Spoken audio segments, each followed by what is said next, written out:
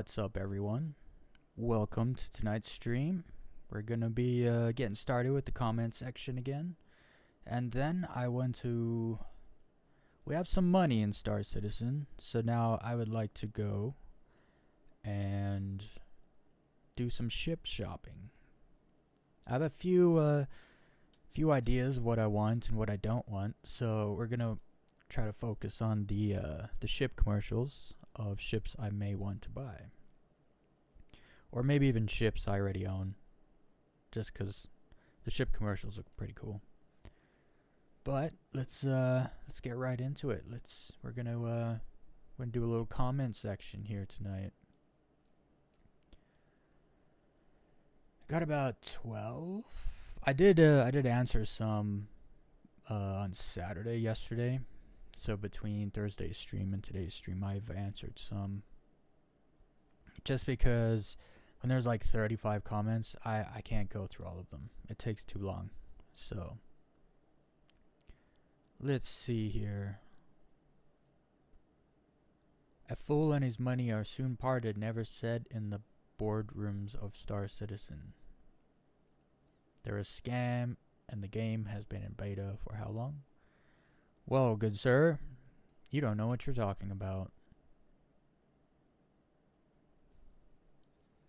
Because it's an alpha, not beta. Very different.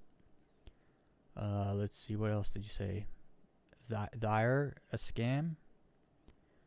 Not a scam. Prove it. What else did he say? A fool and his money are soon parted, never said in the boardrooms of Star Citizen. Yeah, you got an English problem. Sorry, dude.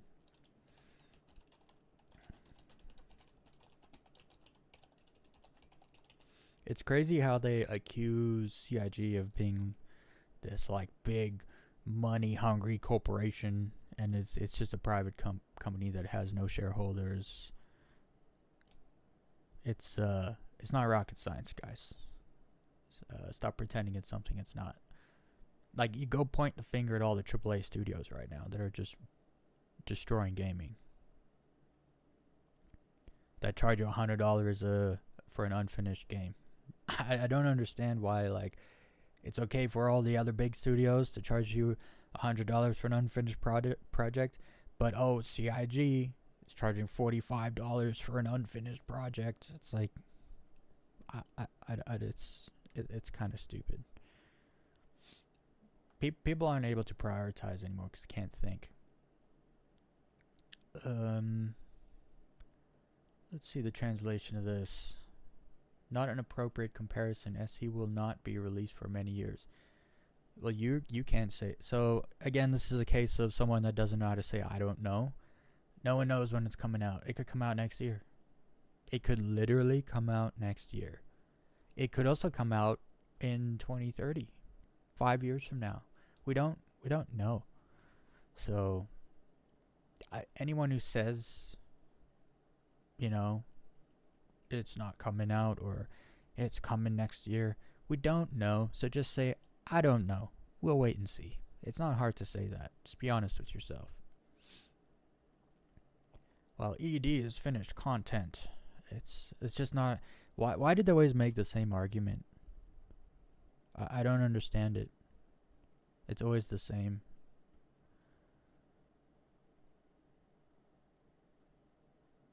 Oh, I see.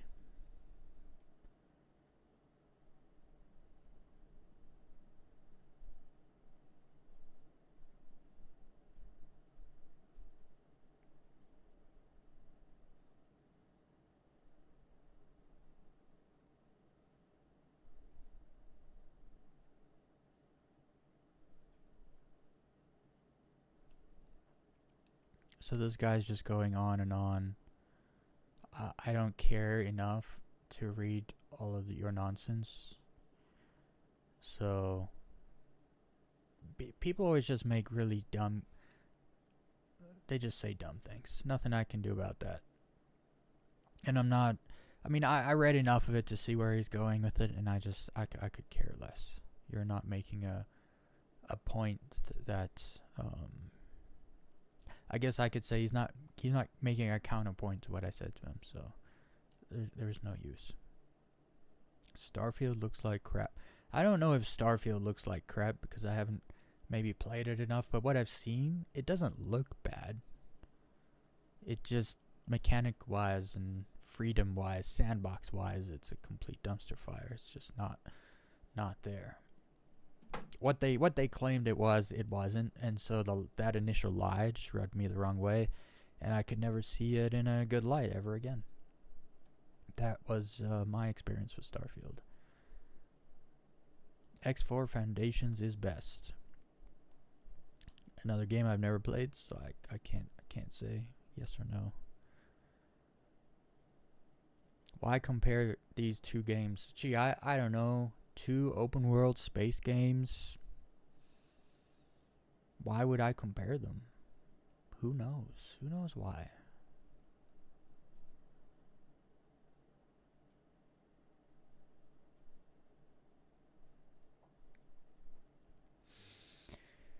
So the problem with this, telling people that they can try Star Citizen for free, the problem with this is free fly is always the worst as far as the servers go. They always jam a bunch of people in the same server, and then newer players, they kind of just leave stuff laying around everywhere. When they get off, they just leave the ship, outside the station or whatever. And so there's a lot of clutter, a lot of traffic with the actual showrooms where they spawn all the big ships and stuff.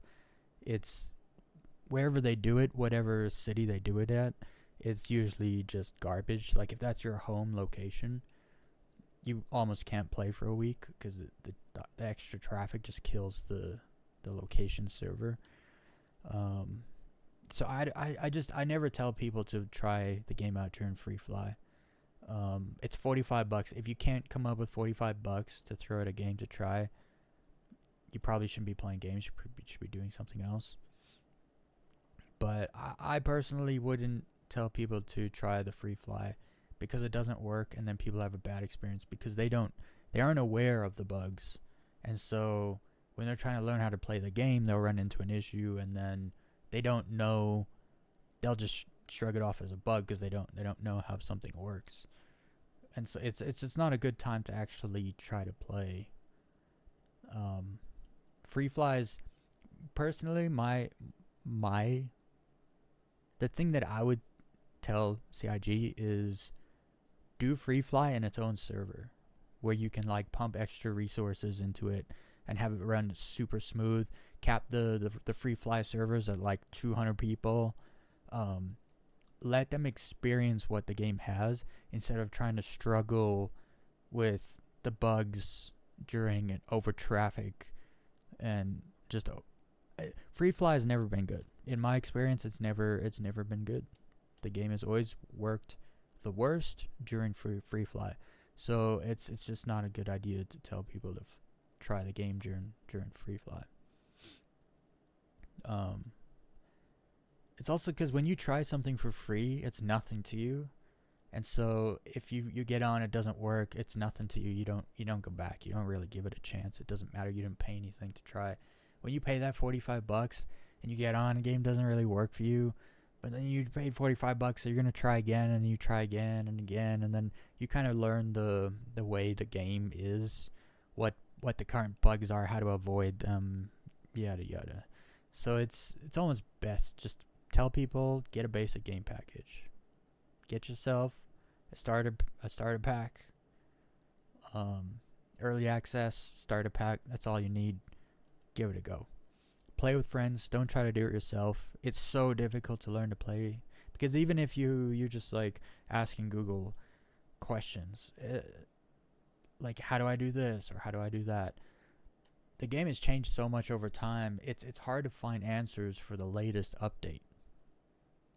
So I remember when I first started playing, I was like, oh, where do I get this thing? And it kept telling me a station I could not find. Turns out that station's like in a different system, but it was just temporarily in the Stanton system, and I didn't know, so I spent so much time looking for it. best to play with other people when you start, definitely, because they can answer so many questions without you having to stop and like take half an hour aside to try to figure something out.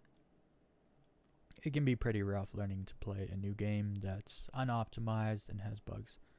So, best do it with other people. One's a game, the other is the gaming equivalent of a timeshare apartment. Man, that's a horrible analogy. Just terrible. But of course, as Moron thinks, they just made a great...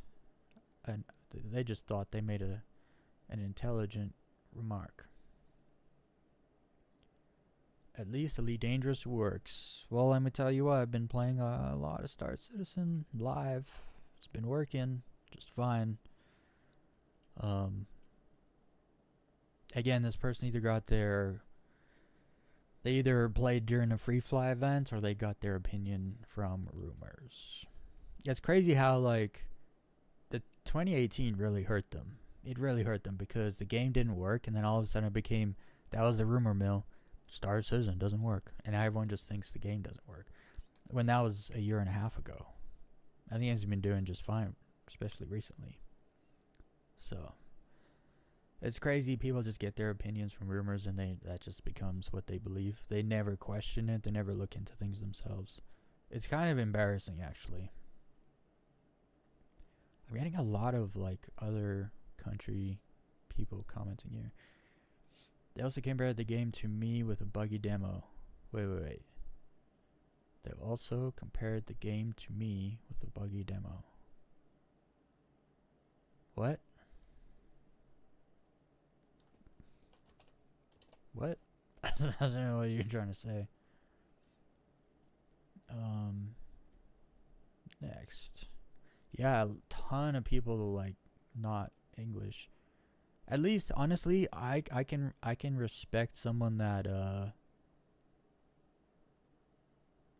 when people try to talk in English and it's just like I have no idea what you just said. Like, it's best just speak in your own language and let Google translate it. Cuz you're better off portraying your point the way you're, in the language that you think in, than trying to type something out that's completely incoherent, that doesn't actually represent what you're trying to point out.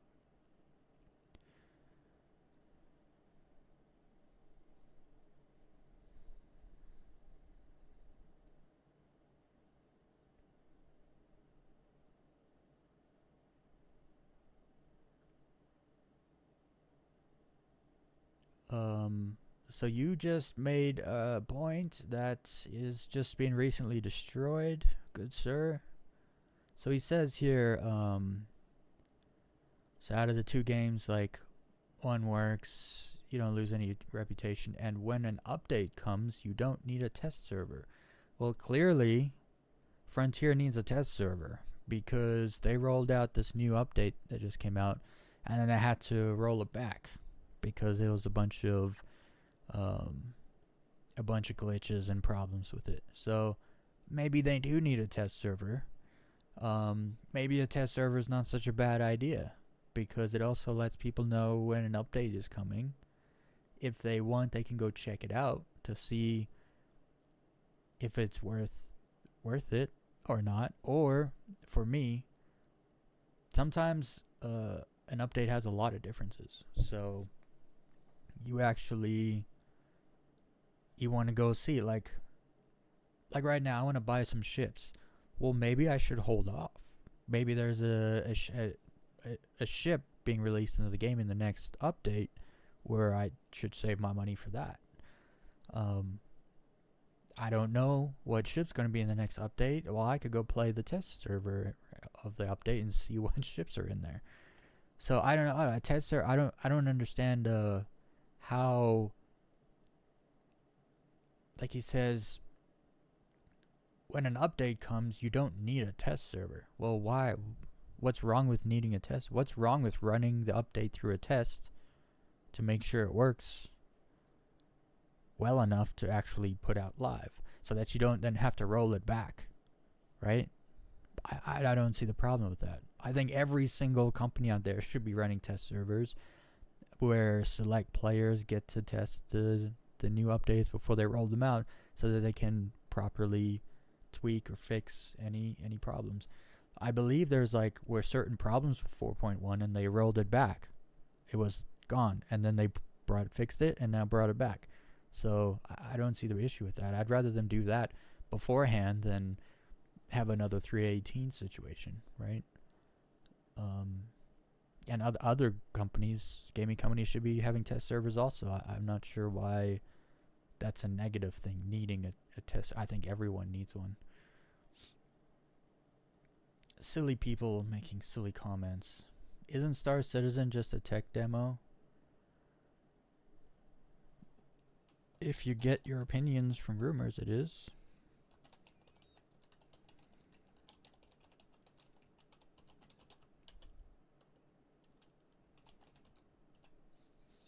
They always gotta put the little face, the little cry emoji. I'm crying, laughing.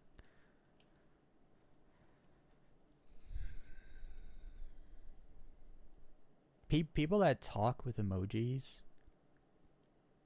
have comprehension problems, and I'm being dead. Every time I see someone reply with like they reply with emojis, whenever you talk to them back, they can never comprehend the words you say to them. It's always like in one ear out the other. There's a problem where people don't. They just go, well, how do I feel? Oh, look, I feel like this picture, and they just, instead of like typing out how they feel, it's people are losing the ability to comprehend words, and it's a big problem. It said there was a different reply. Oh, here it is.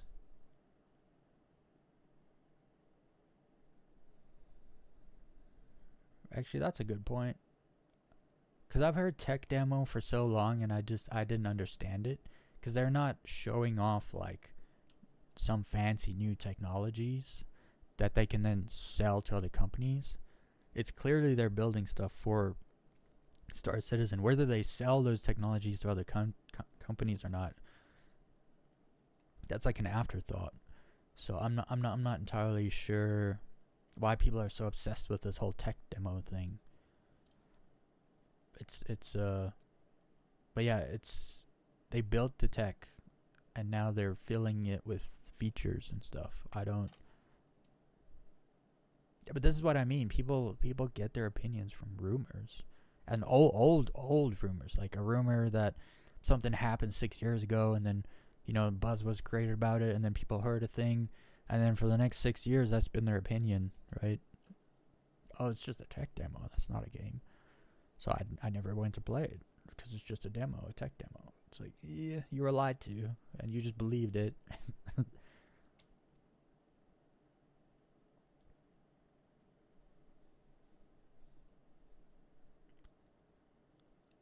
Elite Dangerous doesn't random. See, this is also the other problem is people speak about the bugs in Star Citizen as if they're finite, as if they're inevitable, and it's not true. It's just not. I will get on the game and play for like 4 hours straight, and I won't have a single bug, and it'll be like, so I thought the game was supposed to randomly delete everything. Why didn't I randomly blow up for no reason? Why didn't I drop through the planet? I thought I was supposed to, because they make it seem like bugs are like intended. They make it. It's just always like under like something. Oh, you fell through a planet one time. Okay, so now that's what it is. You cannot step off your ship without falling through a planet. It just happened to them one time, but now it's impossible in their mind to get off your ship and not fall through the planet. And then they go and they'll say stuff like this, like, spent the past 4 hours collecting. If you spend 4 hours collecting stuff and you didn't stop and at some point go take it back to a station, you're asking for bad things to happen to you. You know you're playing a game in alpha that has bugs, You collected a bunch of stuff and you just thought, well, I'll just leave it in my ship. Nothing bad could happen. Like, a lot of people, the problems that they have in Star Citizen, they're expected. And so if you don't make the right decisions, you're going to have the worst problems. You know there's problems. You know they could happen at any moment. So then if you have stuff that you've collected, take it back to the station. Store it.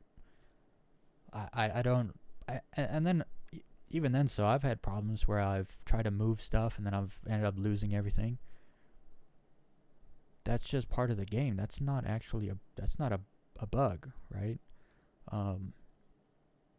If you get stuff on a ship and then the ship blows up because you hit something or something hit you, hell, I've dropped out of Quantum facing an asteroid pretty much and flown straight into it because the star was on the backside, and so it was just black, and so I thought I was staring at empty space, but I was so close to the asteroid I couldn't see peripheral light or other asteroids, and I flew straight into it and I blew up, and I had maybe 400k worth of cargo on my ship.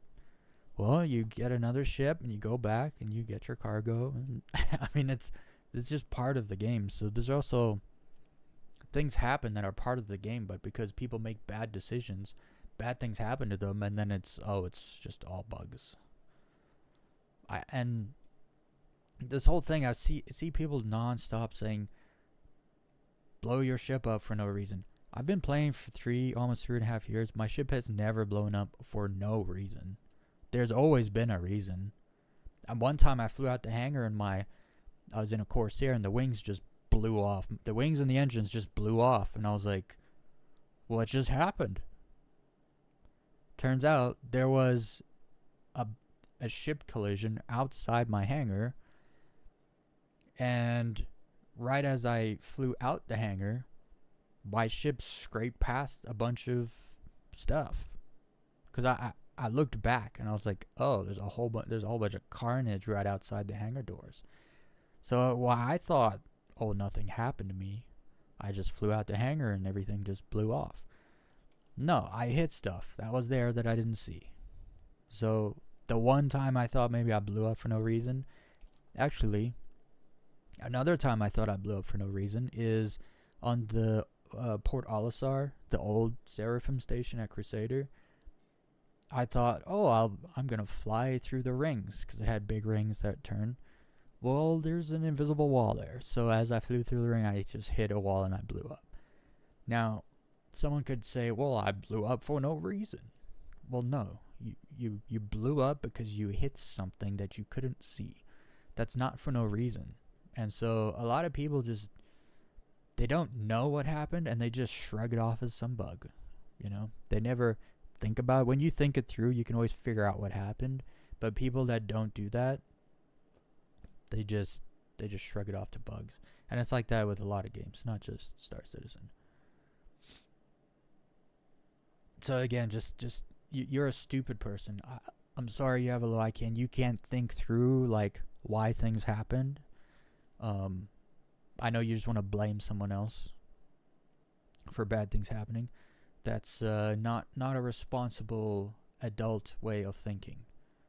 So next time when something bad happens to you in a game, try and figure out what exactly happened. Then you can avoid it next time. Imagine that. Not having to deal with bugs because you know how to avoid them.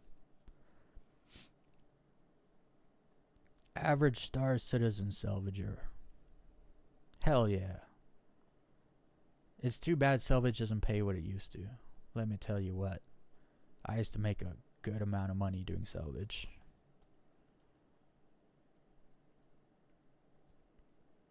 Star Citizen will look like Elite when launched. What are you talking about? What are you talking about? I hope it doesn't look like Elite when it launches, because that would be a downgrade, good sir. And all the systems are in. There are not that many planets with trees. Again, like, I actually got this a lot. People think because I landed on a planet next to a river with trees, like, that's what all the planets now look like in Star Citizen. And so people are like, oh, Star Citizen's unrealistic because there's not trees everywhere. It's like, yeah, in Star Citizen, there's not trees everywhere. I just so happened to land on an atmospheric planet, which, guess what? Atmospheric planets have foliage. Now, I know when you play Elite Dangerous and you go to atmospheric planet, the foliage is kind of few and far between because they think that's being realistic. Well, there's a few Earth-like planets they found out there with telescopes and stuff. We have no idea what's on there, but you can guess there's some life, you know, where there's water and stuff, oxygen, gases. There's usually some kind of life. And that's like over and above the fact that there's terraforming in the lore of both games. So once you have terraform, I mean, that's why there's so many Earth-like planets in Elite Dangerous, because terraforming is part of the lore. They can terraform planets. Go look at Mars in Elite Dangerous. It looks like Earth. Why? Because they terraformed it. What's up, Wraith?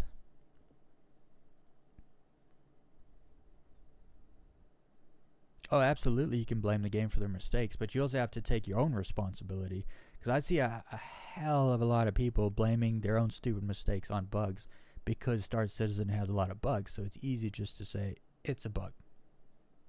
I've done it myself, so I know.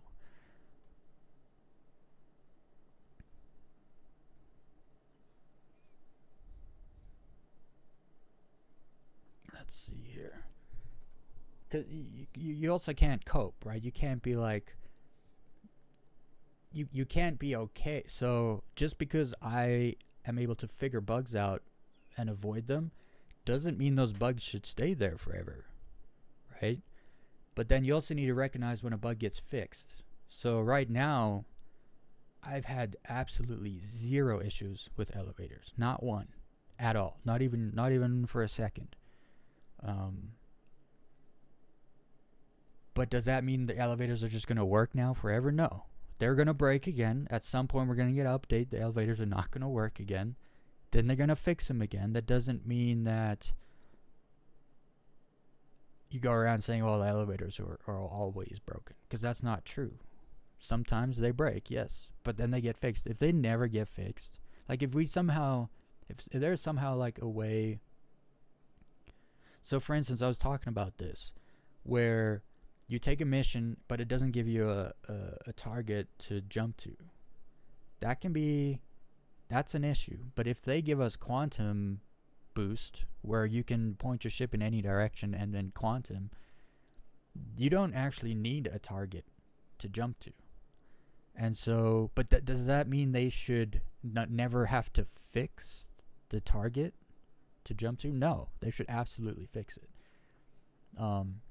But it's part of the process. You're playing a game that's actively being created, and they're not doing it the same old way.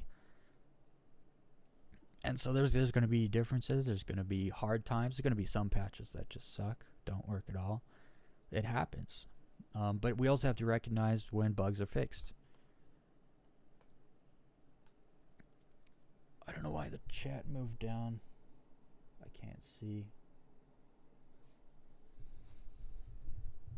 And that's the other thing is internet connection. There are so many, like, a lot of people look at this video that I recorded on a 960M GPU on a laptop that I bought in 2014, so it's 11 years old. And the FPS is really bad. I shot another video where the FPS is fine, and I'm like flying over water, and it's like, cool. So is it the game? The Star Citizen's FPS is bad? It's not as good as games that are optimized, obviously, but is it like 18 FPS on your 4090? No. If you have a 4090 and a really good CPU, You're playing Star Citizen in 4K at 60 FPS. And if you're not, then you need to optimize your computer and the game settings, cuz I'm playing on a $350 GPU right now with like a $300 CPU, and I'm playing in 2K at 60 FPS. Maybe between like 40 and 60 FPS, because sometimes when you go to Lorville, it's only going to be like 26 to 30 FPS because Lorville is very unoptimized. But I can go to New Babbage and run around in 60 FPS.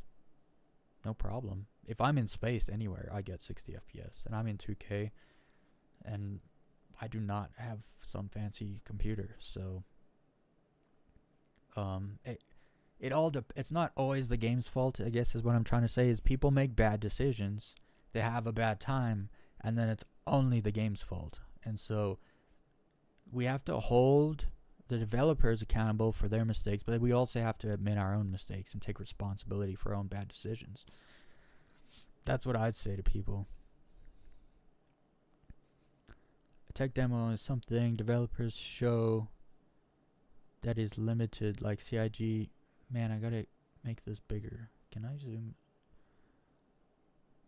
It's because the lights. Oh, there we go. I can read like that. It's because the lights in my eyes.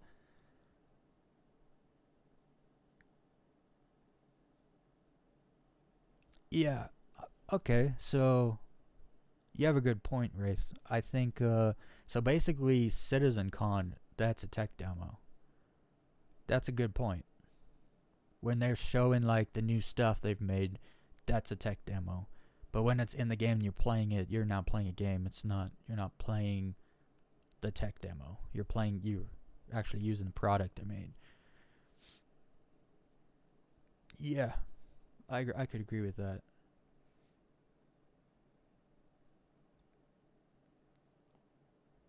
You forgot to show the CTD. What's that?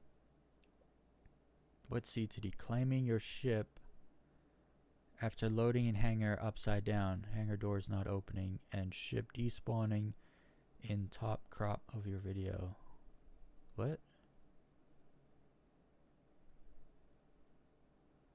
Okay, so first of all, claiming your ship after loading in hangar upside down. The ship loading in hangar upside down?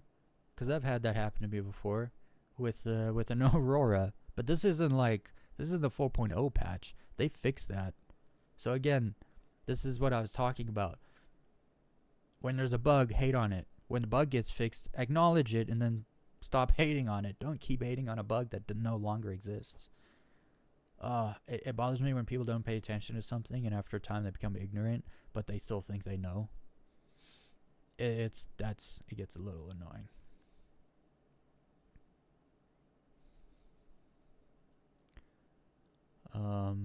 So yeah, this happened to me. My Aurora spawned upside down in my hangar. So I just jumped in it and I fell on my head because it was upside down. And then I got in the seat and took off and then, put it right side up again.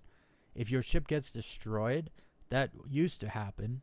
To stop that from happening, you just wait a little bit. Let the ship finish spawning and then go to your hangar. And when I say wait a bit, I mean like 15, 20 seconds. And when I would just wait, like usually I would call my ship and then take my helmet off, eat some food, get topped up, and then helmet back on, and then I'd go to my hangar. And every time I did that, my ship was there, was never blown up or anything. But then recently, I've started just rushing straight to the hangar, and my ship's there every time, which means they fixed that issue, from my experience. How much? So this is from yesterday.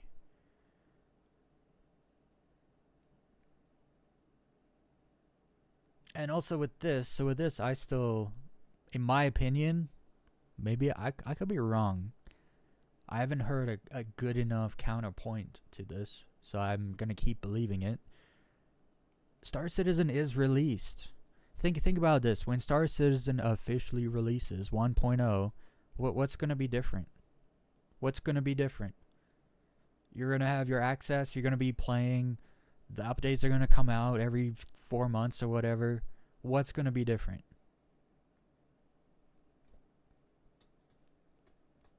I don't. It's gonna be the same as it is now. Anybody can buy and play the game. Anybody, which means, in my thinking of the word released, that's a released game. It's released. It's just still in development. It's still in alpha. It is released though. And I don't know how long you could have considered it released, where there's enough content to make it a game. It is now a game. You can play stuff. There are loops. You can do stuff with your friends, whatever. So it's released. I mean, when you and a friend go both buy a game and then play it together, is that game not released? I just think it's a game that is released, that's at a earlier stage of its development still. Instead of lying to you and just like optimizing what there is now and then packaging it out as released, like all the other AAA companies do. They put out, here's our game, it's finished, released, here it is, and then you get a day one patch, and then you get a 2-day patch for the day one patch, and then you get another patch a week after, and then 2 months later you get a DLC that gives you the content that was supposed to be there on day one that they cut from it because it wasn't going to be ready in time. It's, at least they're not lying to you and been like, oh, it's finished, here, play our released finished product, and it's not. So I people always make this point. The problem is, when Elite Dangerous released in December of 2014, it was nothing. It was a few stations, a few systems. You could fly a few ships from station to station, doing like boom data deliveries and stuff. There was no Horizons, there was no Odyssey, there was no Guardians and Thargoids, and there was no engineers, there was nothing. It was a bare bones, almost not a game. So, but you could play it, and you and your friends could buy it and play it, so it was considered released. But Star Citizen, no, that's not released. So I just, people, again, because it's not on Steam, it's not released. But released, that's not what released means. Released means you can buy it and play it. Anyone can. And you can't. So for my definition, like when I read the definition of released in the dictionary, and then I look at what Star Citizen is, I say it's a released game. Still in development, but that doesn't mean it's not released.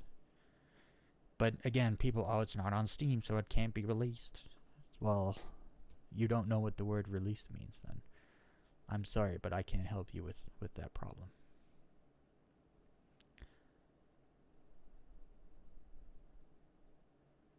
Huh? Obi-Wan expression. Yeah, I don't have time for that. How about he lands on a moon, Star Citizen? I bet there isn't any trees, grass, or water.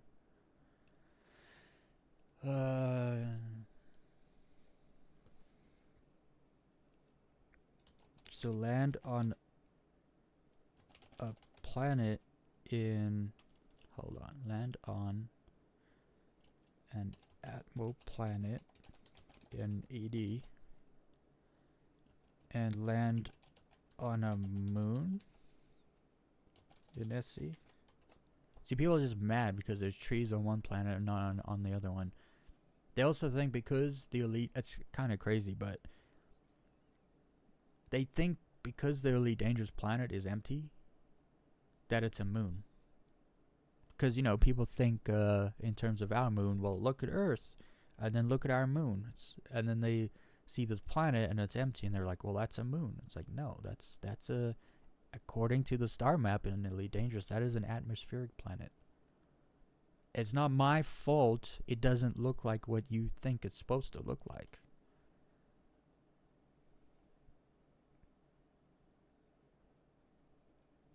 Don't get mad at me because you don't think it looks good. No Man's Sky just entered the chat. Yeah, and no one left.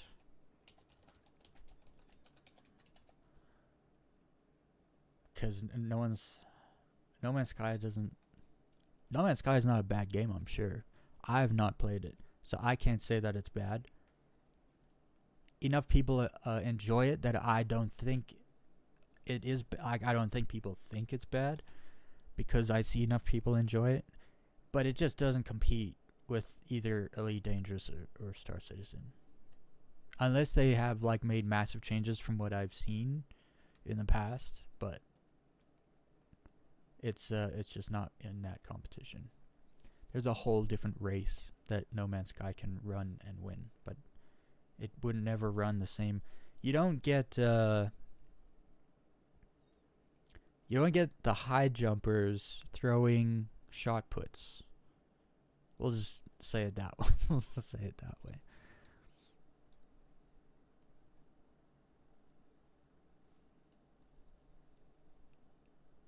The problem I have with Elite Dangerous players is for some reason they either don't know what words mean, and so context and comprehension of what you say doesn't. You're just a brick wall to them, or they just lie on purpose. 100%. They tell a lie. They make it up to it. Like I've seen them make up stuff about Star Citizen that I've never seen anyone else say, which means they probably just made it up on the spot and then believed it and then put it out there. And I don't know why they do it, but oftentimes that's how it goes.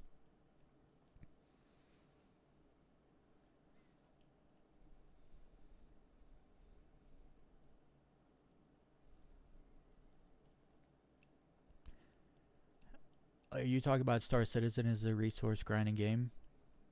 You mean like resource in game, or like? Unless you talk about Elite Dangerous, that's obvious. Elite Dangerous is just grind. It is all grind. It is almost all grind, no skill, actually. Because if you G5 a ship enough, like if you grind enough to G5 a ship enough, you can just sit there in your ship and point and aim and shoot. You don't even have to fly. I know that because I have killed ATR in Elite Dangerous with friends. If you know what the ATR is, those are the ships that show up when you killed all the cops. When you kill all the security, those are the ships that show up. And they basically have station weapons on them. They're usually vultures with station lasers on them. And they delete your shields in about 2 seconds. Maybe 3 if you're lucky. And me and some friends have killed those guys. So just so you know, like, you can build a really powerful ship that you can kill the most powerful thing in the game. And it's not a Thargoid. Trust me, it's not a Thargoid. Go kill some Thargoids with some friends, and then go kill some ATR with some friends. Whole different game. But yeah, the point is you can grind to be as good as everyone else, even if you suck at flying. Just because Star Citizen, you have to dodge fire. In Elite Dangerous, you can't dodge fire, so you just have to tank it. You tank it by grinding. That's not skill based. Oh, you're talking about No Man's Sky. See, I've not played No Man's Sky. I have no opinion about it. I don't like the graphics. I think I call them Teletubby graphics, which is maybe a little unfair to the Teletubbies. I'm just kidding. I don't like how you go to one planet and it's like yellow grass, and then you go to another planet, it's the same grass, it's just pink now. I think that's stupid. It's very make-believe. I wouldn't say Elite Dangerous and Star Citizen are perfectly accurate or realistic, but they focus more on realism or try to be accurate, scientifically accurate in a lot of cases in Elite Dangerous. I'm not a big fan of I think the biggest thing that turned me away from No Man's Sky was the graphics and the fact you couldn't like land your own ship. It was more or less like a cutscene. I'm all about the sandbox. I like sandbox games.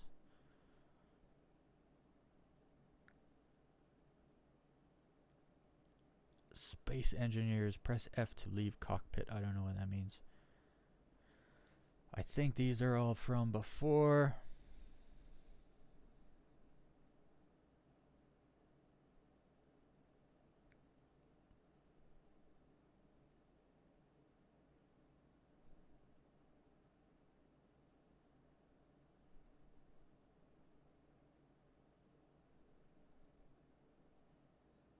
Let's see what this guy has to say real quick, and then we'll end the comment section. We're gonna watch some awesome ship commercials. So, planetary exploration wasn't the first idea in Elite. Yeah, that is true. Although I'm pretty sure it was always their plan to get us on planets' surfaces at some point.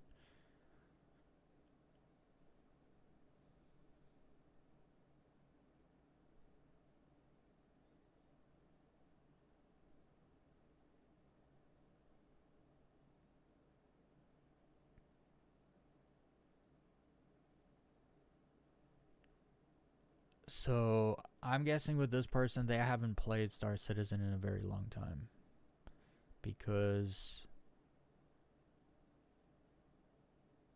it looks like they played a lot of it a while ago.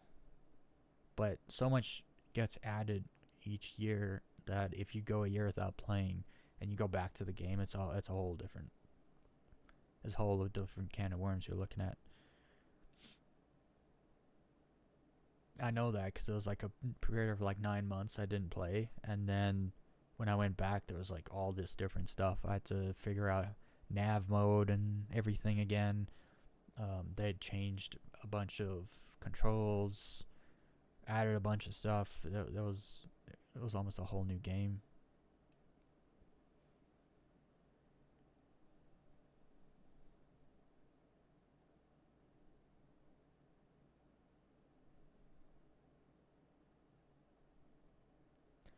So I do compare like other parts of Elite.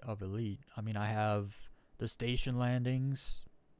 Elite station landings are right. Like, they're not bad. The elevators. I've done the elevators. There's in my experience, the Elite Dangerous elevators work good. So like traversing in station. I've done the jumping. Now, unfortunately, Elite Dangerous jumps they're just loading screens. And Super Cruise, you're just sitting staring, wait at a number, like waiting to get somewhere. It's very I wouldn't say it's its strength. But then I've also compared the maps, right?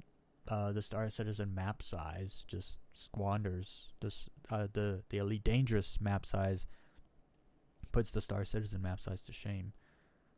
Like you mentioned at the bottom here, AD's map is 1-to-1 scale of the Milky Way galaxy, which is why.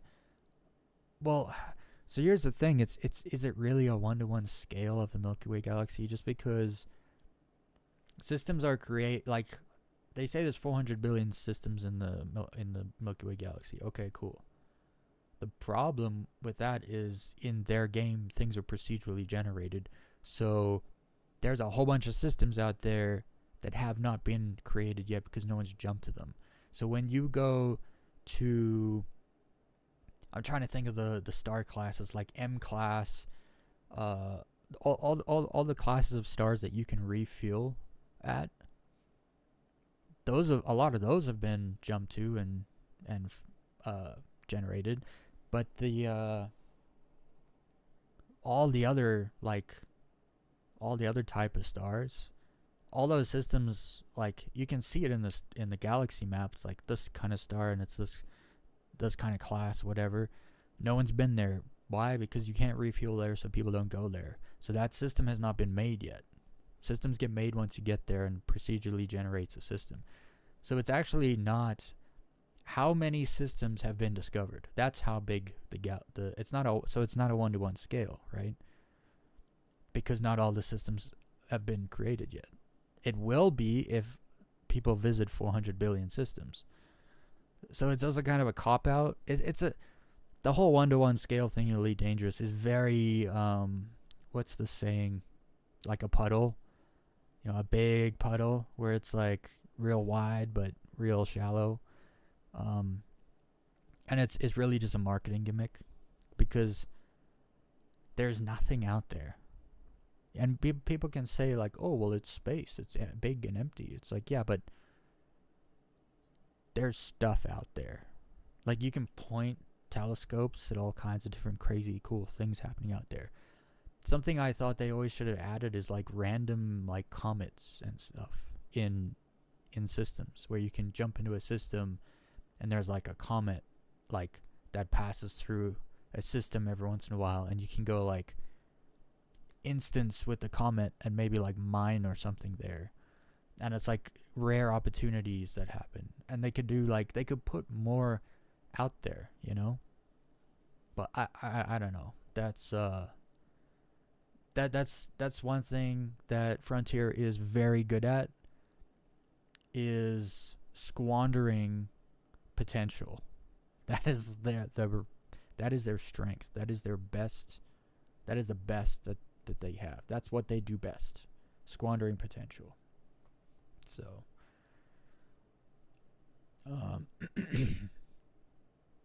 you know what? This guy gets a heart just because he explained himself well. Which means he's thought about it, even if I disagree with him.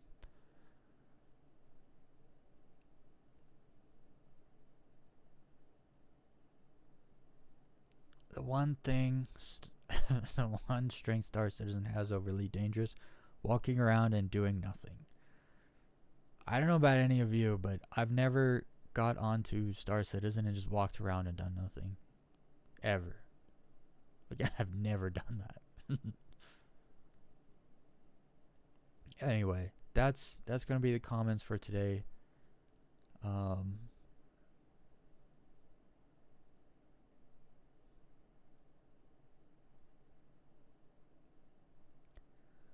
Another person claiming I'm lying.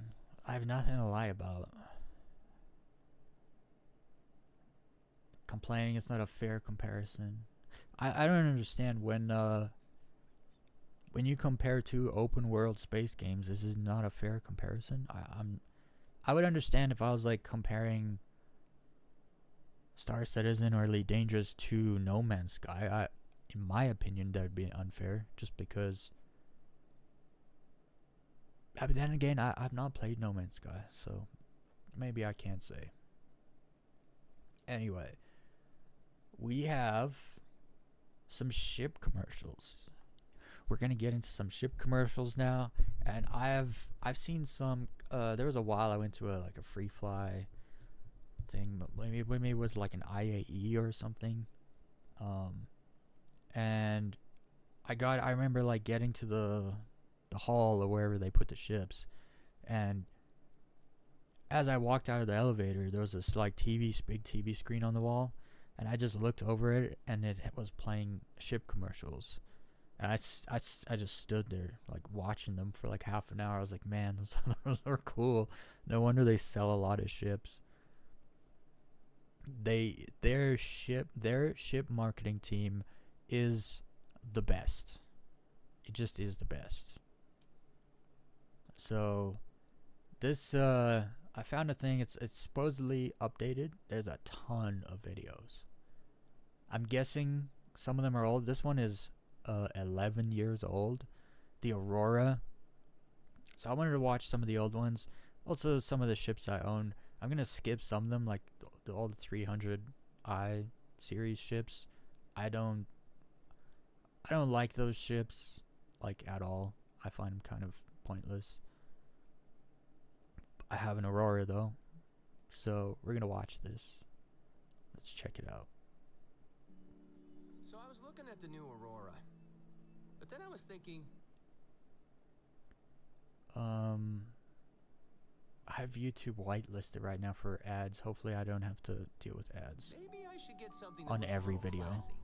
But then I was like, no, I need something that can pull some serious weight.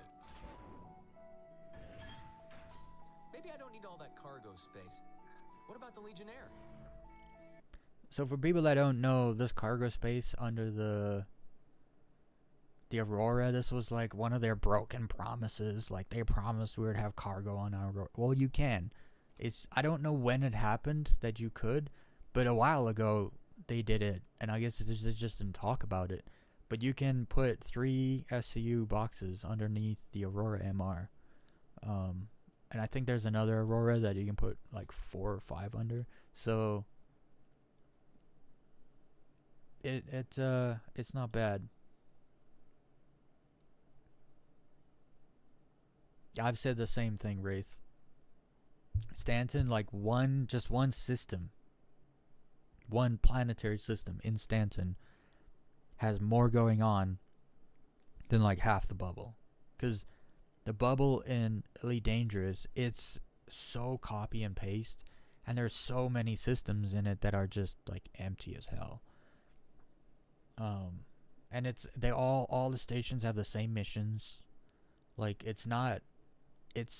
once you've been to like 4 different systems, every other system you go to is pretty much going to be like one of those other 4 systems. Now we're talking. How about some bigger guns? Little bigger. No, little bigger. There you go. It's crazy to see how far the ships have come, because this is an 11-year-old video. Probably upgrade the power plant. Like even just the graphics are just terrible in comparison. Yeah, perfect. All right, let's see what this baby can do.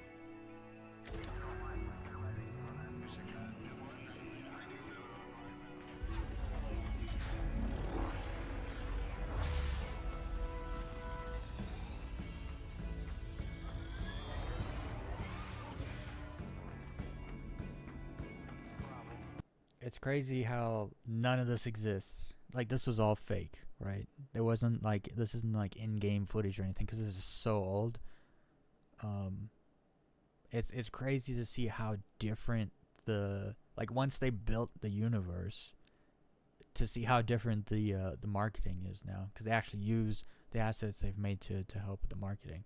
This is all just complete. This is like straight up animation, just fake.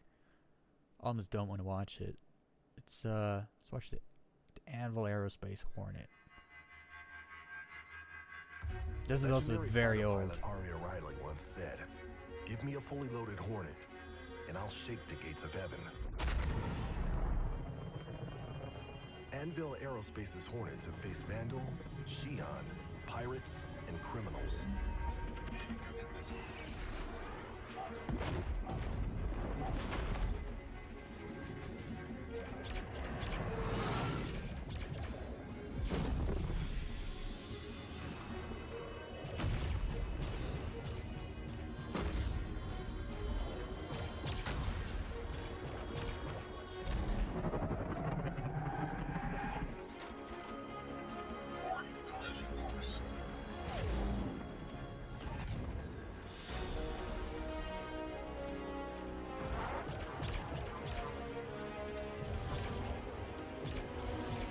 Man, marketing is so good.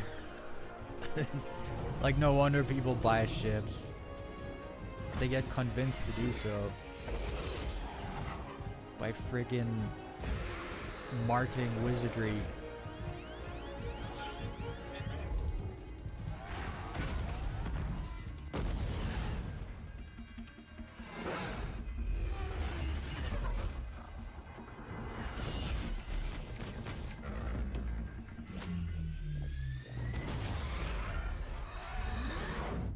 Cobra.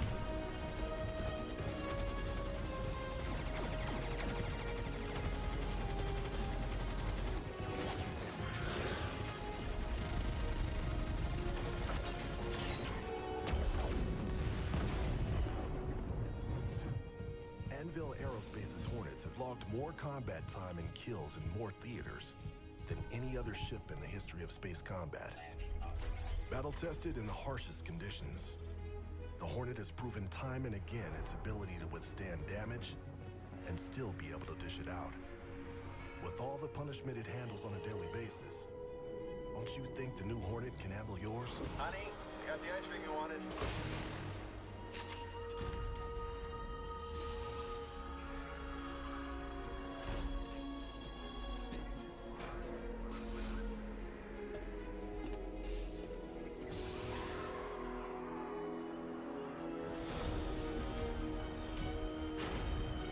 I've always really liked anvil ships.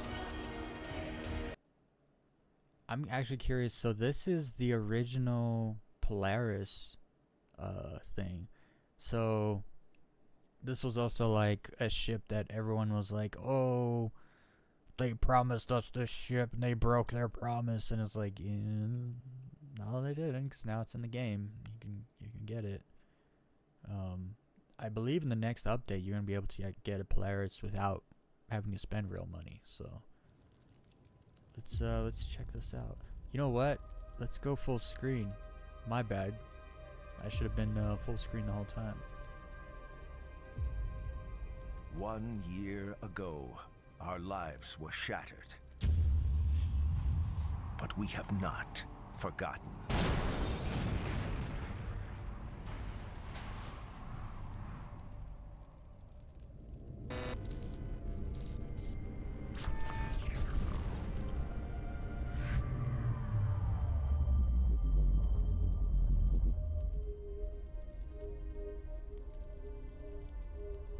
It's wild how United in the face of the Vandal threat. I'm not gonna say it's bad graphics, but it's crazy to because this came out like 8 years ago. I'm trying to think, when did 4K kind of become a standard thing? Probably like 10 years ago.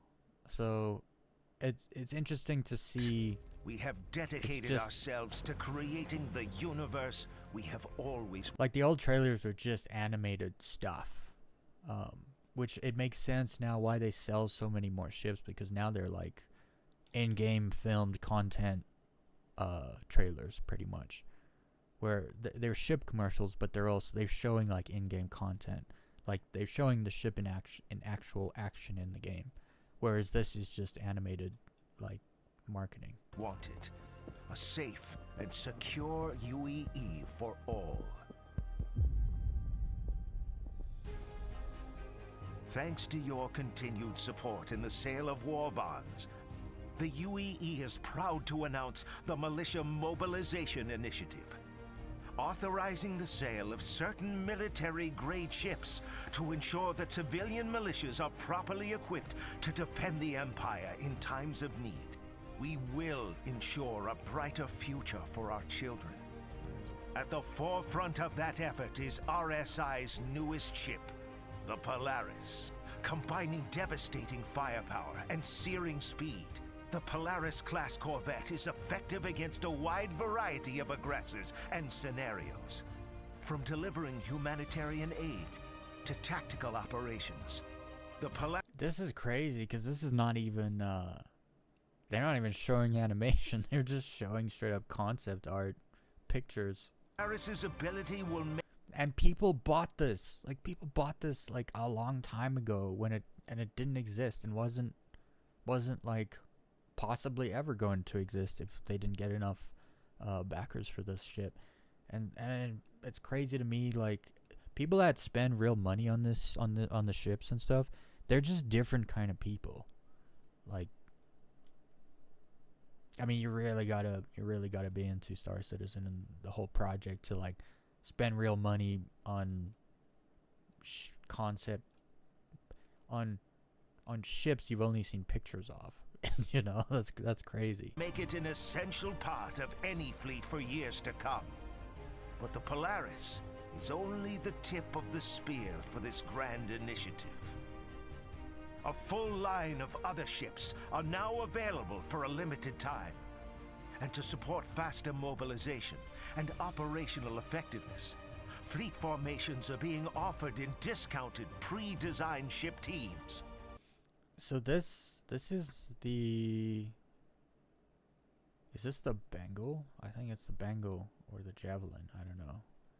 It's a lot of ships sitting. I know this. It's kind of confusing because he's talking about the Polaris, but they're showing you something else. It's a little confusing.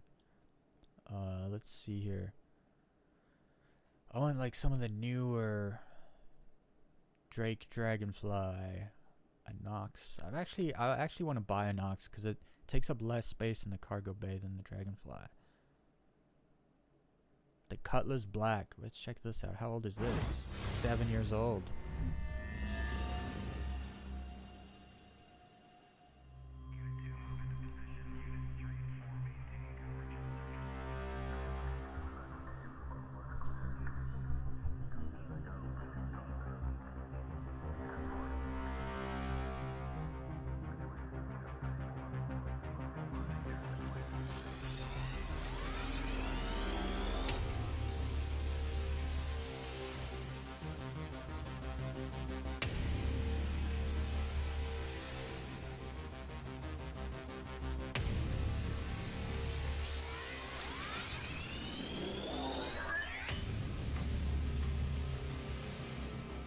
like, this is straight up marketing wizardry, because I've had a colorless black. It's great. It's useful.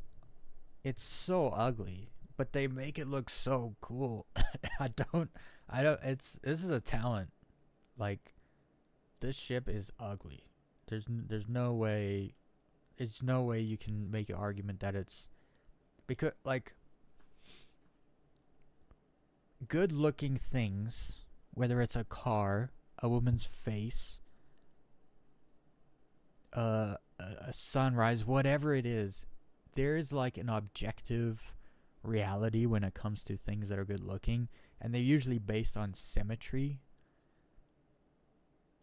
The colorless black just has bad symmetry. Not saying that it's like uneven, like the MSR, for instance. You know, it's like uneven, or some of the Crusader, those gunships that have like the Ion and the Ares, like those are like not symmetrical,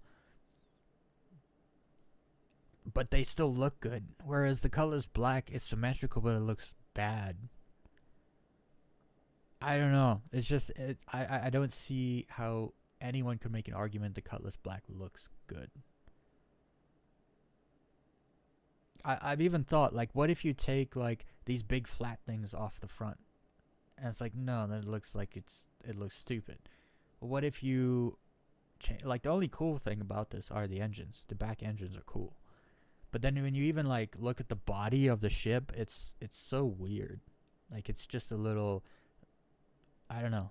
It's like a slice of pie or something, with like some makeshift wings on it. But then again, that's Drake. That's just kind of how Drake rolls. That's how they design. I think this ship is so ugly, but they make it look so cool.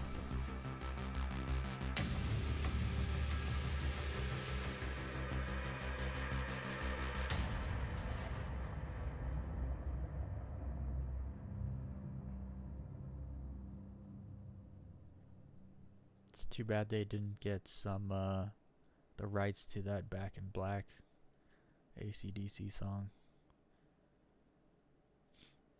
Meet the new RSI Aurora. This is the one I have.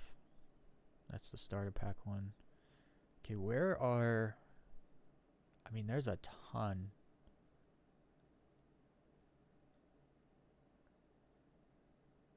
The Terrapin, the Reclaimer. See, these are all old. I want the new ones. Actually, how about we do this? How about we go to the bottom and we go up from here? I do not want a Hard Seeker because I already have an F7C that I like. The Misk Fortune, a solo salvager. I will never fly this because I still think the Vulture's better. The Mirai Guardian. I'll probably never fly this either because I think those things are ugly. RSI Polaris. So this is the new Polaris. So let's look at this one, because now we just watched the old one. Now let's look at the new one.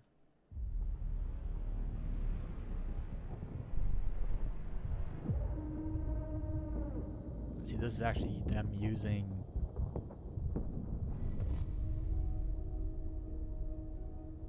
They're using like Squadron 42 assets and everything. Orison. See, this is all like in-game stuff they're using. There's a torpedo.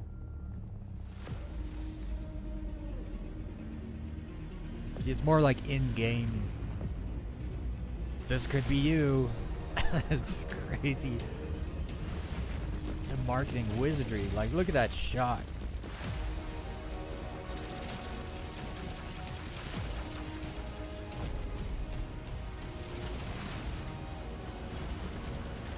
They don't even have to say anything.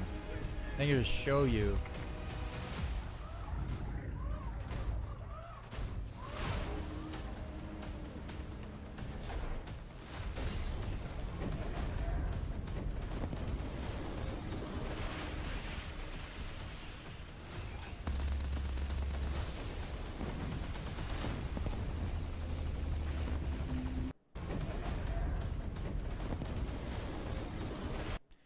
So I've actually been wanting to maybe get myself one of these Talon ships because it has like 24 size 3 missiles or whatever, but which would be great. Like you could take ships out with salvos of missiles, which is awesome.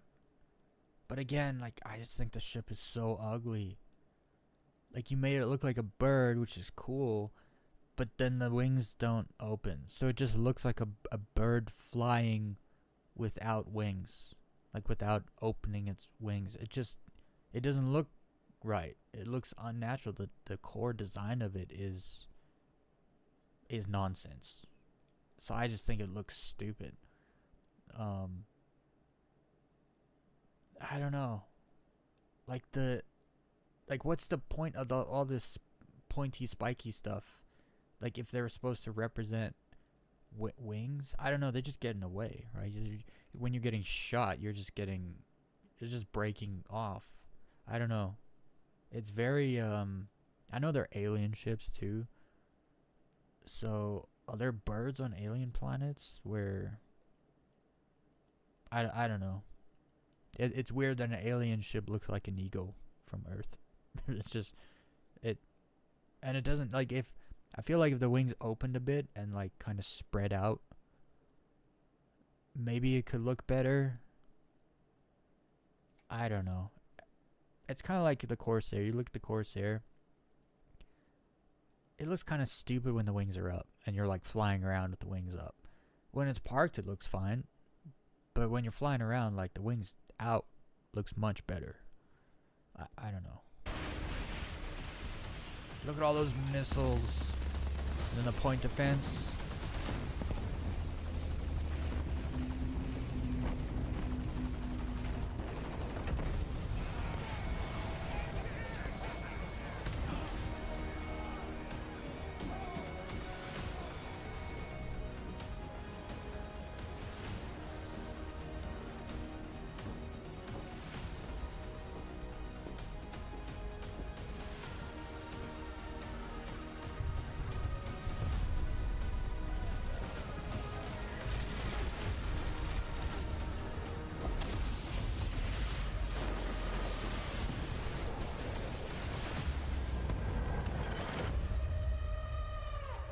Man, the marketing wizardry that they got going on over there is through the roof.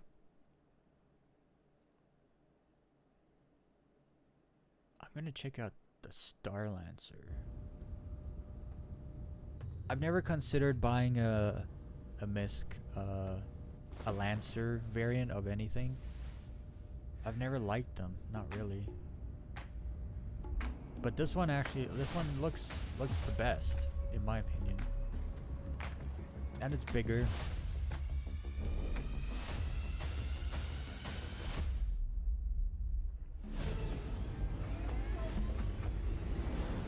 It's got that nice stainless steel finish.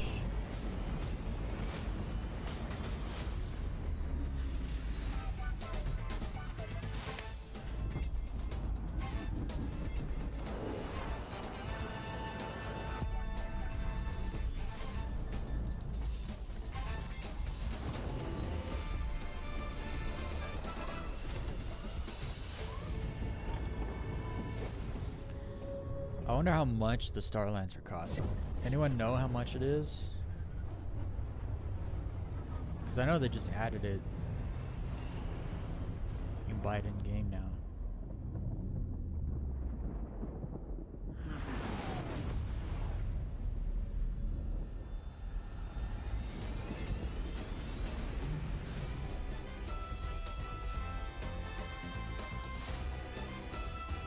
I wonder what the weapon loadout is for this ship. It looks kind of like along the lines of the Corsair. It's probably maybe a bit bigger than the Corsair, I think.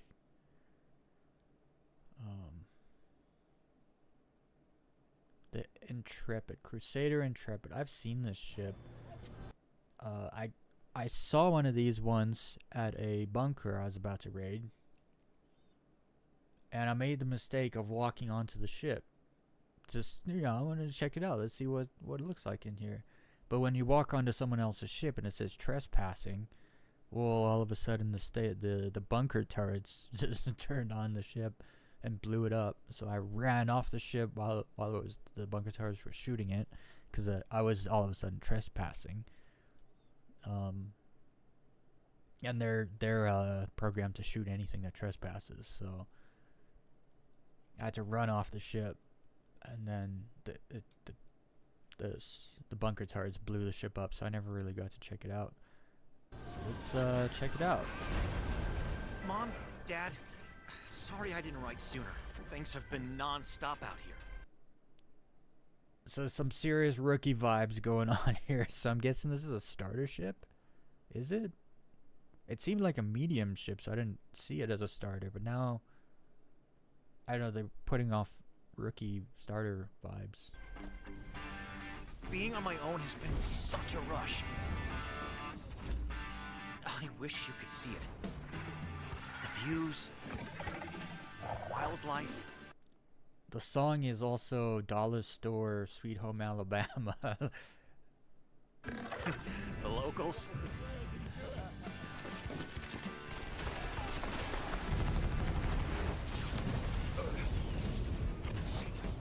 It's not all been smooth sailing, but don't worry. If I keep carving out my path, who knows how far I can go. This is just the start.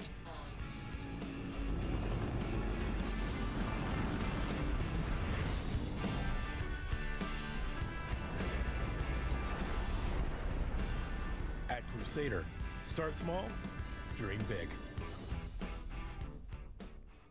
I really like Crusader ships. I like the C2, the C1. I like the MSR. Yeah, I like Crusader ships quite a lot, actually. Let's see, what else is there?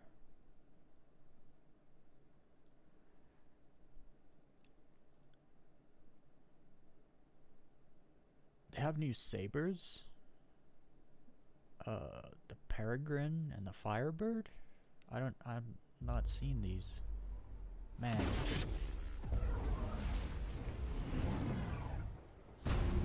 You ever get the feeling you saw something that wasn't there? In the corner of your eye? A light dance, just out of frame. Blink, hell, breathe, and you've missed it. There. Did you see it? Or was it just another trick of the light? There's zero chance any ships are flying that fast in Star Citizen that low altitude. Sometimes, if you're lucky enough, you might just catch lightning in a bottle. That's some good advertisement, though. The Aegis Saber Peregrine. Catch it, if you can. You know what's crazy? I want to buy that ship. I didn't even see what it looks like. I want to buy that ship, and I don't even know what it looks like, because throughout the whole trailer, they had it moving too fast. You didn't even see what it looks like, but they convinced me that I want to buy it. That's marketing. Holy moly! What was the other one? The Firebird. Let's check this one out.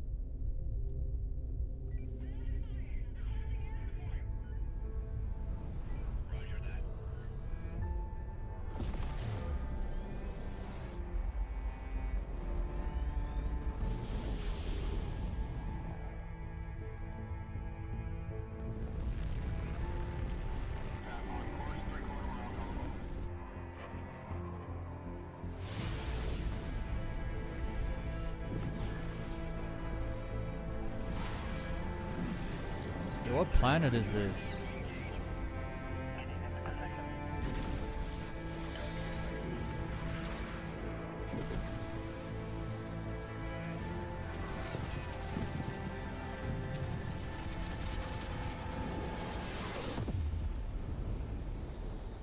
So is a torpedo a missile boat? It's probably a missile boat. Probably has like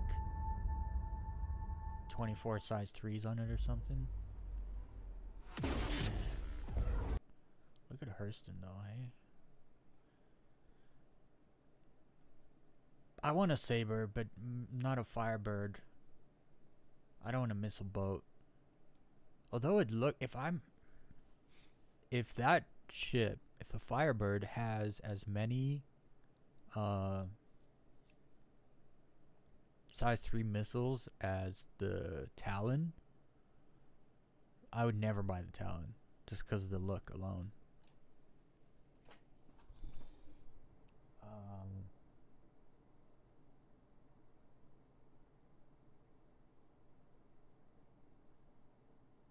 Move that down a bit. All right. Next, I'm kind of looking for. I need a cargo ship, but I don't want to buy a C2. I've had the C2.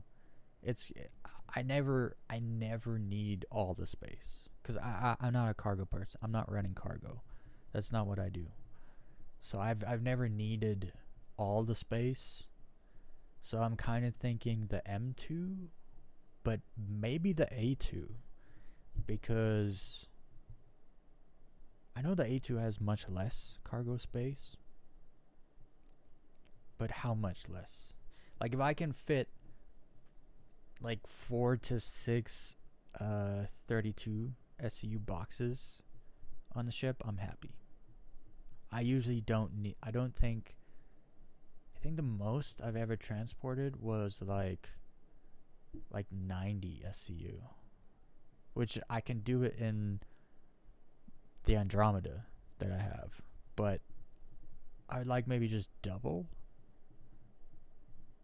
I don't know. I wonder what the gun situation is like on the A2. The Anvil F7 MK2. That's not in the game yet, I don't think. Save the data Invictus launch week. What is... I am looking for data missions, like... Because there's data running ships. Kind of like how we had the Reclaimer for so long in the game for salvaging, but there was no salvage gameplay. There's data running ships, whatever that actually entails, like the MSR, for instance, or that other really small ship with a giant booster on the back of it. But there's no. I kind of want that gameplay. I wonder what it actually will entail. Let's see here. Yeah, I'm not watching the C1. I have a C1. It's alright. I don't need to watch a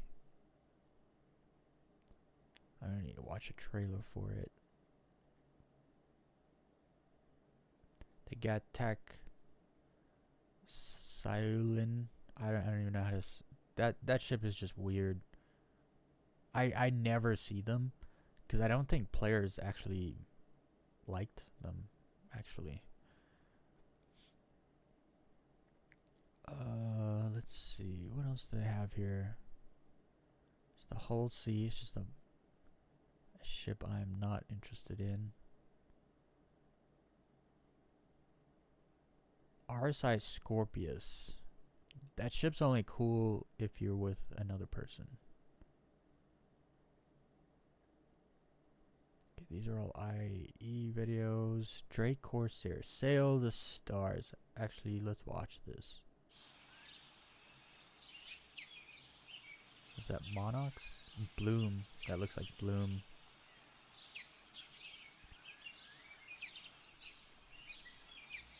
Oh, these are in 4K.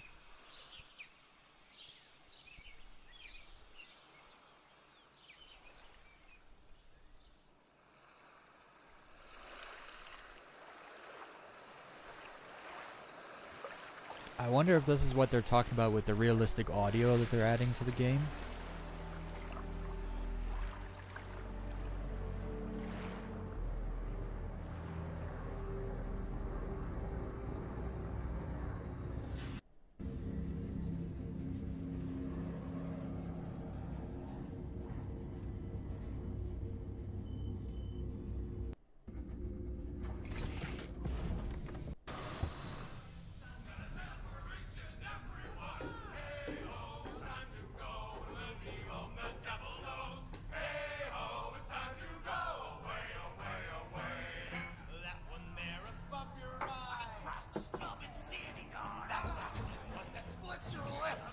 That's. It's like, just tell me it's a pirate ship. Like just put there, new pirate ship coming soon. Because I believe the ship got ruined with the nerf, but now they've unnerfed it. So instead of having 4 size 5s and 2 size 4s, it'll just have 4 size 4s and 2 size 5s, which is still really good. I mean, that's going to be what the nerf is. I still don't quite... It's still a bit strange that they put the 2 size 5s on the small wing. Like, if you lose your small wing, there goes your 2 size 5s, which is rough.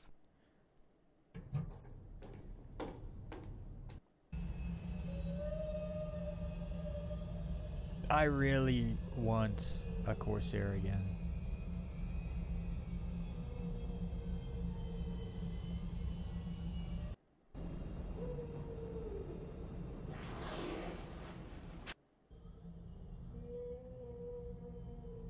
What is all those weird sounds?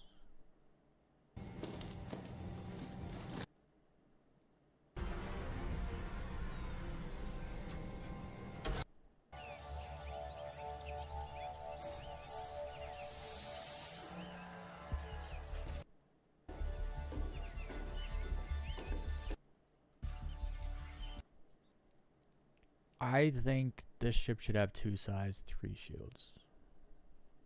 If this thing had like beefy shields, it would be such an amazing ship. Especially for like crew gameplay.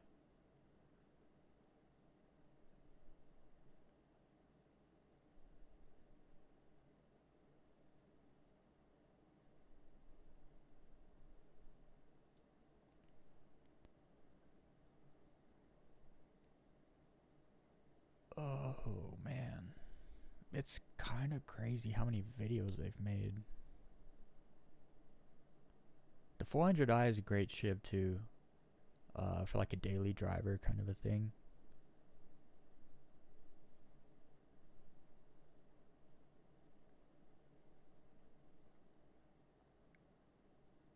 So here's the Hercules Star Lifter. I wonder if it shows off all of them or just the C2. At Crusader Industries, we believe that our values are more than a standard of behavior. They're our legacy and our inspiration.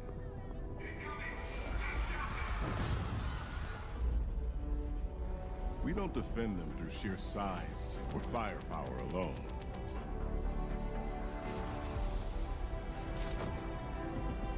We ally ourselves with those who share our core beliefs.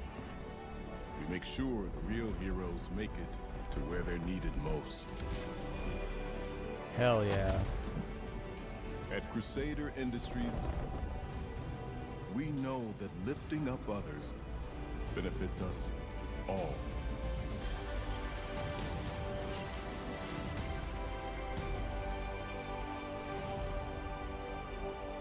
That was another great marketing wizardry there.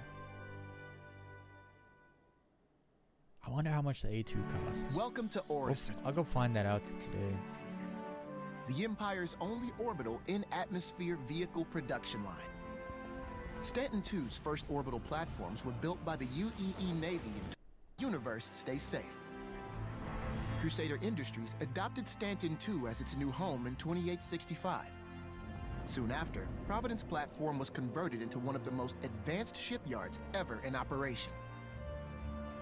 Combining the benefits of low-gravity construction with the ease of atmospheric manufacturing, Crusader Industries... I've seen enough. I have to play now. I'm considering getting a Taurus.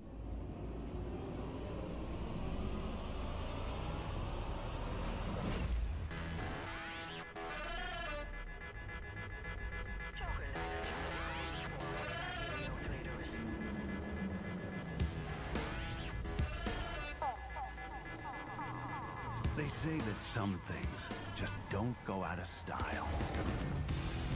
That the true classics never die.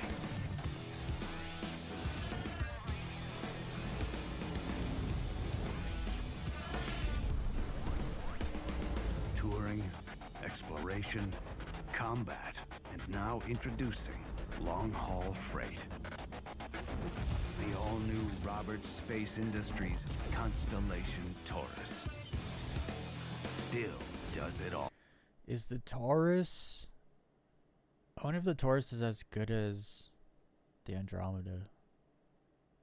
Like, combat-wise. If it's just, like, instead of the snub ship on the Andromeda, you just have extra cargo space. But the ships are pretty much the same. I should look into it. Because the Taurus is cheap, too. It's the cheapest one. And if it's as good as the Andromeda, with just extra cargo space, that might be the way to go instead of the Andromeda. The Andromeda is only good if you have more than one friend with you.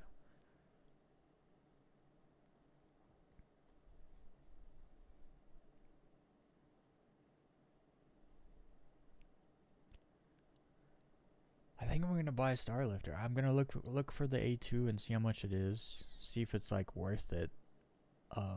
If it's like 40 million credits, I'm not buying an A2 for 40 million credits. If it's under 30 million credits, I'll probably buy it. If it's between 30 and 40, I'll contemplate it. Or I'll just get the M2. We'll see.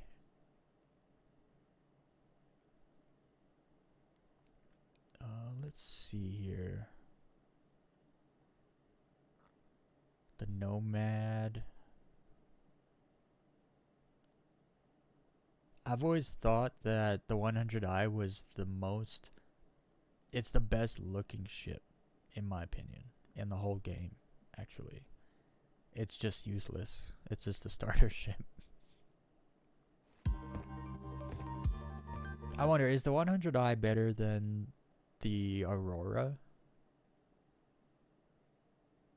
Or does it have less guns? I think it might only have 2 guns on it.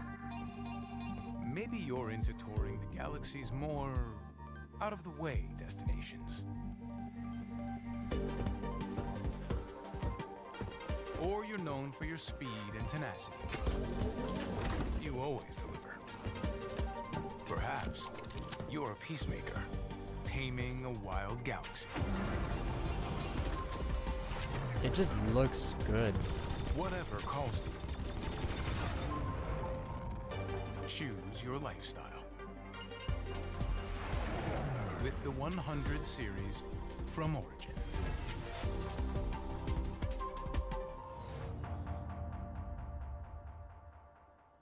It's crazy how good these commercials are. Like, they don't tell you much about the ships, but they make you want to buy them. It's actually impressive.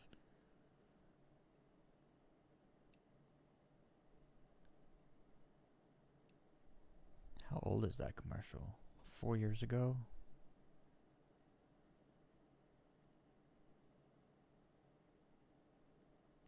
I've been thinking about getting a mole too. I want to get back into mining. I'm actually thinking maybe this week I'm going to learn how to mine again. Because I used to mine like 2 years ago. And the mining is completely different now.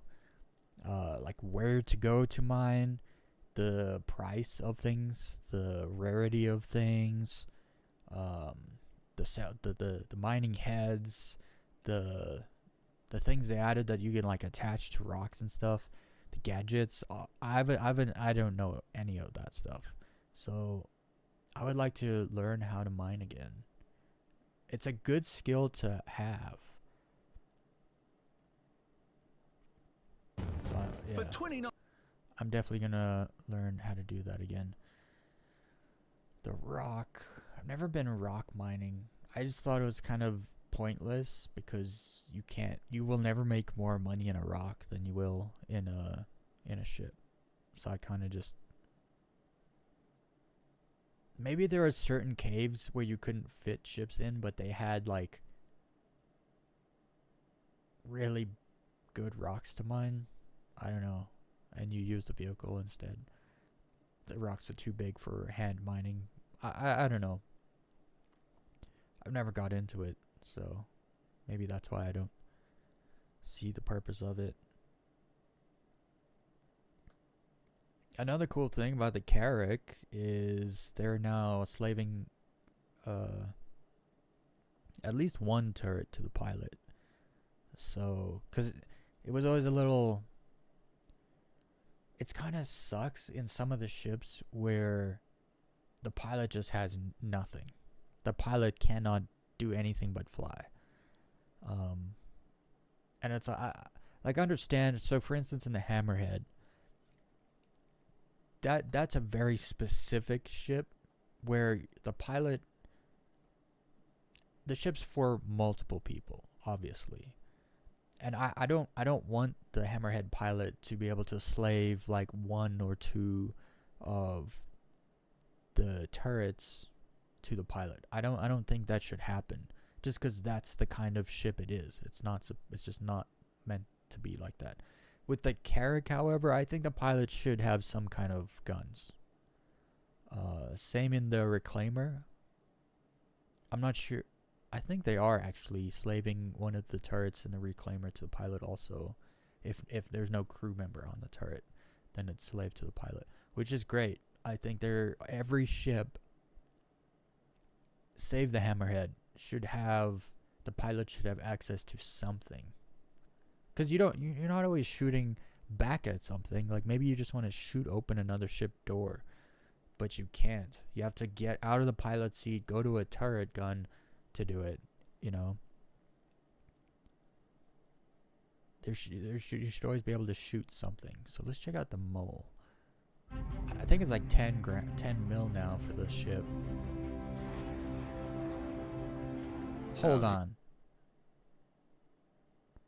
That's not to scale, is it? I don't remember the mole being that big. That looks huge. Here, you've got your crew and your ship. And the only thing that matters is getting the job done. This is your workshop, your playground, your command center. This is your multi-operator laser extractor. That's what MOL Argo stands for. Astronautics, building your future.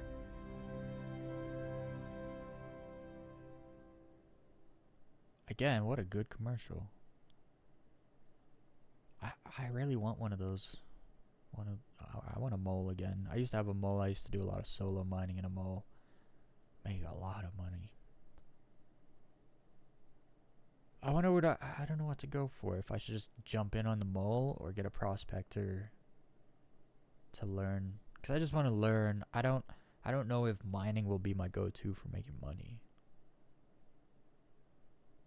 Anyway, let's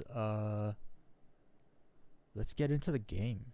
I want to get in the game. I kind of feel like just salvaging. I feel like I need to up my salvage rep. I don't know. I get like the 50k missions, but I don't get like the big ships. Like I don't get C2s or Carracks or anything for the 50k ones. I feel like I just need to up my... Also don't get the 30k illegal salvage missions, which are supposed to have like decent cargo in them and stuff. So I feel like I just need to do a little bit more mining missions. I mean salvage missions in order to up some kind of rep or something. Maybe I need to do, you know, unless they took those missions out of the game and I'm unaware. But I'm still on the hunt for Maze. Whatever I gotta do, if it's salvage or Vaughn combat missions, whatever I gotta do, I gotta find the Maze. So we're gonna go on the hunt today. We're also gonna, after some salvaging, we're gonna go stop at the Crusader showroom and buy a ship, either the M2 or possibly the A2.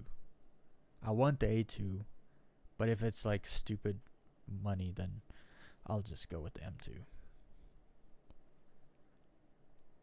Alright, so while I start the game up, I'm just gonna run, do something, and then I'll be back and we're gonna play some Star Citizen. We're gonna see if it's just a buggy mess, not a game and a scam, or if it works.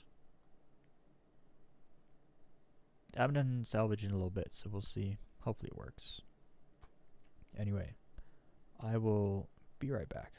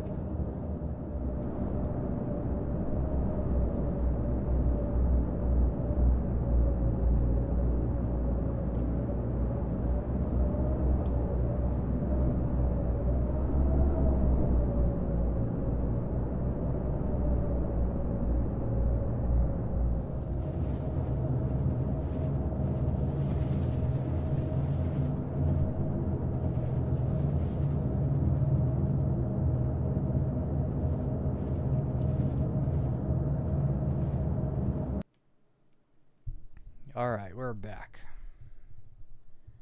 Got the game open.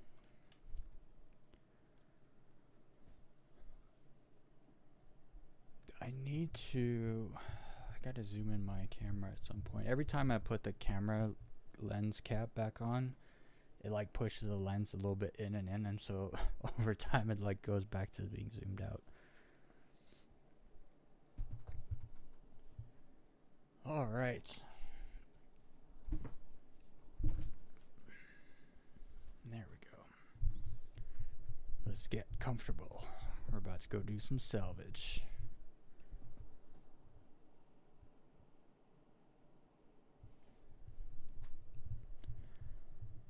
Alright, don't forget, everybody, make sure you show the like button a little love. Give me a little tickle. Maybe a little fondle. It's okay. My like button's of age. I promise the like button likes it.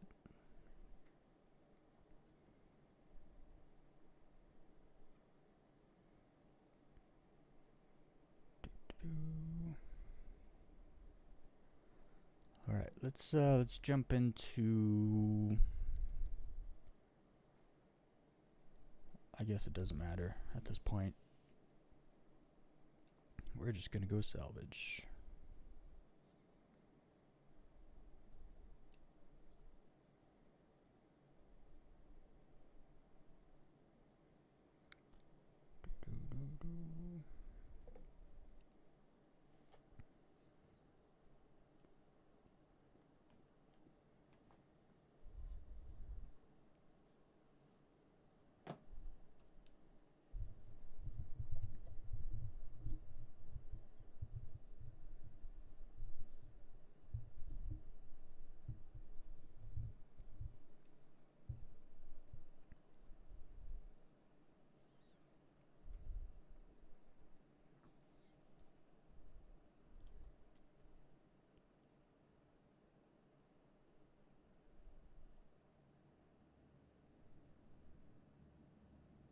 All right.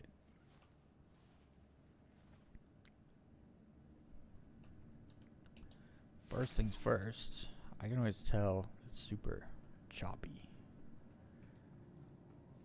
But that's because of the settings. I always smooth my mouse out because it makes watching gameplay a hell of a lot smoother.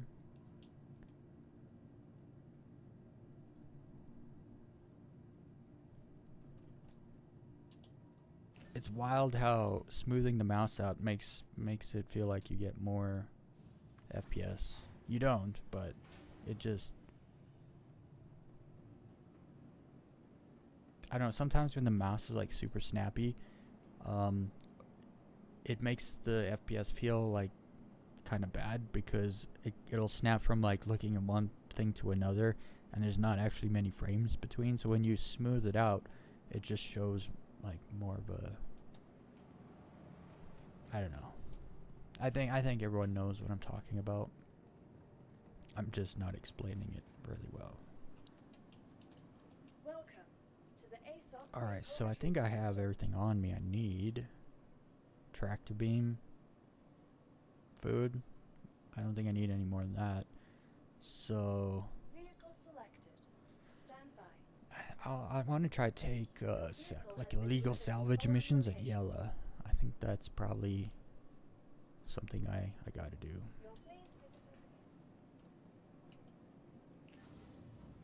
Oh, look at that. Scam citizen. The elevators never work. Whoops.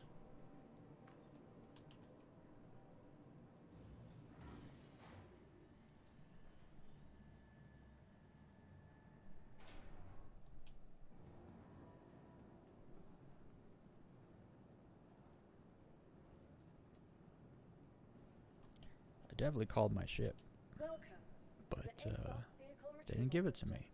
Your vehicle How has been dare delivered to they? the following location. Please visit us again. Goodbye. I think I have everything. Let's make sure. Tractor beam, med pen. I don't need tiger claws, do I? I'll keep them on me just because. I don't need food either, but I have some, so we're good.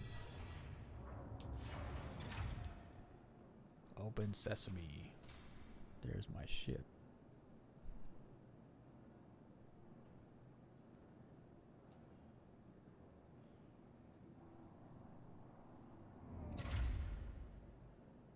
I've never seen the Vulture from this angle. It looks like two different ships like stuck together.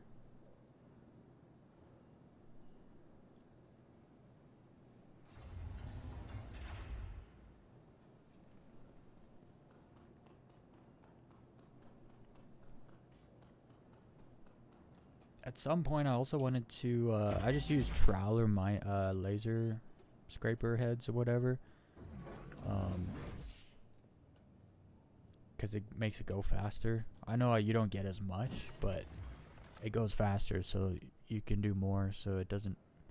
To me, the faster it goes, the more you can do. And so it's like concentrating on one ship to try to get the most out of it is kind of irrelevant when you can do 3 ships in the same time period. Anyway, it sucks for like the smaller missions because with salvage missions you have to pay, and so when you pay like 25k, which is like 2.5 SCU of RMC, and you can only get like 1.5 RMC, it's like you're losing money. But I'm just looking to rep up, so I have money to lose. I got almost 37 mil, so I'm good. I can afford the contracts. I just don't know which ones to do. Like, so this is kind of crazy. 50k to get salvage rights for a Harbinger, which is a medium fighter. You need to get 5 SCU of RMC just to make your money back. I don't know if you can get 5 SCU from a Harbinger. That's why I'm wondering, like, where's the big ships? Like first of all, that should be a 20k one, not a 50k one. Here's another one, it's a Sentinel. Like, why are you giving me such small ships? I guess a Redeemer is a bit bigger, but still not. It's like a small medium ship, the Redeemer.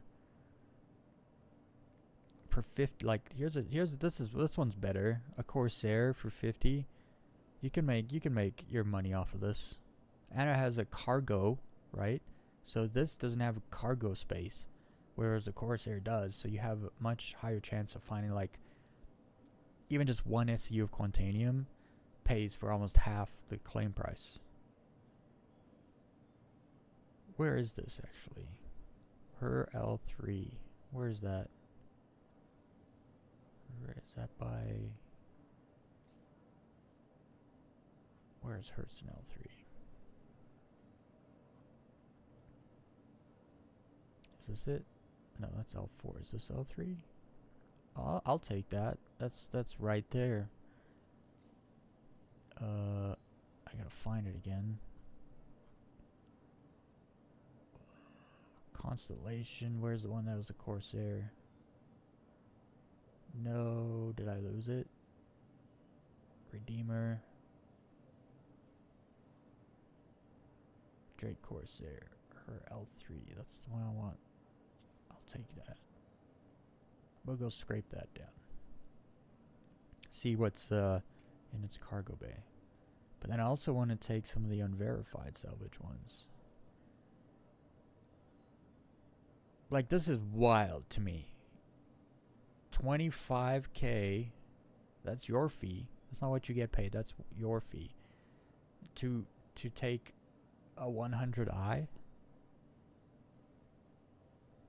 Like, you're losing money doing that mission. I don't understand why these missions exist, because you lose money doing them.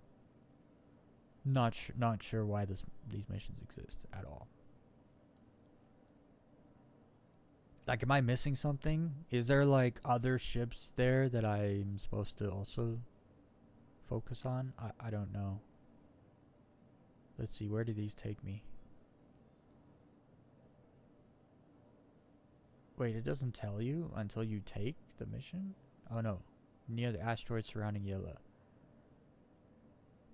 Is it the same with this one? Surrounding Yilla. Yeah, okay. I mean, I'll take it just to see maybe there's something else there that I'm not seeing. Curious. I'm gonna take it out of curiosity. Let's go hit up this Drake Corsair though. Get our money's worth. Hopefully I get 8. If I can get 8 SCU, I can pay for this. I should be able to get 8 SCU from Corsair. Alright, let's get out of here.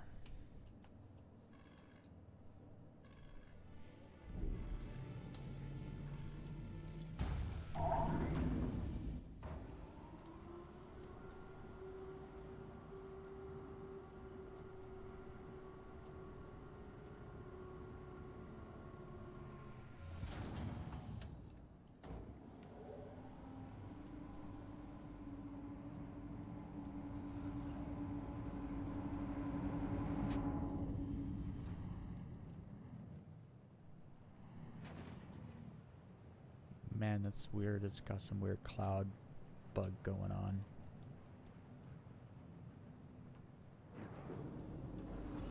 Okay, so I need to go to this place. Whoa, I'm so used to being in a constellation that this ship feels like snappy and maneuverable. I'm gonna have to do it manually? Yeah, it's gonna change on me. Nope, we're good. Here we go.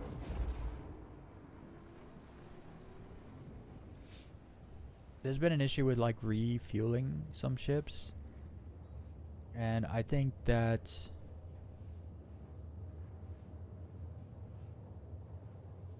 a good thing to do when there's problems with refueling is just to get the most efficient quantum drive. If it takes like an extra 2 or 3 minutes to get somewhere, it's not the end of the world if you're saving time not having to refuel and deal with refueling bugs.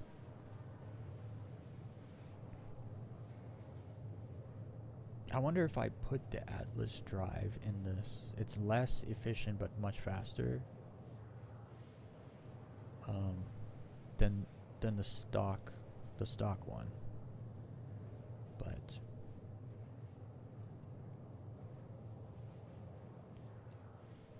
they definitely upgraded all the stock quantum drives, because I remember when I'd get into the Aurora, like I couldn't make a jump to Hurston to buy size 1 attritions. I always had to jump, like, I used to go to Hurston L5 to buy the Atlas drive because it gave you more distance and it was more efficient on fuel. And you always had to jump to like Hurston L4, refuel, and then jump to Hurston L5. And now you can just jump straight there, which means they definitely upgraded. I don't know if they changed what drives ships have by default, or if they just upgraded the default drives, but it's a lot easier to get around now in the game. Okay, so where's my claim? Hopefully it's not by the station, it's right here. Well, alright then. There's another ship here. See, what is that? See, there's a constellation. I wonder, I'm just gonna go look. I'm wondering if the claim itself is not just the ship, but the space where the ship is. And there's a good chance of like other ships being there. I'm just wondering, like, is this someone else's leftover from their mission? Or is this just a whole nother ship that I could potentially salvage, as well as the Corsair that I paid for to salvage? I'm gonna scan it just to see what it is.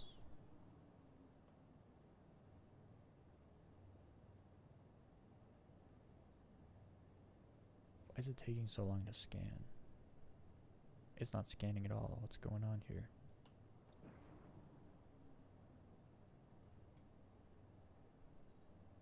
There we go.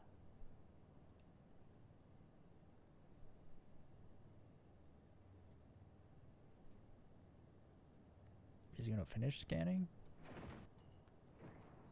There we go. I don't know why it was taking so long. So there's nothing on it. It looks abandoned because it isn't scraped. I think they add more than one ship, and you can find other ships. It seems like that's the case anyway. Let's see what's on the Corsair. Am I hitting rocks? It looks like I'm flying into rocks. Cause I keep seeing like little puffs of like stuff. Not sure what that's all about. I also wish they could leave the Corsair with the wings down. It would make it a lot easier to salvage with the wings down. Let's see what you got aboard. Any Quantanium? Because I will take that.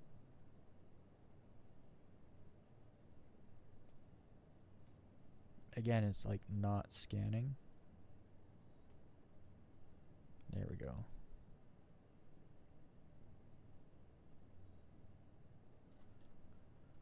Cargo.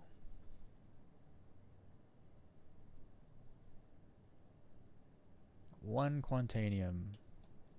I'll definitely take that.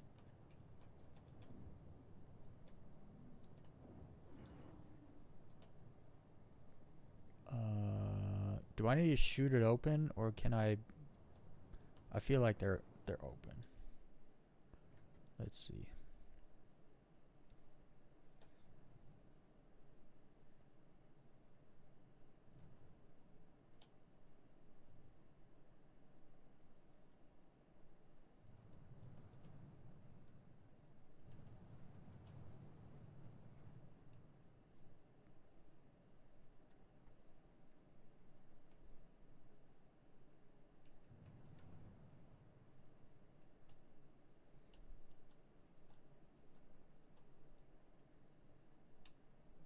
too close. Alright.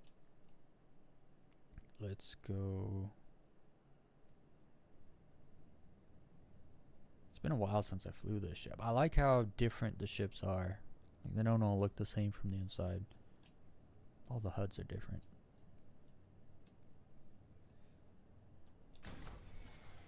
Do I have a helmet on?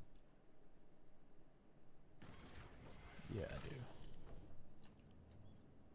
Alright, let's grab that Quantanium and then salvage the ship real quick. And move on to that illegal mission at Yella.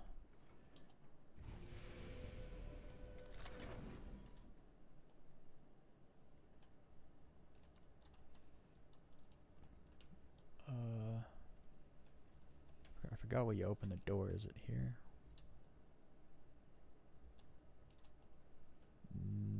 No. Is it down here?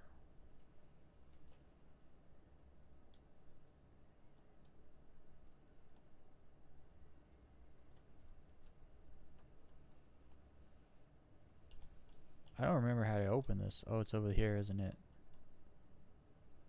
Yeah, such a weird place to put the door.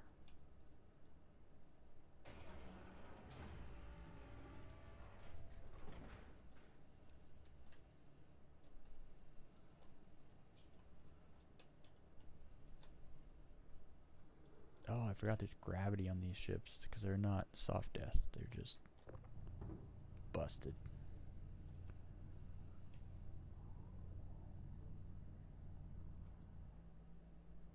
It looks like I brought the glitch. There's like a Lagrange point glitch at Crew L5 where kind of you get like this haze or whatever. And it looks like I brought it with me because I think it's because I left my hangar in third person. Because usually your ship doesn't have an aura. My ship has an aura. Okay, what was this other stuff? Nothing. I don't think I saw anything else of value. Gold. What does gold sell for? Like 5k? I wish gold had more value. It should have more value because it's not just like there's utility to gold. It's very conductive.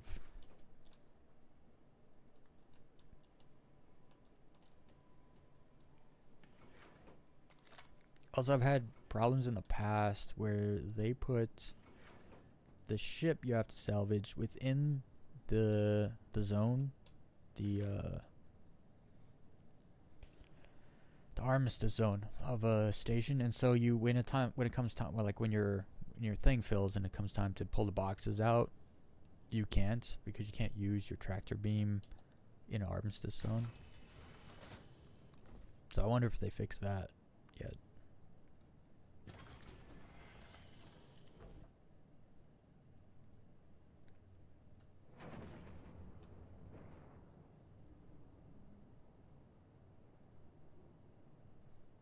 Alright, let's get into salvage mode.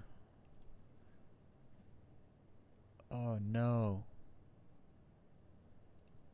I don't have my thing. This is gonna suck. Is there no way to change the fire group either? Oh no. I don't have... Why do I not have? Oh, it's because there was an update.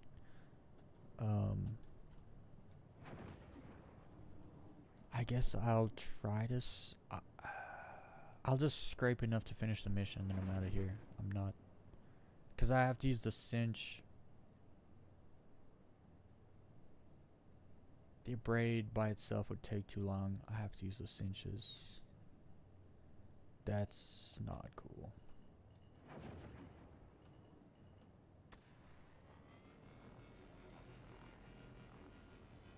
It shouldn't take too long. I'm just used to the trawlers.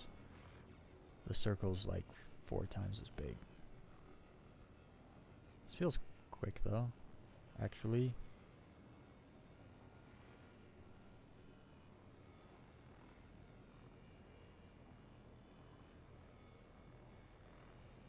This is the part where I get all tunnel vision And I have to keep like reminding myself to not be perfectionist.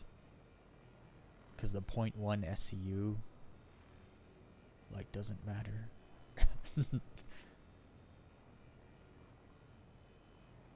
I'll have like 10 SCU of RMC, and then there'll be like maybe like 0.2 left, and I'll be like, no, I gotta get it all, even though it doesn't matter, because you can't even sell the extra RMC if it's not a full 1 SCU.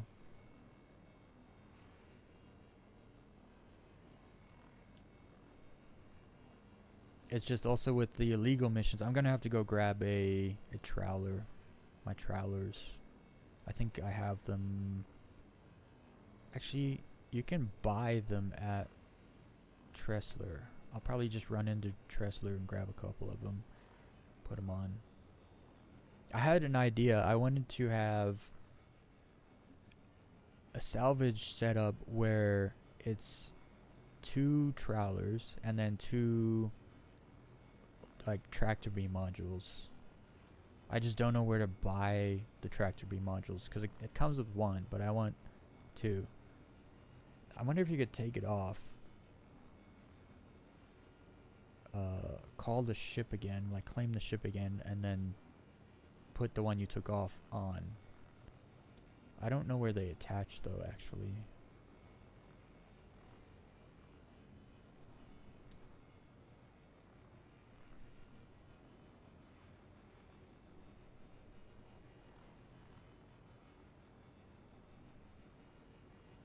This felt like I was going a lot faster. Oh no. I nudged it. Well, I guess this is why it's a good thing to have a... I just don't remember how to switch to it. Is it mouse wheel? No. How do I switch?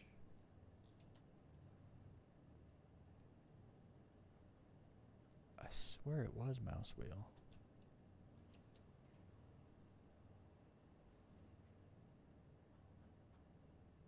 Is it right click? Oh, it is right click. So it's spinning, so I can stop it by using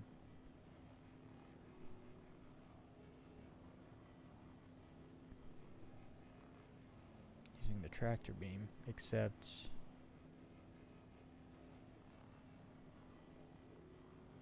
it's kind of gotta stop right there. Okay, so now it's stopped. Yeah, I want to get the lasers. I want to get the tractor beam lasers on one. Like on the bottom one I'll have tractor beams, and then on the top one I'll just have two trawler scrapers, because those things are awesome.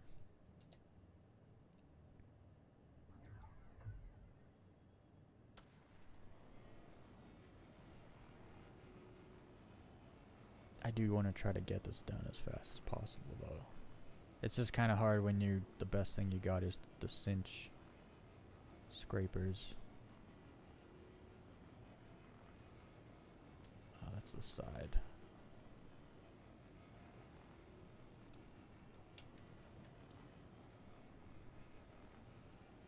What am I at? 85%? Yeah, we need to make this go faster. Unfortunately, it's not a video and I can't just speed it up.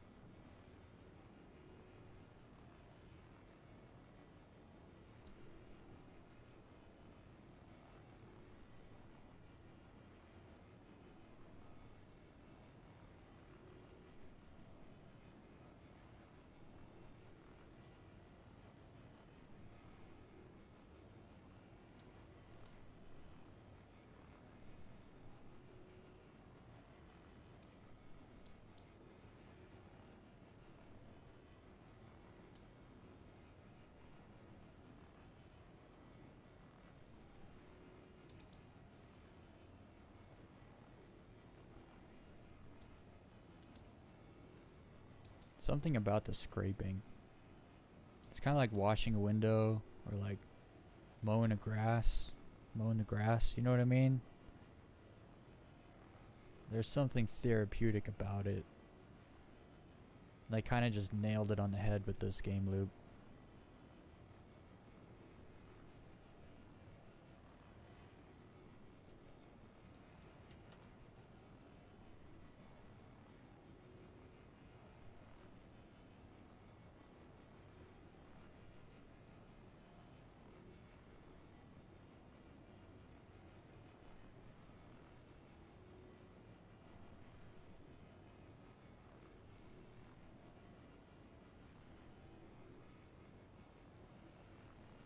Sometimes I don't really understand the salvaging. Like sometimes it's quick and then other times there's like what's going on here? It's glowing but it won't. I know it takes way longer to do for some reason. Not really sure why it does that.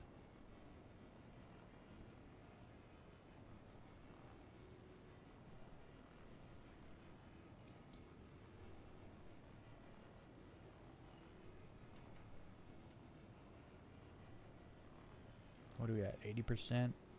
Oh man, it's going slow with the cinch. Before I do any of those illegal ones, I'm gonna have to... I'll have to go to Tressler and grab some trowlers.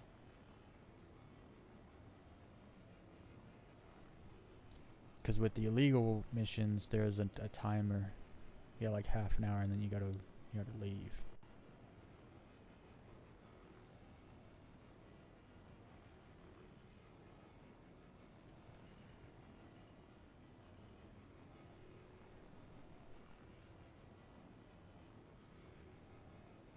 I'm like a quarter of the way through though, because I got almost 2 SEU. I need 8 SEU just to pay back the claim fee.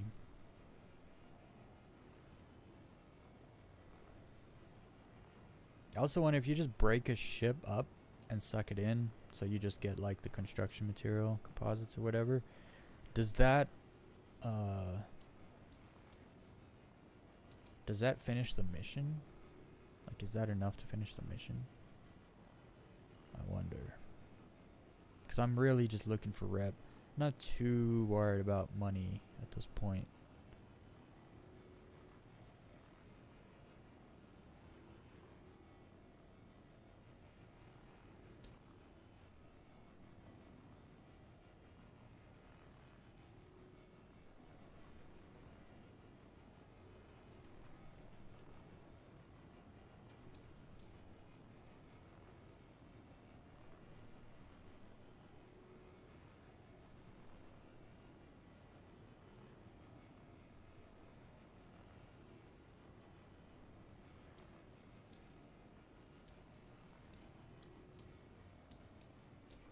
What's kind of weird is I've almost done the entire underside and I'm only at like 70%, which means this ship has some big sides.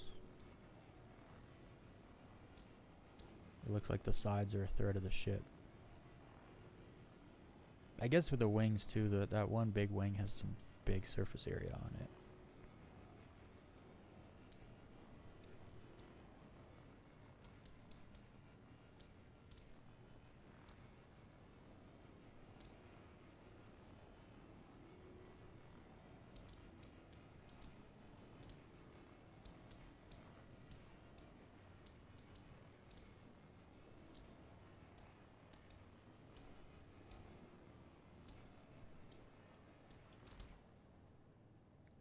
Alright, let's do the big wing. We'll start on the inside.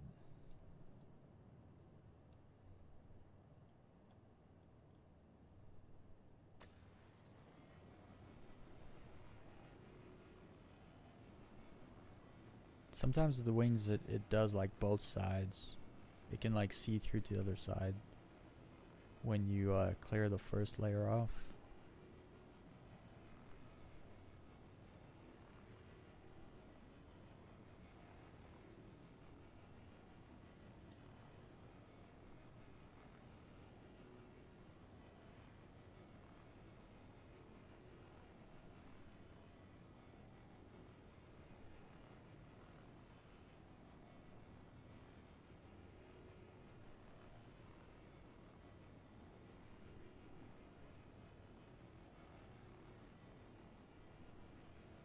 Kind of wish I could get closer.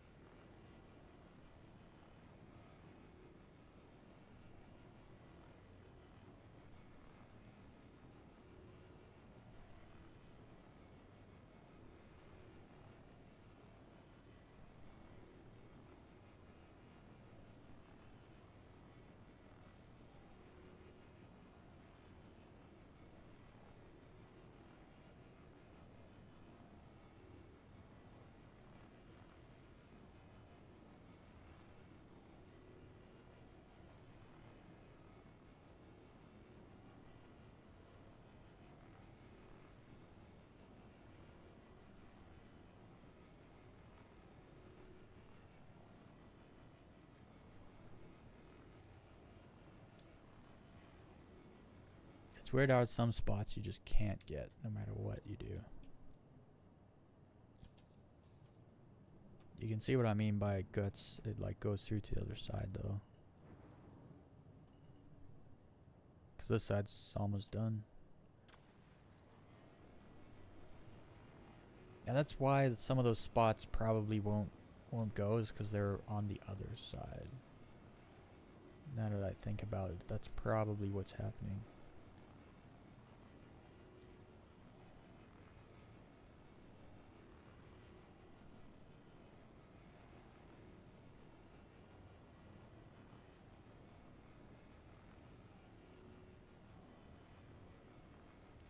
%. I'll do the sides and then I'll be over half done.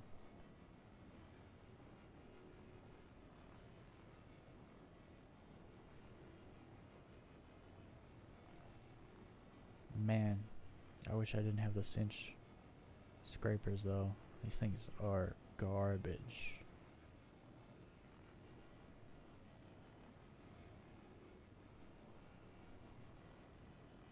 They're efficient, but they take forever.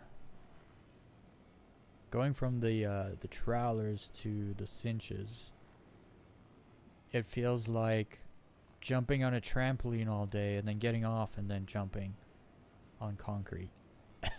It's what it feels like.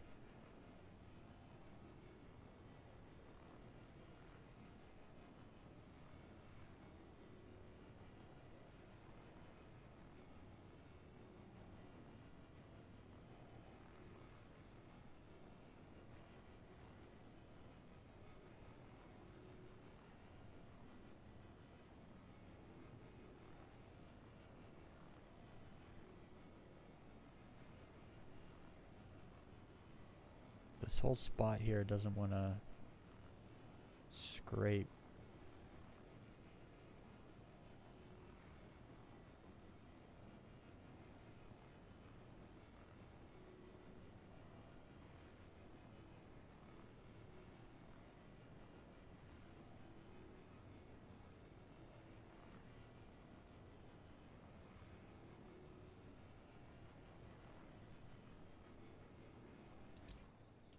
Let's do a side.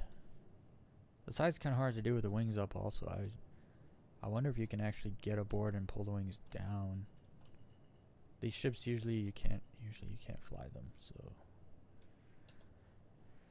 just have to sneak in the side here.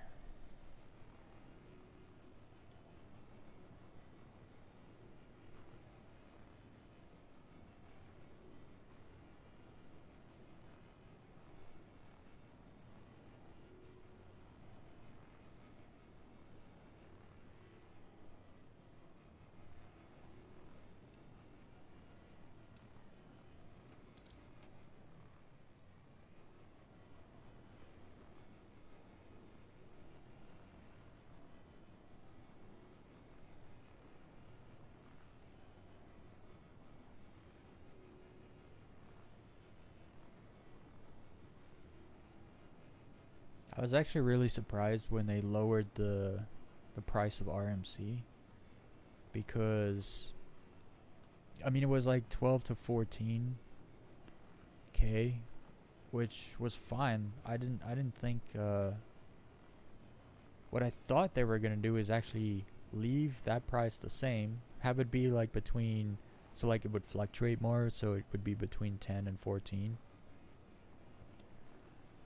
Which is, it just adds another level, like, when it's, because now it's like between like 8 and 10.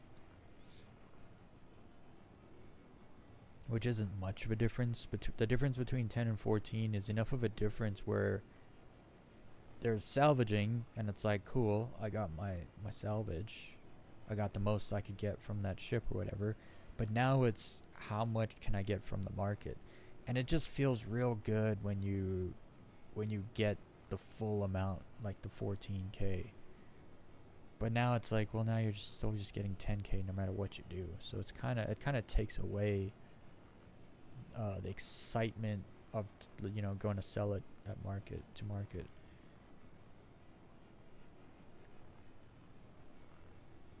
What I wish is that they made it like 10 to 14k, and then the other kind, construction materials, I wish that was like 5 to 7k, if that makes sense. So it's half the amount. Because it's like 2k. It is not, unless you only have 1 or 2 ships to salvage and you're in a reclaimer, taking the construction materials is a complete waste of time and space and everything. So I don't know anyone that takes construction material. And if you're in a Volta, you never take construction material. You wouldn't. It's a complete waste of your cargo space. So they need to rebalance construction material 100%.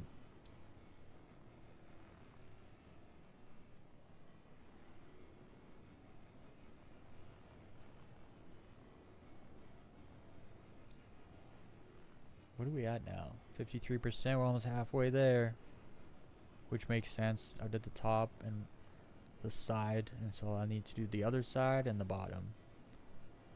And then I gotta go to Tressler and get a better scrapers. These are stock scrapers are not good.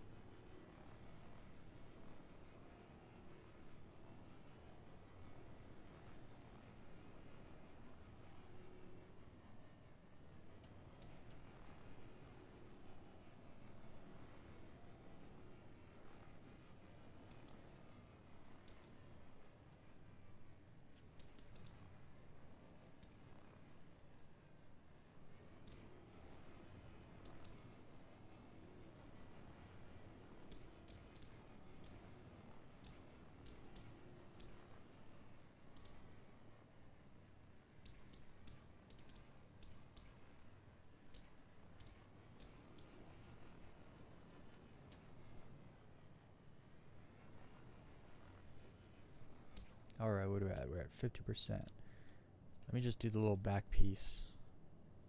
There's like just a little back piece here on the back, on the side. Oh no, I hit it again. Let me grab it. Stop moving.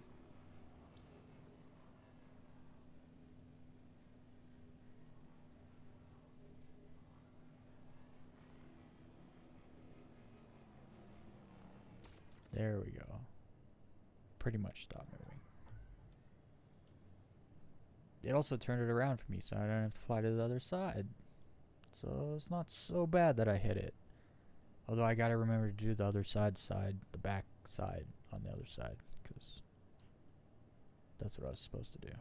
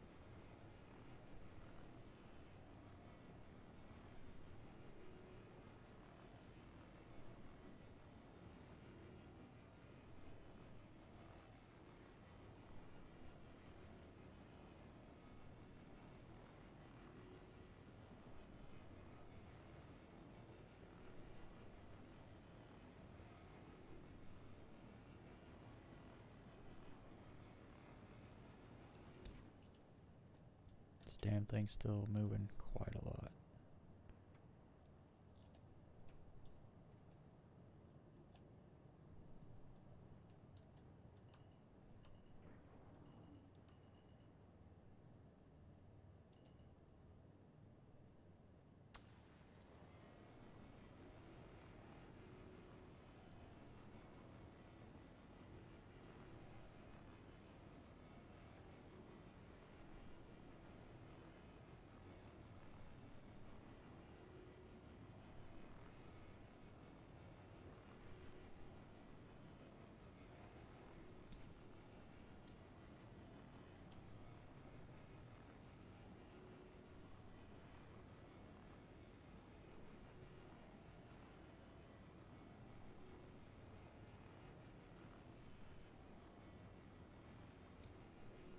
Sometimes I'm like, why is the wing taking so much longer than? But then you realize, no, it's going. You're doing two sides at once for the most part, so it does take twice as long to do a wing.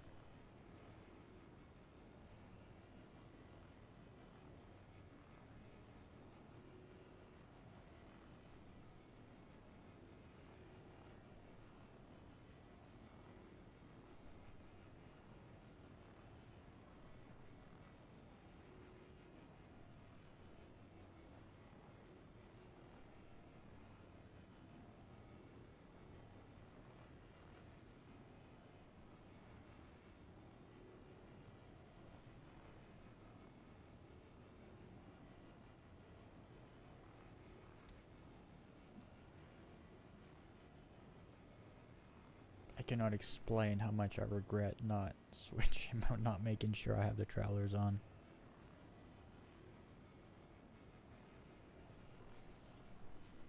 It almost would have been worth just ditching the mission.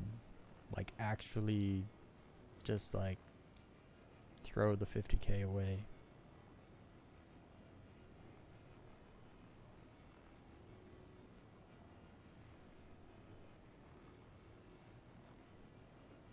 Okay, I think that wing is done.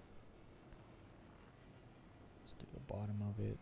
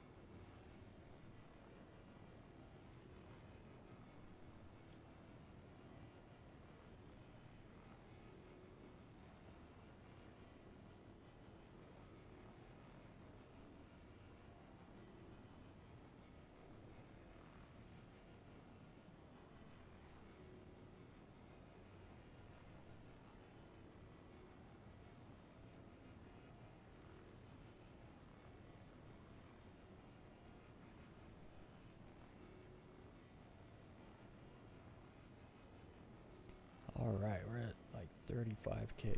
I mean 35%. Pretty much 2/3 the way.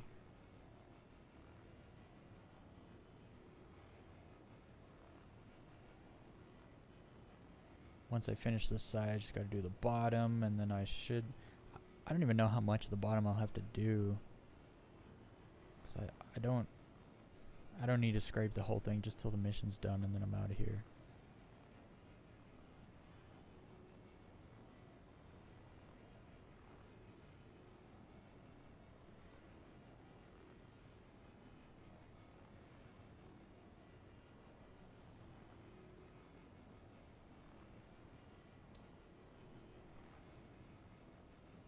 It's been a bit weird right now.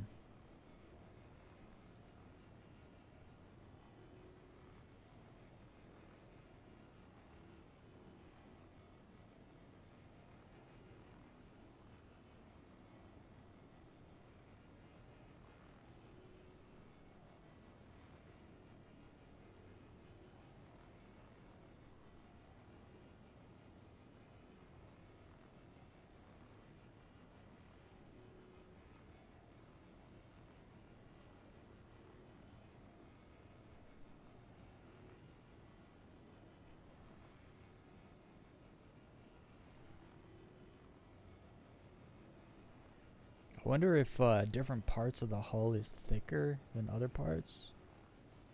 Because like some parts will glow like brighter and take longer to scrape than others. It makes me wonder what's going on. Because I always do it in the dark so you can see better, like what glows and what's dark, so you know where to scrape. So I can't actually tell.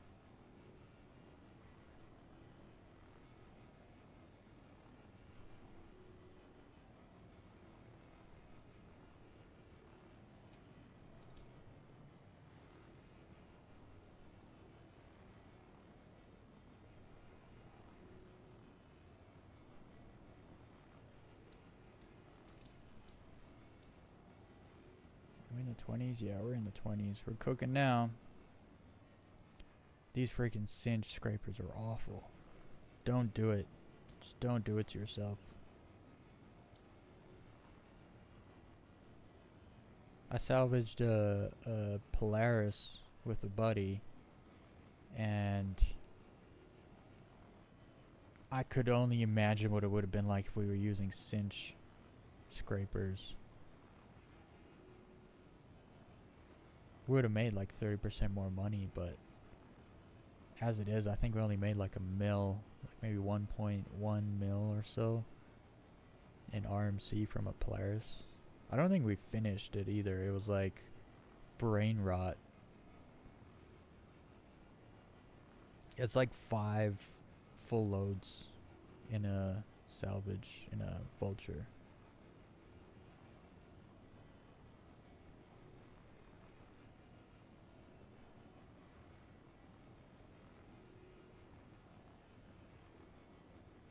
Okay, I should just have to do the bottom now. 25%. Whole bottom, and then I should be done. We can be out of here. I must forget I did get the Quantanium from this ship, which is nice. It's nice when they have a little bonus. Although I would prefer Maze over Quantanium. But this is not an illegal salvage, so hopefully with the illegal salvage we can maybe find some ships around that have some goodies on it.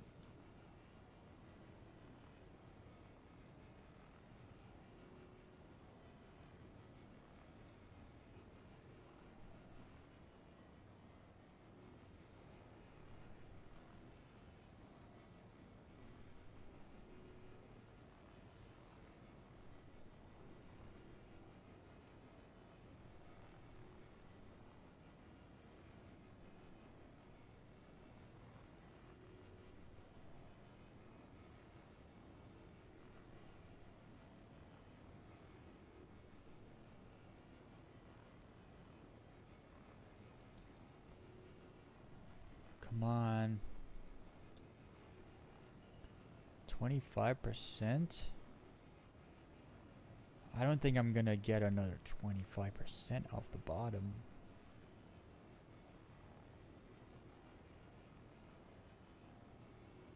Oh, I'm forgetting about the ramp. The ramp gives you like 10% almost.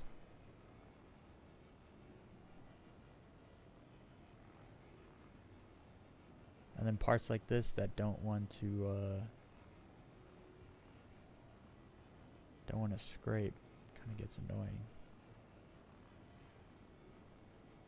I don't know how that works.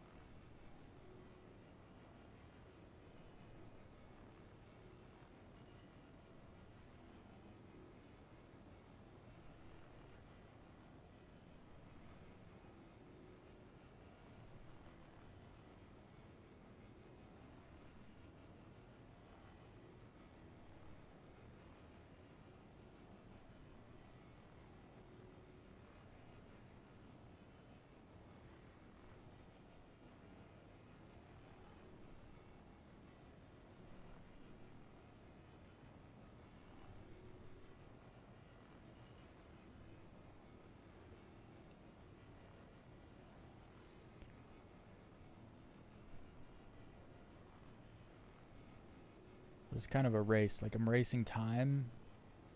Well, not racing time. I'm trying to do it fast without having to go go back over the ship. So do like just enough to where the mission finishes and I can get out of here. If I had trawlers, I would already be at Yella, scraping the next ship. This is why I need to go stop at Tressler and get some trawlers. I wonder if they have them here at Hurstonel 3. I could run in.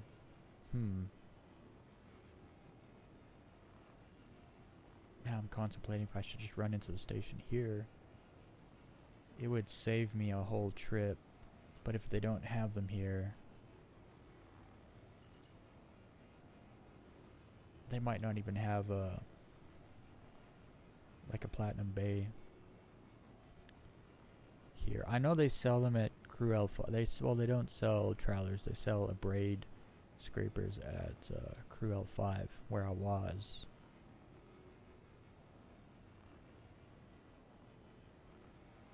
It'd be nice not to have to go all the way back to Tressler to get my trawlers. I don't mind buying new ones.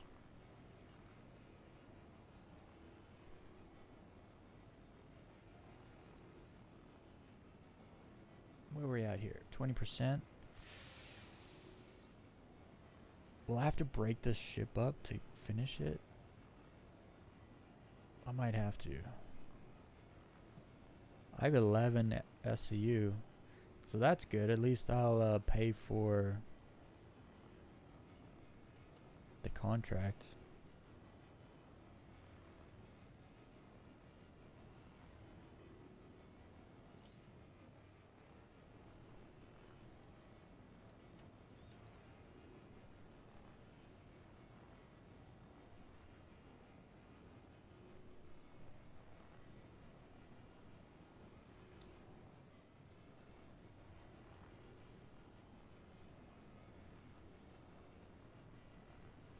Man, it's actually hard to explain how much better the trawlers are.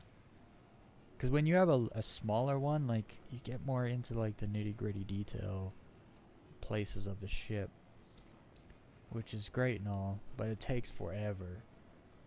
With the trawlers, it's just kind of, you don't have to color in the lines, put it that way. You kind of color and then you draw the lines.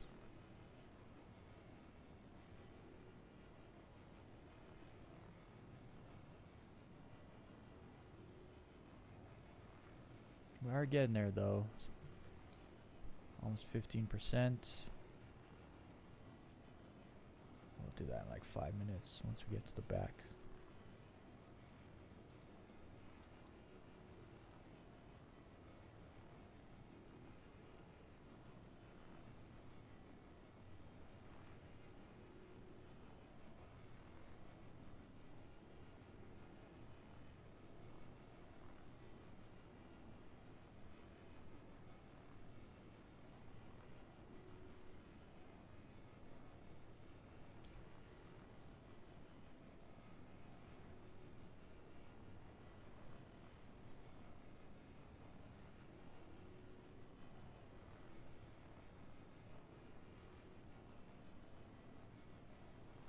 It looks like we'll be able to do it without breaking the ship down,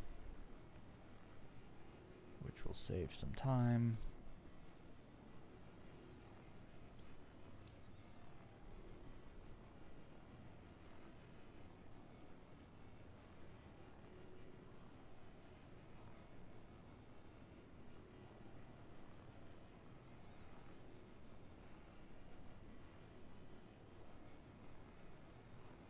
Get the last 10% from the... Hold on, this is supposed to scrape. What's going on here?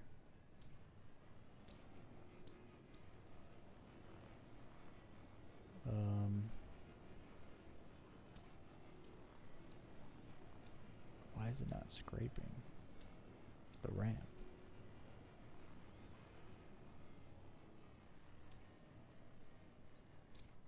Do I have to do the top side of it?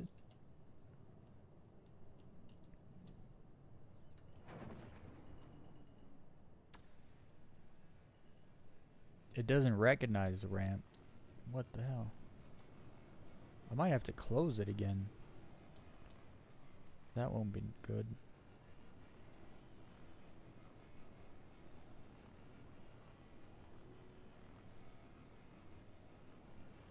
It's not recognizing that the ramp is like part of the ship. So when you go off the ship, they separate. When you go on the ship, they come back together. But it's not recognizing from the bottom or the top. It should from the bottom because that's the exterior of the ship.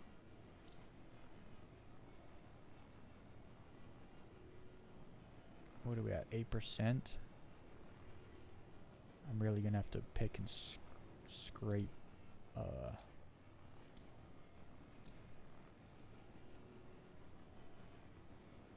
The name of the ship is super fitting.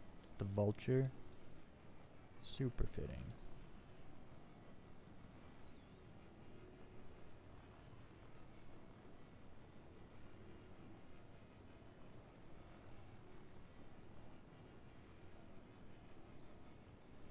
Seven.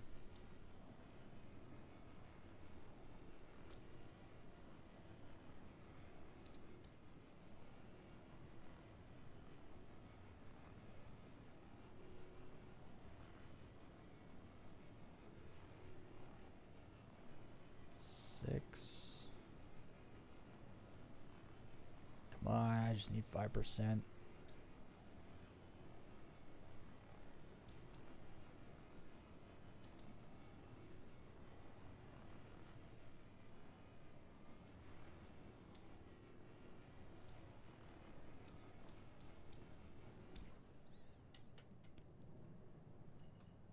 So I've scraped one of these before, and I could absolutely scrape the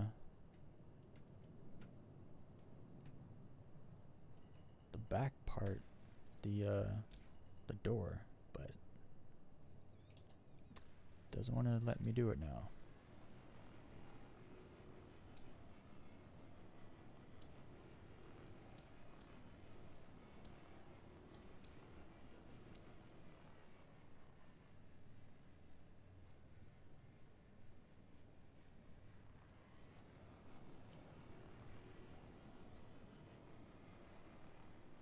I'm now curious, if I close the back door, will it scrape?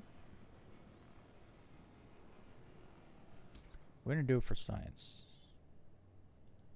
That's what's up. Let me just pop over there, close that door. See if I can scrape it.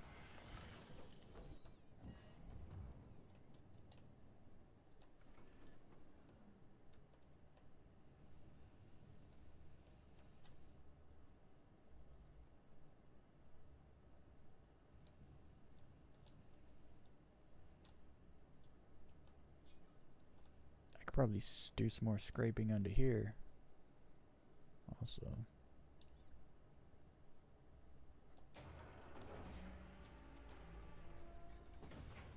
See what I mean? You should be able to scrape the door. I believe I've scraped a door before. I just don't remember if it was this ship or not.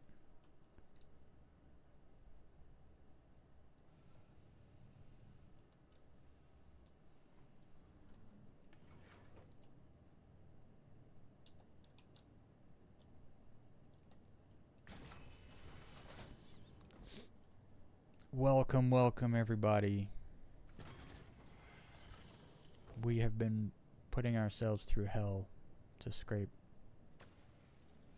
No, it doesn't scrape.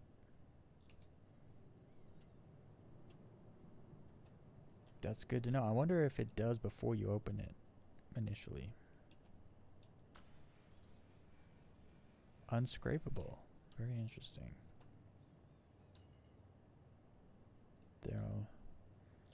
Now there was some scrapable down here. No. What is happening? Why is it moving toward me if I bumped into it?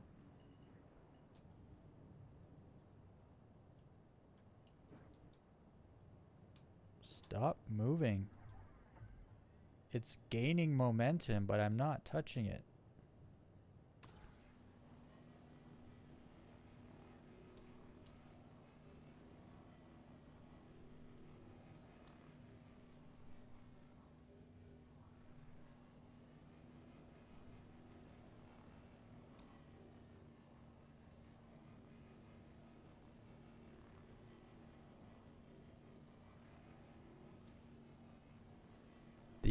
The laser doesn't make any sense at all on this thing.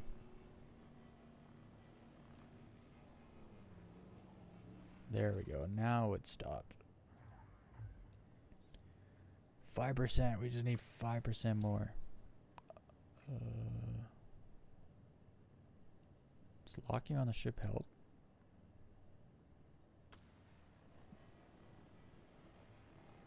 No. Why can't I scrape anymore? What's going on here? Oh, I gotta hit G.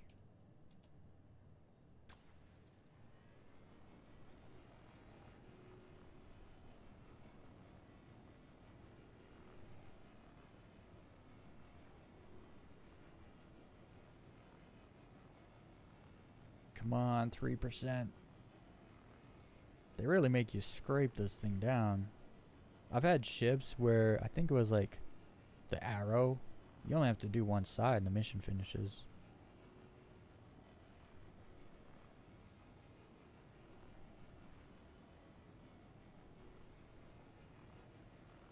There's a lot more surface area on the engines than you think.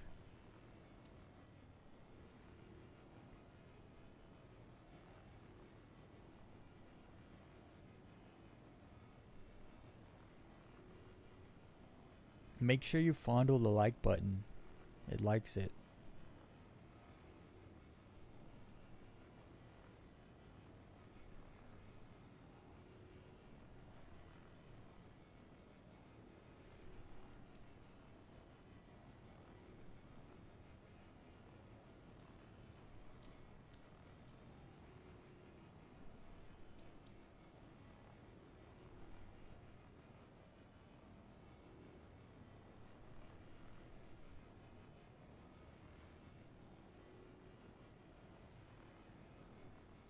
%.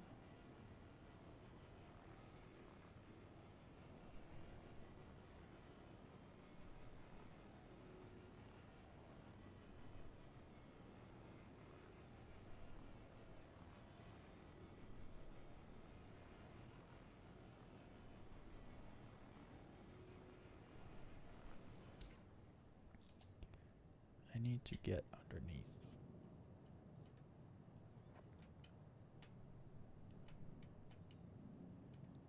I saw stuff in here to scrape.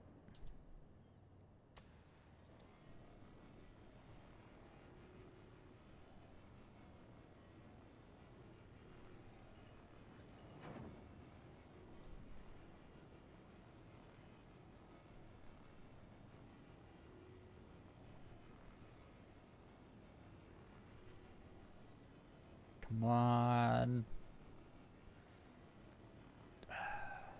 There's like not really much left to scrape on this thing. I'm almost certain that you're supposed to be allowed to scrape the back door. Like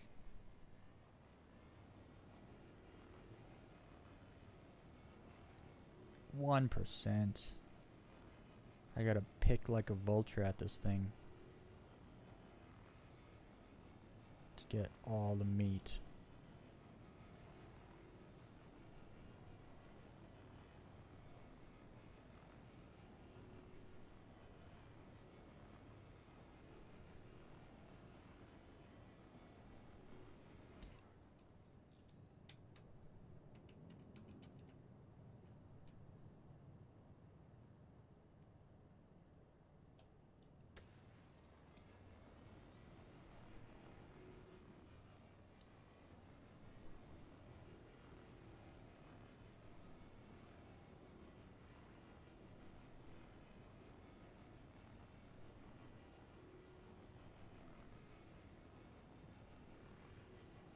Why? It says 0%. It's gonna suck if the mission's bugged. And it won't finish.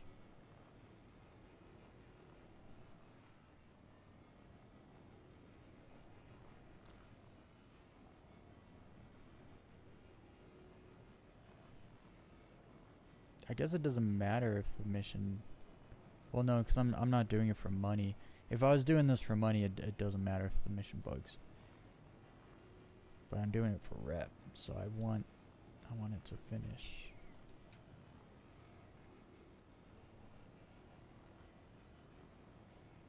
It should just finish though, because it says 0%.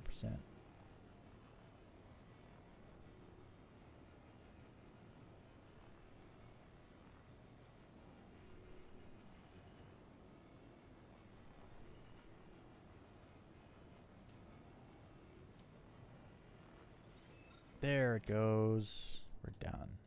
I'm leaving. Okay, so to get trawlers,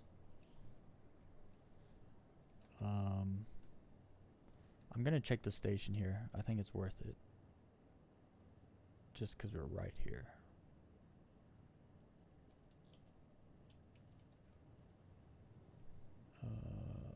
That's the station right here. How close is that?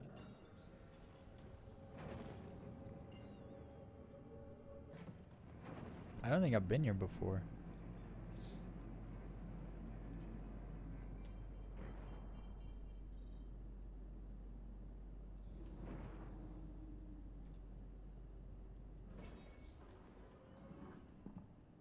Oh, they got outdoor pads here. Nice. I need to go in a hangar though. Is this a hangar? I don't want landing gear. I want a hangar.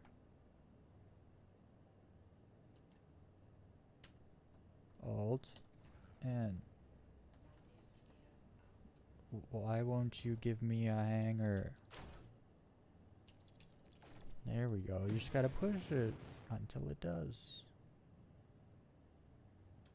There it is.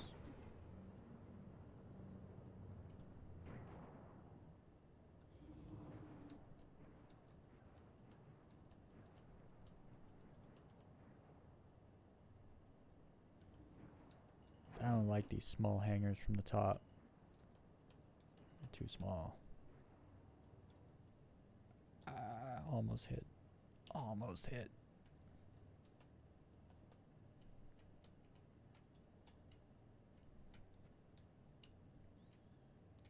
Alright, let's run inside and see if they got some things here.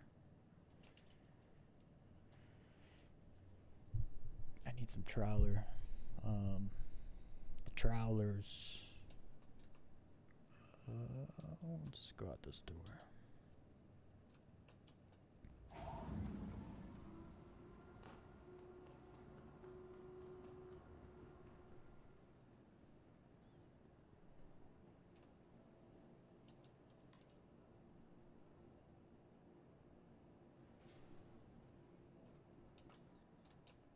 Scam citizen.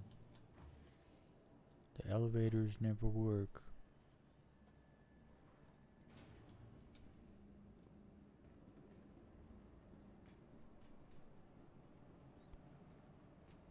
Okay.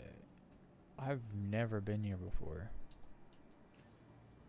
I wonder if they even have... Yeah, they don't even have a cargo deck or refinery. It's just a galleria. Hopefully they've got what I'm looking for. Is this it right here? No. That's the trade place. That's a gun store. I'm guessing they don't even have a... That sucks. I don't think they even have a Platinum Bay. Liking the frame rate here though. It's pretty good. Oh, here it is. Platinum Bay. Please have trawlers. If they have a braids, I'm okay with that too. anything but the cinch. What's it gonna be under? Like utility? What? A braid. They don't have trowelers. That's fine.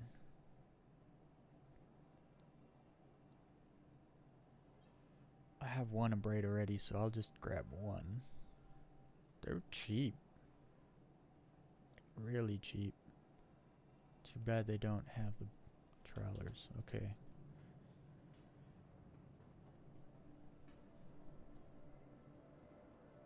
Upstairs.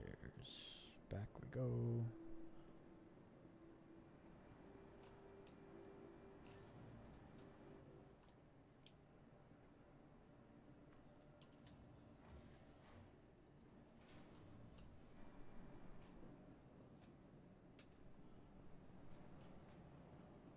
Oh, I gotta put it on the ship.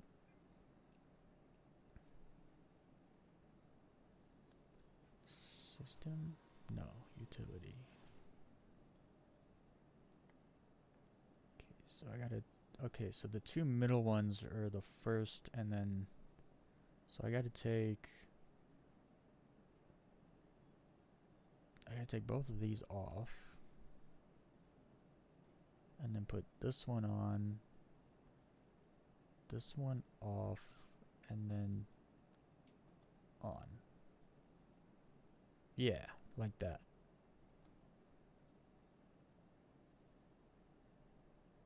I want another ready grip tractive module, so I can have two of those and then two trowelers. That's my ultimate setup. That's how I would set it up anyway. I could probably just call it here. To the ASOP vehicle retrieval system. Vehicle selected. Stand by. Your vehicle has been. Please visit us again. I gotta get all the RMC out also.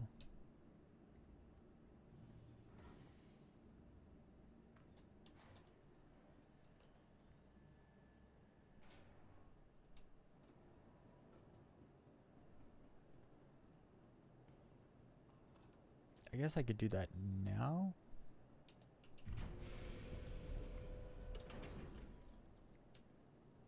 And then we can fly over to Yella to do the next mission. Do an auto eject. I think they updated this. Since I last played the game, this little screen looks completely different. It was like black before. Now it's like it's got more color to it.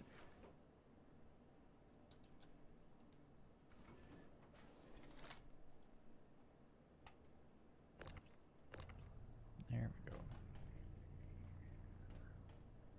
What's going on with the grid?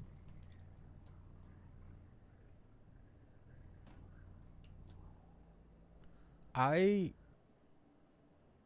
lost my Quantanium? Oh, that's right. When a ship self-stores, you lose the cargo in it. I forgot. That's still a problem because this is not an update. So there is an invisible box here, I guess. It recognizes it's still there. Like, it won't let me put a box there. I mean, you can put a box there. Actually, you probably won't be able to until you put boxes on the grid. Else it'll just snap them.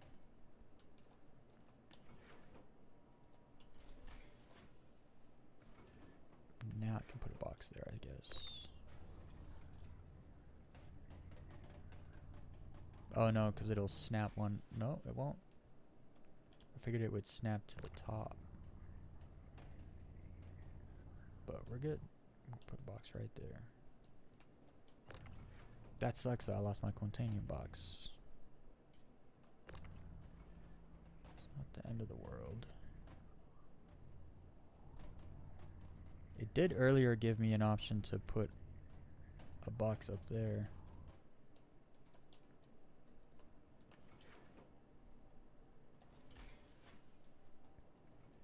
I guess I'll just take this out.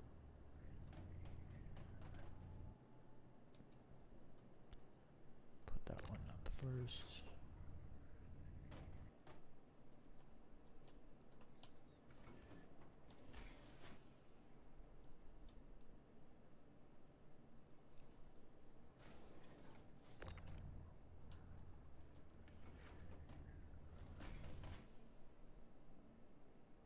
I think I only had 12 boxes. It wasn't completely full.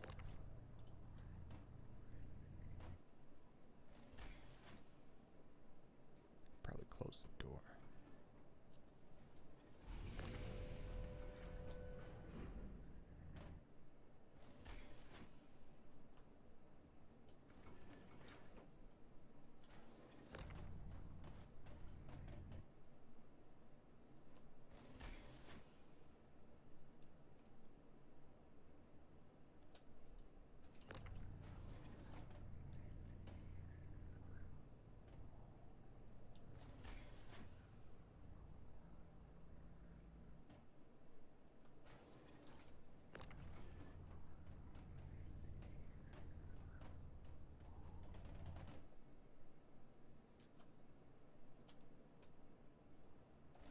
Last one.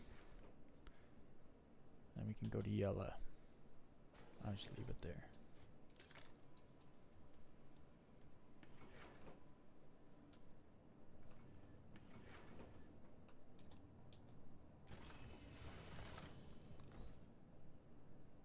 Actually, I'll try grab fuel here too.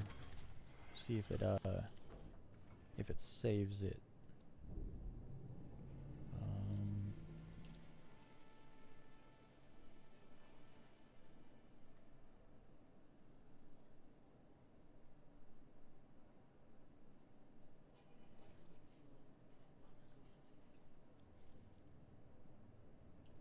So it says quantum fuel's at 100. Let's hope it stays there. And let's jump back to yellow.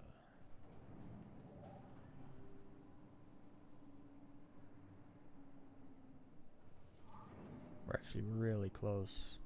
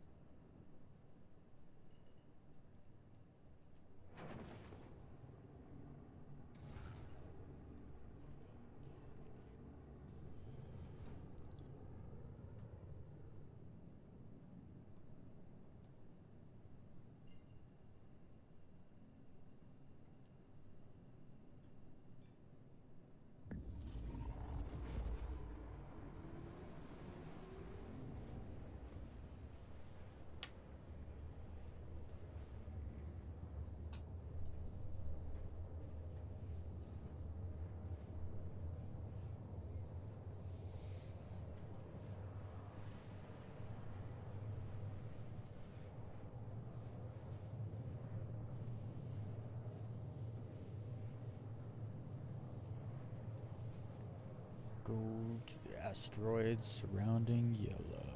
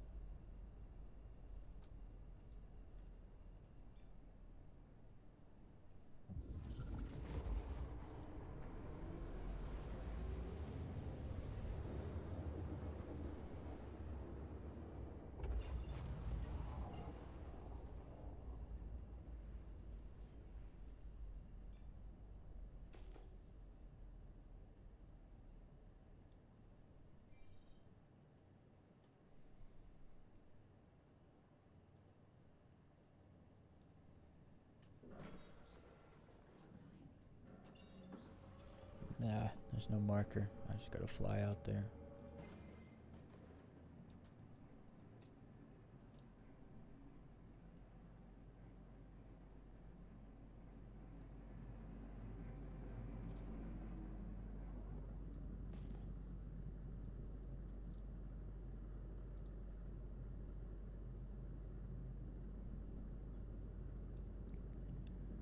That'll take 3 minutes to get there.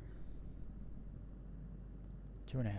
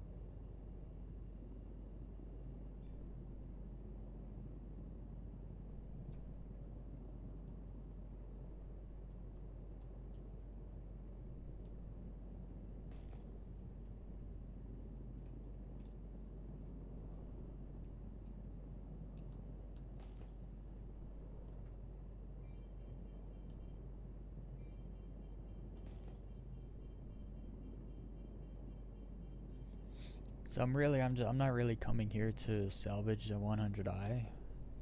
That's not why I'm here. I'm here to look for other ships.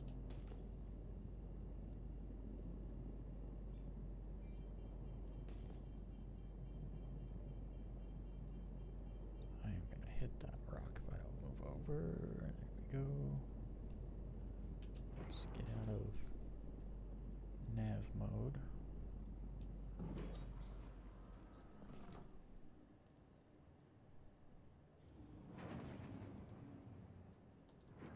Any ships? Do not see any other ships.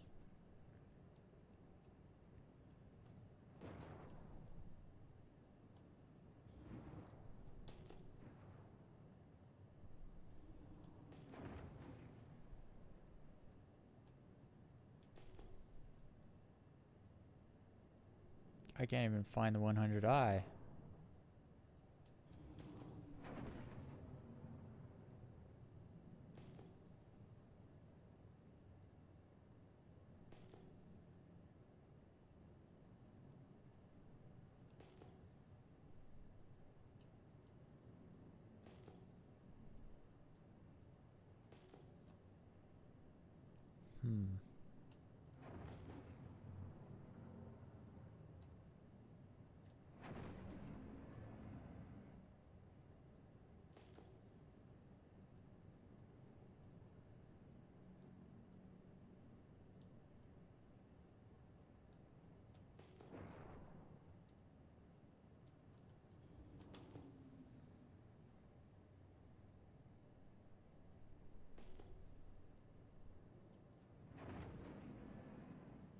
I mean, I'm here. There's just no ship to salvage.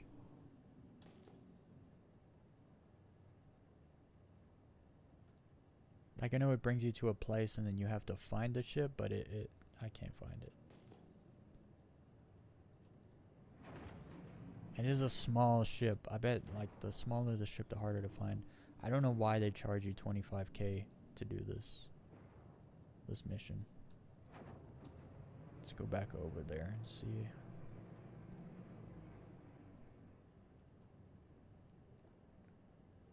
So it's 10 clicks this way. I'll just fly straight and see if one ship pops up.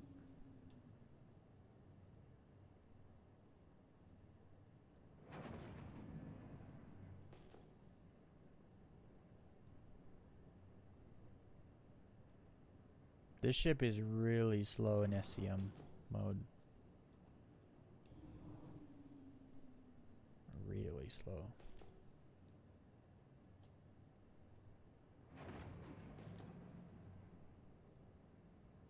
Even at full boost, it's slow.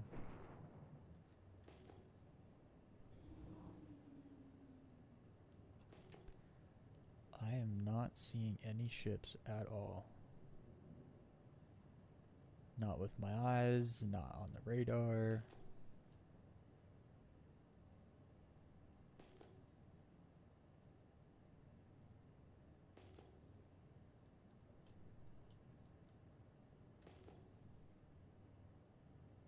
And I'm pretty sure I flew past the 10 click marker, the mission marker.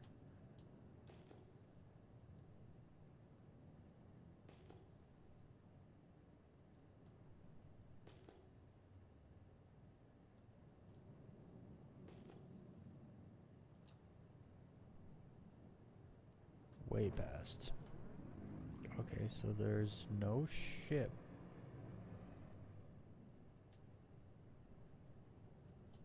What are you supposed to do when you can't find the ship? Just abandon the mission? Take another one? I'm definitely gonna take missions that have bigger ships.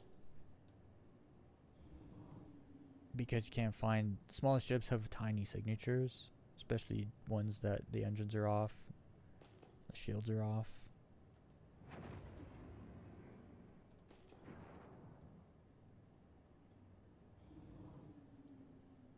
And I'm almost like the ships show up as a white like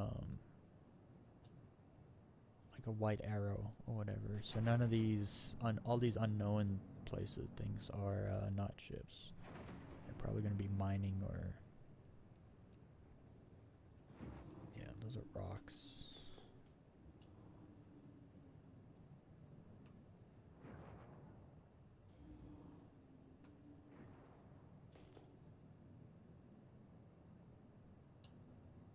When I go near those rocks, the frame rate is atrocious for whatever reason. I guess let's go down. I flew around up there. No ships. Also, when a ship pops up on radar, it makes like a sound. Your ship talks to you.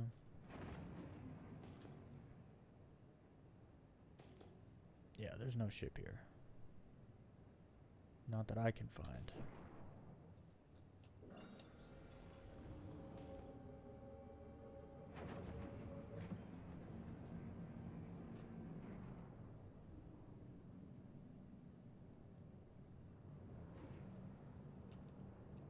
I'll fly this way through it all. One last pass.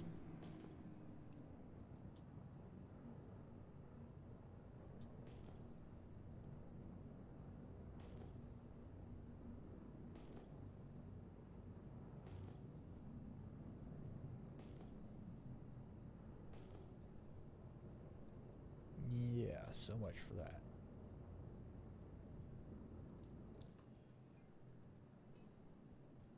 Abandoned. Your mission's garbage. Tar pits. You guys are garbage. These are the only missions they give you.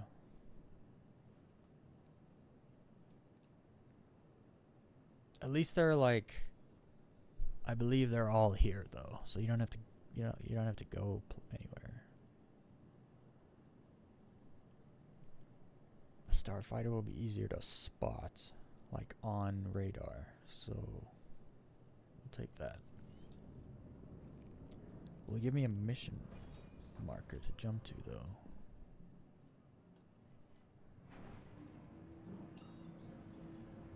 Yep, that's better. I find with salvage contracts, if you take one and you hold on to it for a while, it bugs out. you either get there, the ship's not there, or no jump marker, stuff like that. It happens all the time, so.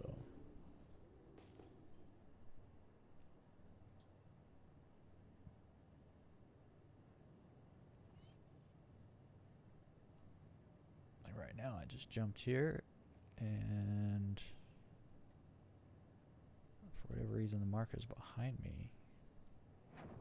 But there's other ships here. Like, a bunch of other ships here.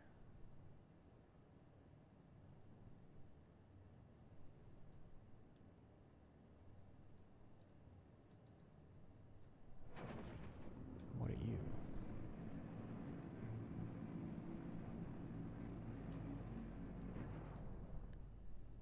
There's a C2 here. What are you doing here?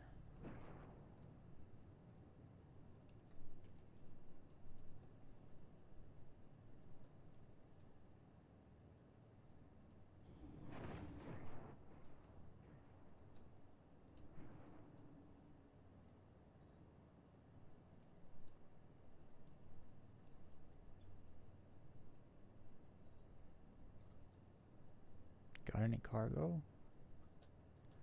Nope. I'm gonna... Oh, this thing is just a husk. You can see. The doors are off and everything.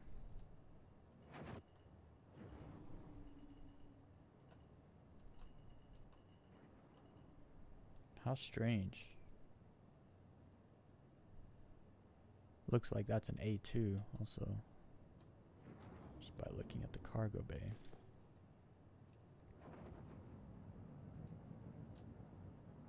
So I don't want to get started because they start a timer when you start. What's going on down there?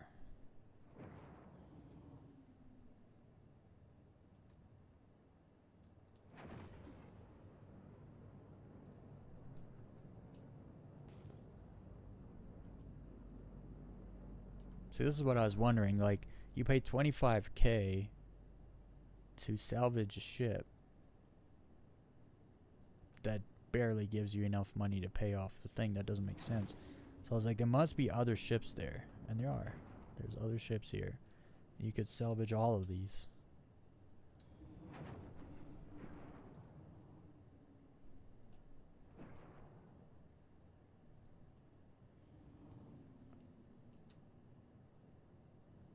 It looks like...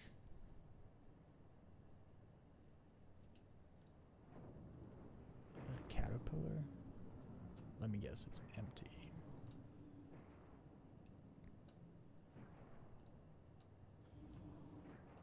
Oh no, there's boxes. Someone's been through this ship. Holy moly.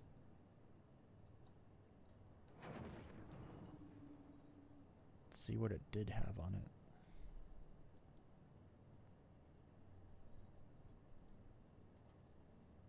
This is definitely like from a player, because when a ship blows up or whatever, the salvage kind of stays together. This is like random. Someone was ripping boxes out of this thing, which means there's nothing of value here because they've taken it.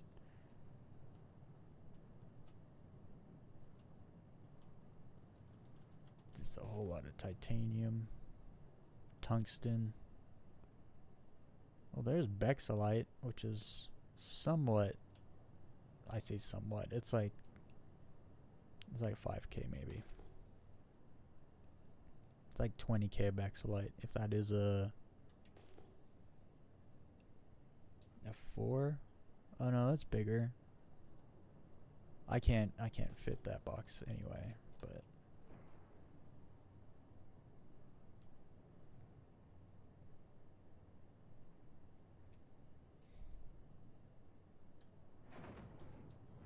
this makes me think this is just an old bounty location. Hold on, I want to scan that other Where's the other one? There, the one in the middle. Because so, if this constellation doesn't have a cargo bay, then it's from a bounty. Because bounty ones, they don't have cargo bays ever.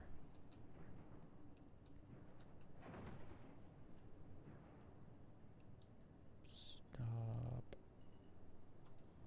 Well, there's some cargo laying around here also. It has a cargo bay. This is either a player ship or a ship that's not part of bounties. A bounty mission, that's for sure. Let's see what's going on. Are you gonna scan? There we go.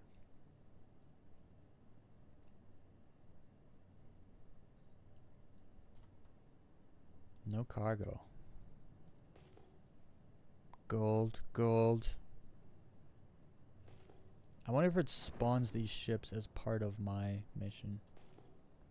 Cause those are big things of gold. Like sure, if gold's only like 5k per SU, that's fine. But if that is like it looks like a 32, maybe a 24 SCU box, that's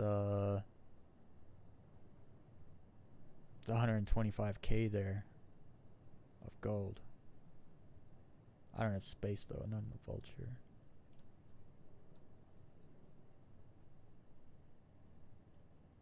I'm curious though. I want to pop it open just to I don't care that much. Where's that C2? There it is. I don't see, this one's empty like the other one. The other one was gutted.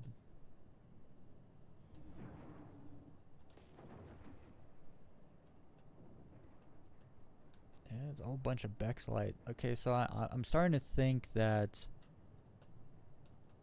these missions, these Vaughn missions, or they're not Vaughn missions, they're just illegal salvage missions.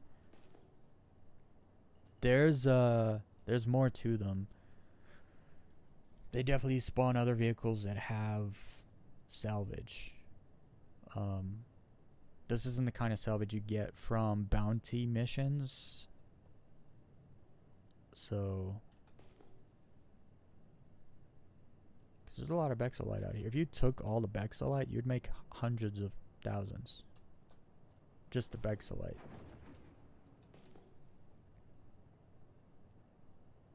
These missions would be great for a reclaimer because you could use trawlers, scrape this ship, probably make close to like another mil in RMC, probably like 800k in RMC, then another like 300 to 400k in Bexolite. So I totally get these missions now. That's why I was wondering, like, oh, I just hit something. Like, why would you pay 25k for a mission that's only gonna give you much less in RMC than you're gonna pay for the mission? And I wonder, maybe there's other ships, and there are definitely other ships.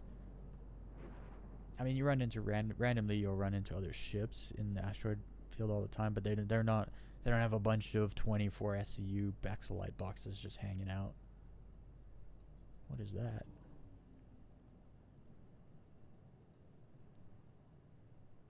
It looks like a cutter.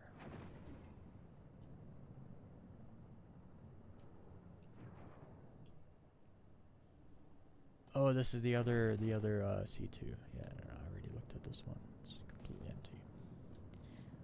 All right, so let's go do our ship, do our mission. There's another curious. I'm gonna go look at this one.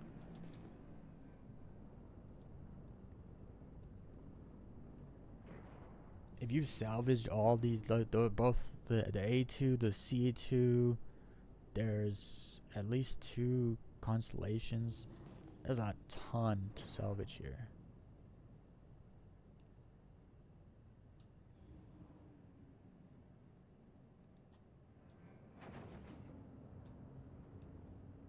if it has a cargo bay.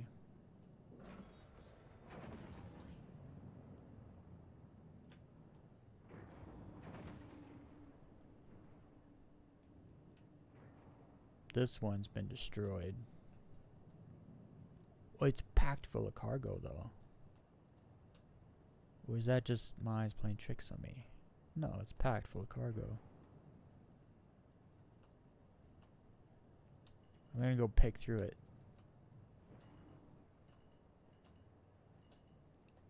It doesn't look player packed. It looks spawned. I'm gonna go pick through it. See what I can find.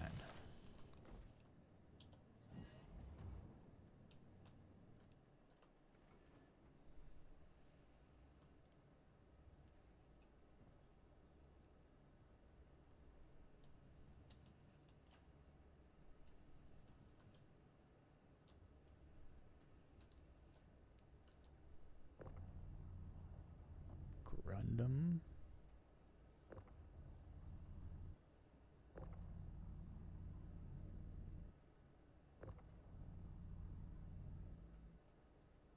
What is this? Copper. Got a bunch of copper.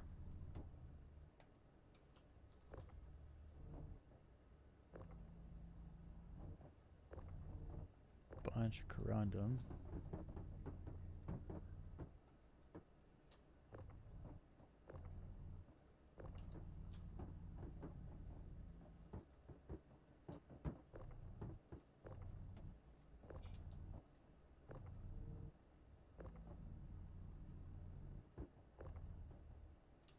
This is this must be a Taurus.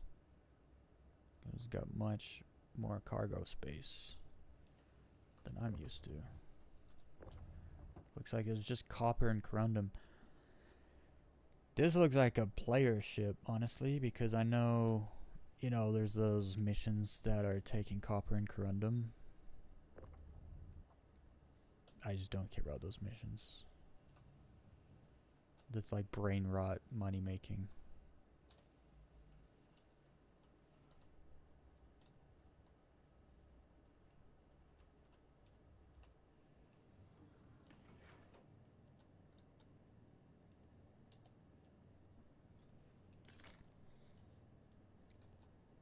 All right. Well, we'll go salvage that ship real quick. Well, hopefully I get some kind of rep where I can actually start getting like much bigger ships to salvage. Okay, so I got to those. I got the one next to me. I think I checked all the ships that they spawned. We'll get this ship done. And we'll do it much quicker. Not only because we got the abrade scrapers now, but this ship's also smaller, so... Oh, there's another something down here. What is that? Can't tell.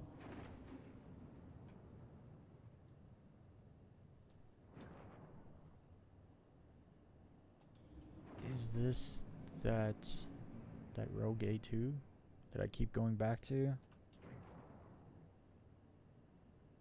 I can't see from here with the light like that.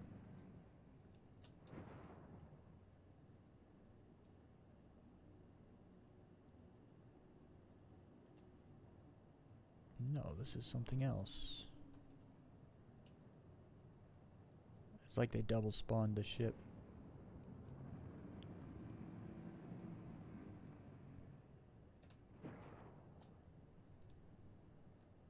Okay, so these are definitely worth doing. Like paying the 25k and then coming out here and just ignoring. You could almost just ignore the contract, because there's so many other ships to focus on. And even just cargo space, you can pay 25k, come out here, take all the gold and Bexalite, take it to Grimhex, make a few 100k, and you're just picking it up. It's that's a game loop in itself. You don't even have to salvage. You don't even need to salvage ship. All right, let's get to work. Now I got 2 braid scrapers. Hell yeah. Let's make this go fast.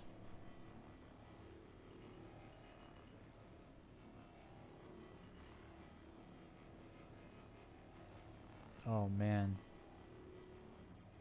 Those cinch scrapers are just awful.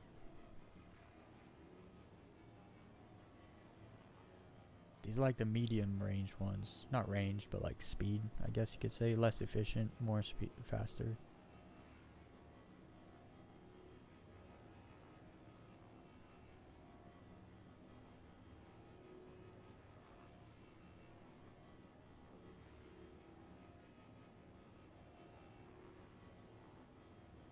Way faster. Already a quarter done.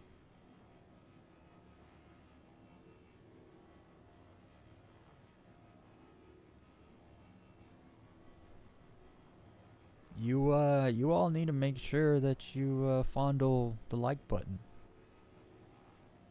Because the like button likes it when you fondle it.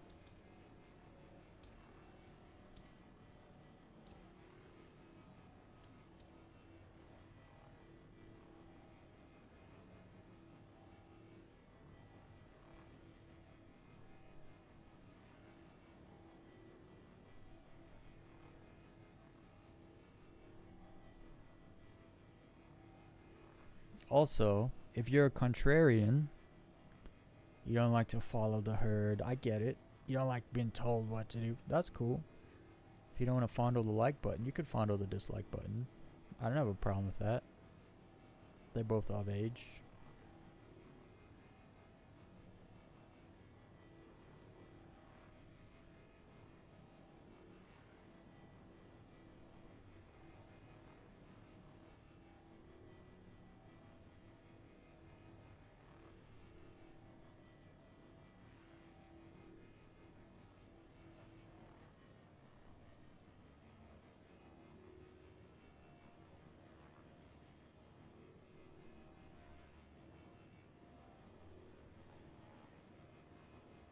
I'm just realizing now this ship has like hexagonal patterns on it. I wonder if that's like the armor or whatever was supposed to be. Supposed to have that look.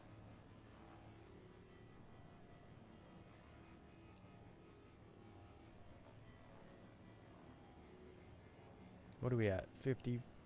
We're almost half done. Look at that. What time do they give you? I thought there was a timer on these. No?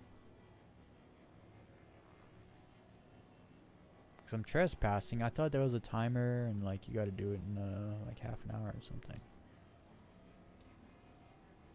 I guess it doesn't matter. We're gonna be out of here in no time. I also don't think that there's security right now. Is there? I don't think there is. I haven't seen security in this game since like 3.21 or something.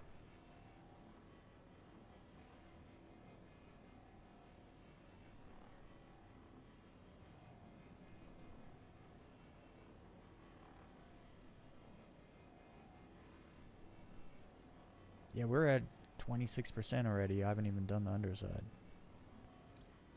Hell yeah. This braid scraper is way better than the cinch.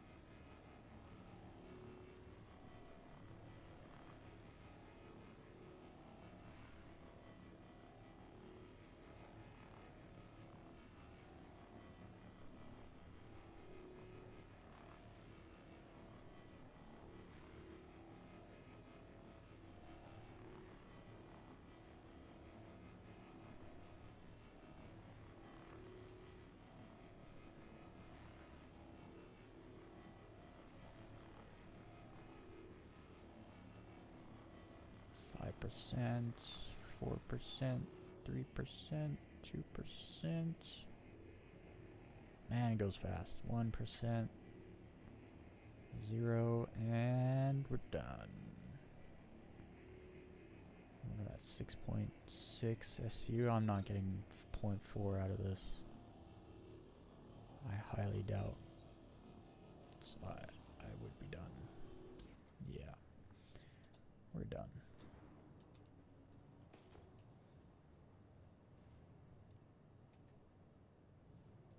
Let's move on to the next one. I'm now wondering if it's worth it to you grab like a C2, an M2 Caterpillar, something that's got a lot of cargo space, and you just take these missions and you just loot all the stuff.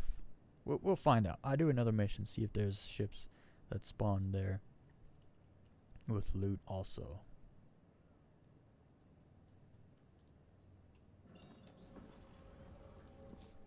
Alright, let's see here. We got a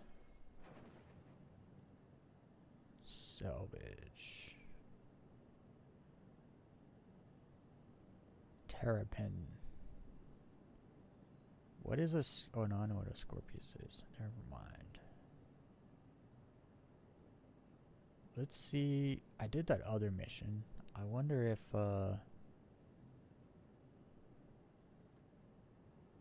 any better 50k contracts. Start at the bottom and go up. Freelancer, that'll probably have a box of Quantanium on it, but I don't really care about Quantanium. It just doesn't give you good. Like the Corsair is like the best one it gives me for 50k. Where's the Carrax? Where's the Hammerhead? Where's the C2? Like where's the big ships? Like the 50k ones should be the big ships, no? It's giving me medium ships.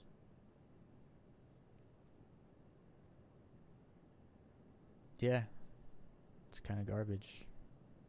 I think I'm all about these now. Let's go find a terrapin. And they're all at yellow too. You don't have to like travel. Because I'm already here. I can just jump from that one to this one.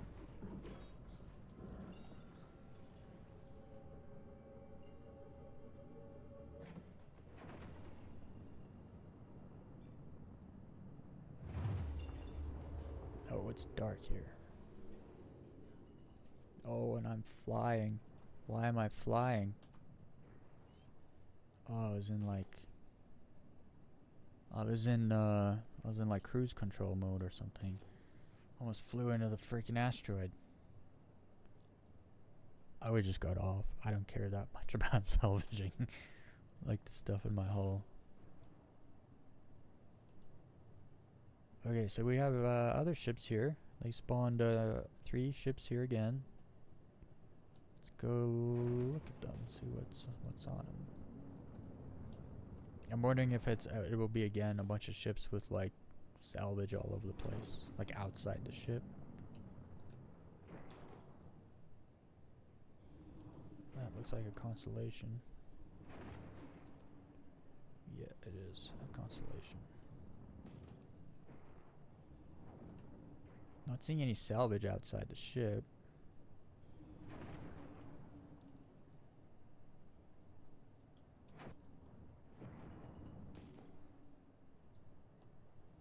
Do you have a cargo bay? I can't see when you're all highlighted. Can't see. Come on, stop being highlighted. There we go. Well, it has a cargo bay.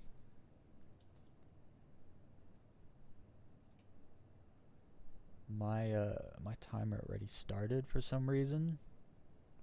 I think it's when you enter. I think it's because I flew past my ship. I entered the zone. I entered the trespassing zone. It started the timer. It takes 10 minutes to salvage, though. I'm more curious about these other ships that it spawns in these missions than the mission thing.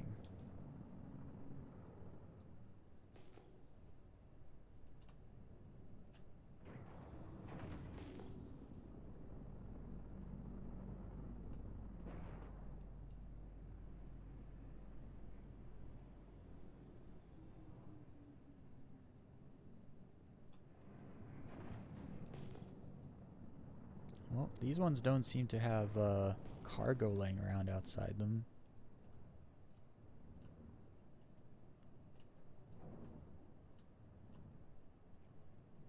Is this the one that's broken that has the cargo bay open? Yeah, cargo bay open. What's on it though? It looks empty. And it is empty. Where's the other ship?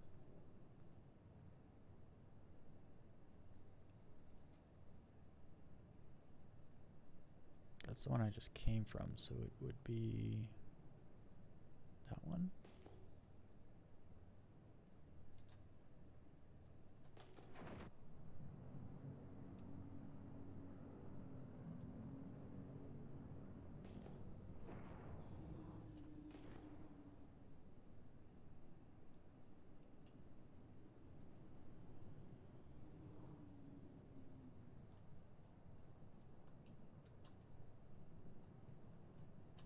This one's cargo bay is also open, but it's empty also.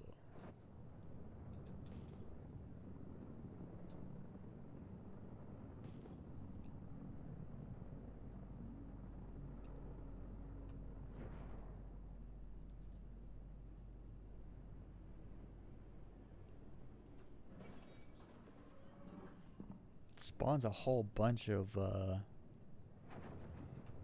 constellations, but constellations always suck when it comes to like how much loot you get from them, at least in like cargo, SCU cargo.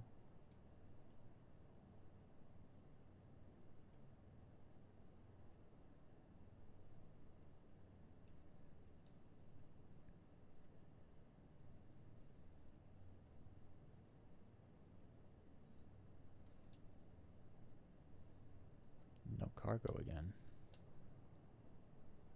I'm going to try to open the cargo hangar, the cargo bay. Does that shields up? Oh, it does have shields up.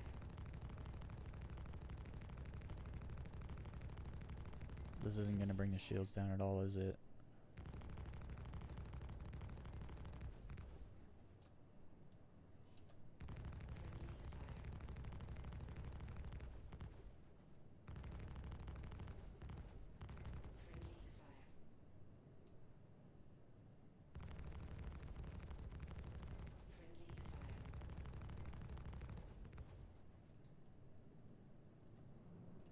Hit it from the back.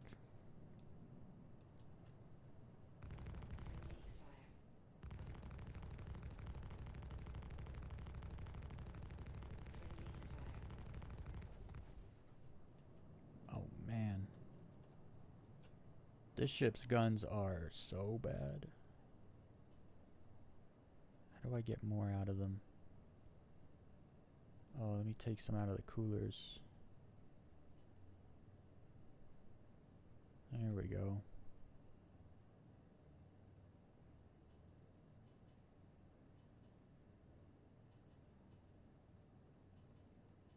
That's all it lets me do? Alright then.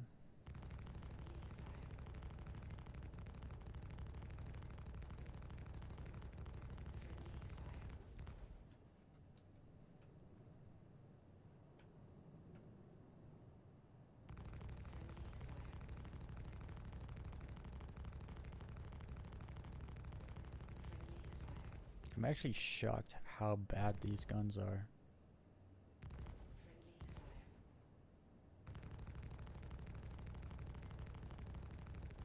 Appalling.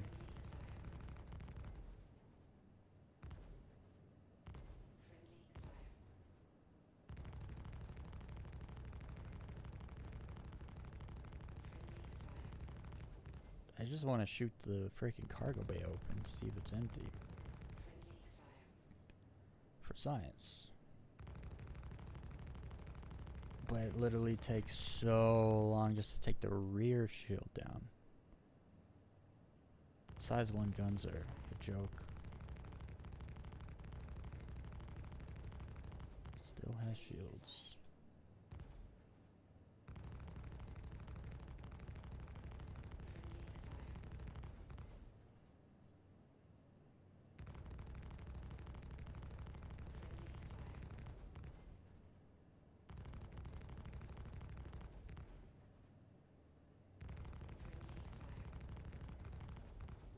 I don't understand what's happening.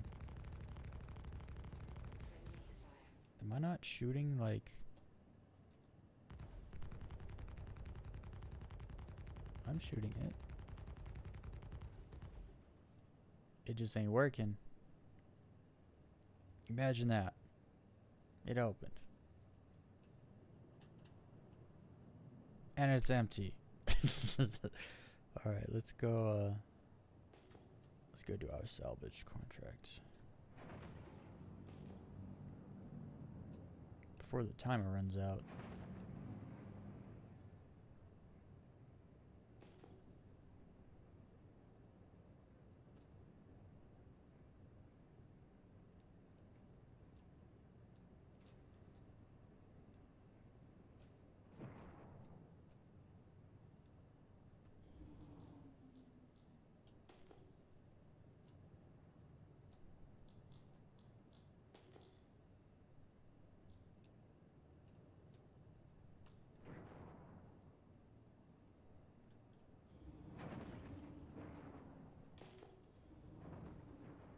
I did not see that asteroid.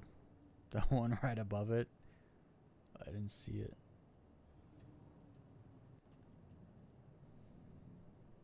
This is gonna be quick. Yeah, this is gonna go really fast.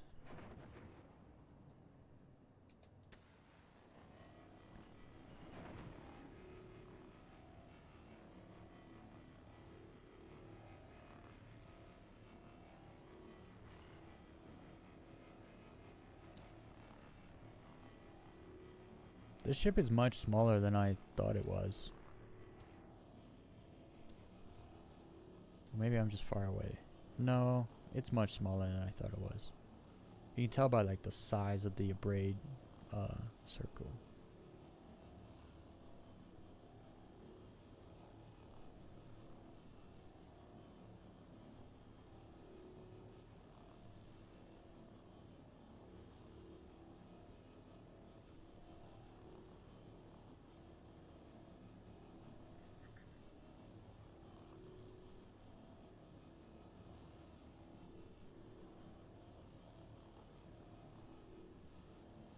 I think I'm gonna go ahead and assume that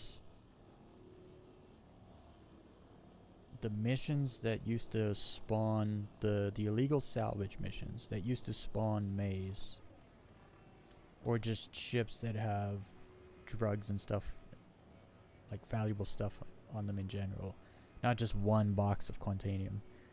I don't think I think those just are not in the game at all anymore.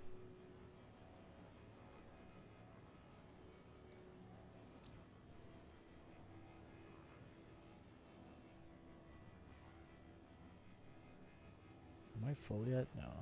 It's gonna be a while.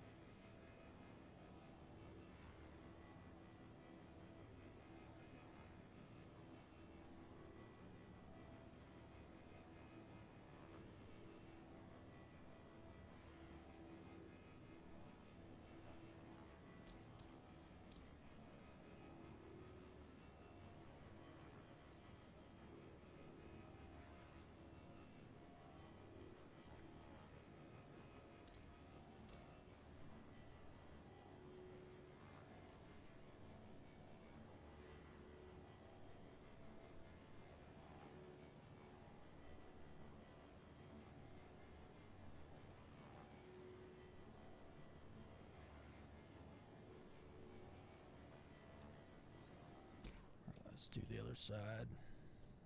And then I'm going to go to Orison.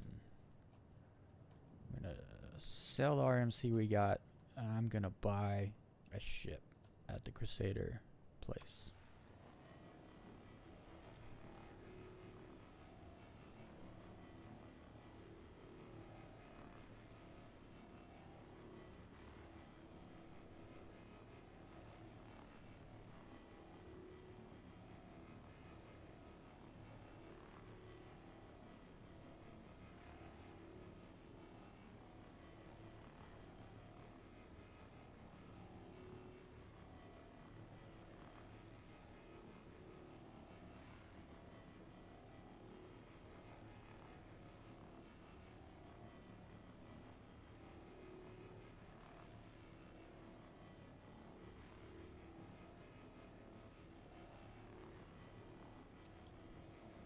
Almost done.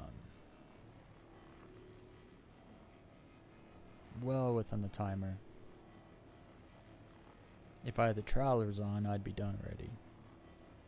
We'd be flying away.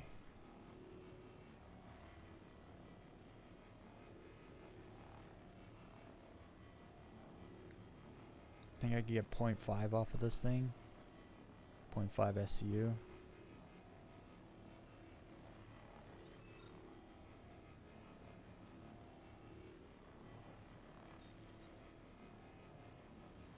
Probably not. Alright, let's go.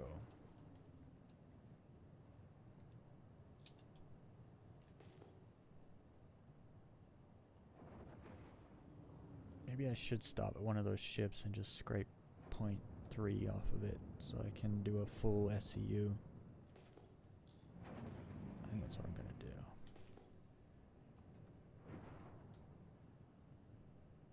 I think this one doesn't have... Yeah, this one doesn't have a shield on.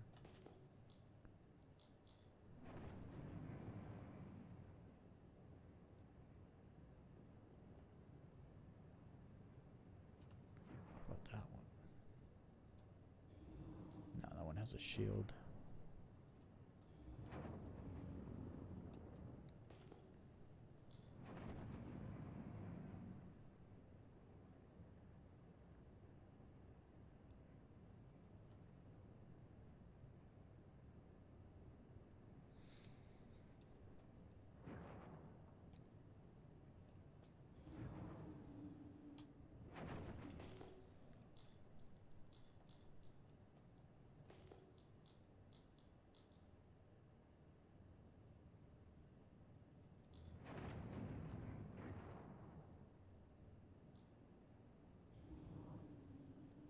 Just a quick scrape and I'll be out of here.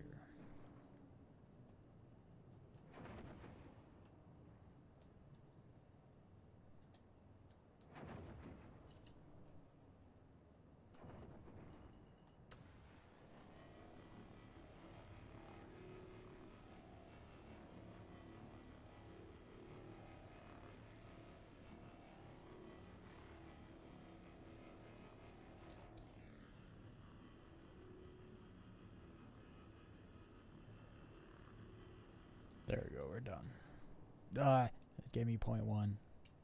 I don't care enough to stay.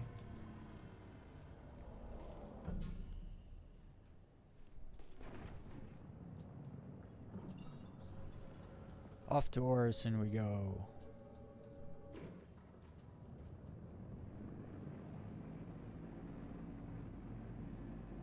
It's also been a while since I've been to Orison.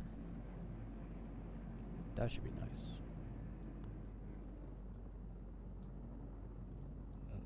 Where's the big planet? There it is.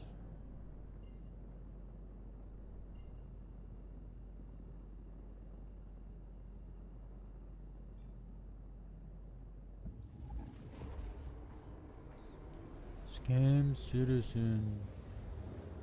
Buggy mess.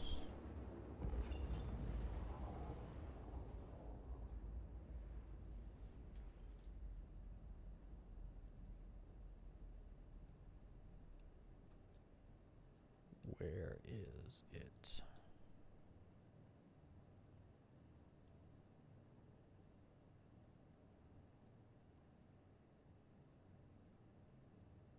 Oh, it's doing that thing where you gotta jump to the planet for the marker to show up. I ain't got time for that.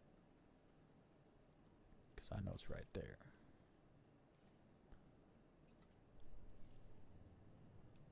Told ya.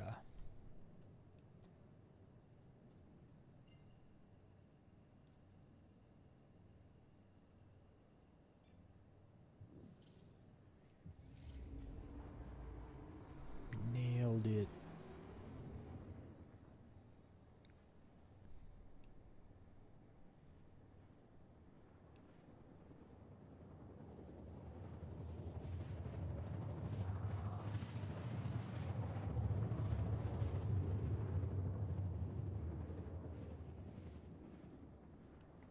Where is it? I don't know where it is.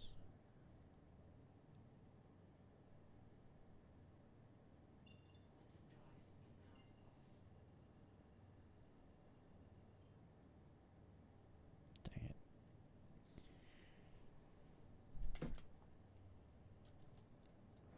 Okay. Oh, it dropped me pretty close to the thing. Usually you gotta fly for so long to get to the landing place at Orison.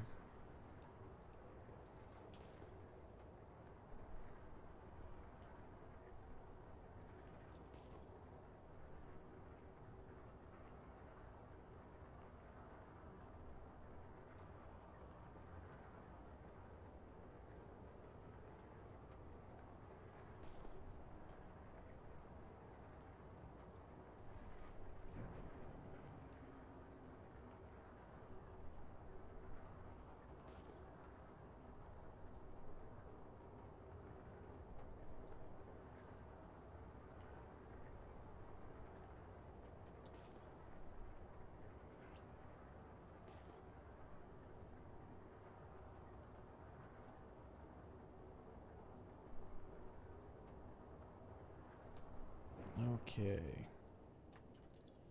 Give me a landing place. Nice, right in front of me. That never happens.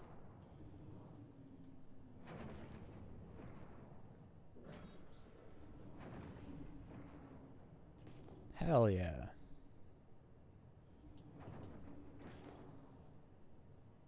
Wait, is it right here? Can't see. Yeah, it is.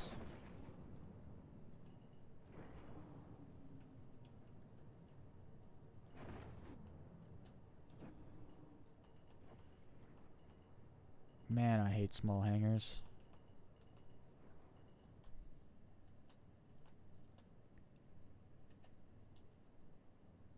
Whoops.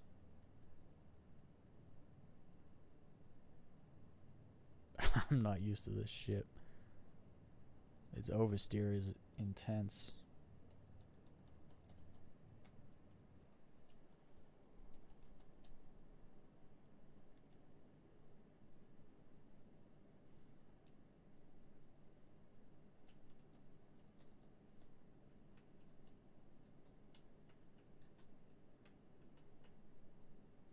And we're here.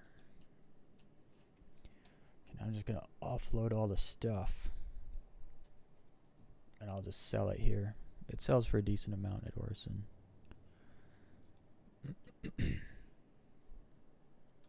My microphone is dropped, so I have to look under it to see the keyboard. There we go.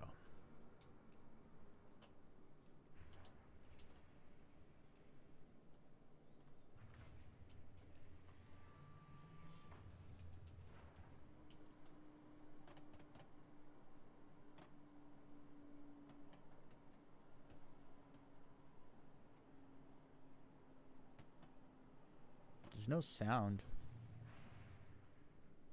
I have no sound.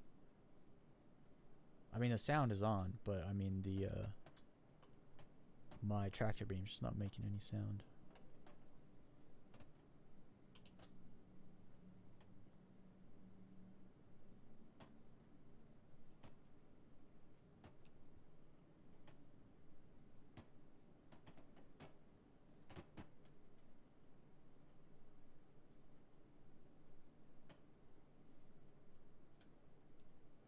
Man, I love the small tractor beam. It's just quick and snappy compared to the big one. It also lifts things up. As long as it's not a 24 SU box or a 32 SU box, it can lift everything better than the big one. It also has more like give, or like,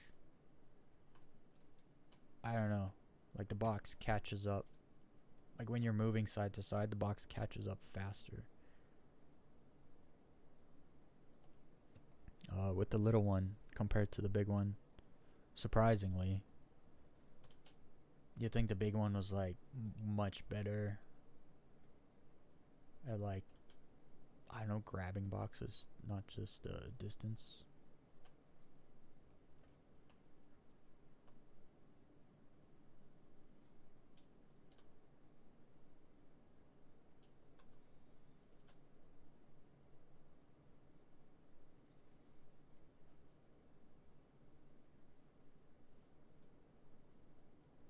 Now we're cooking.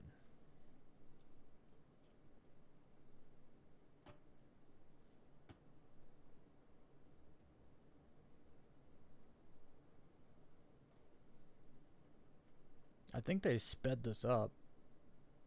I wouldn't be surprised if there was a pass on this ship where they sped this up, because usually it's not one after the other like this. At least that's not what I was used to. Yeah, it's pushing another one out already. I gotta say I like it. It goes faster. How many do we have left here? 2?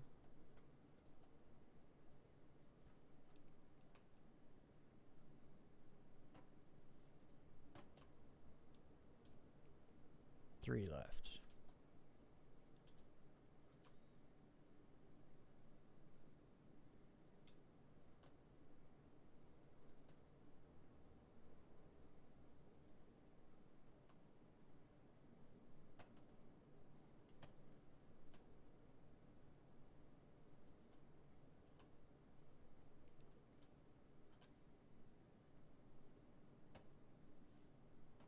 Last one.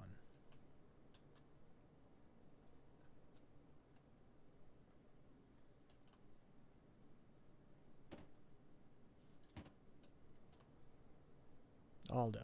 Alright. We'll send that down.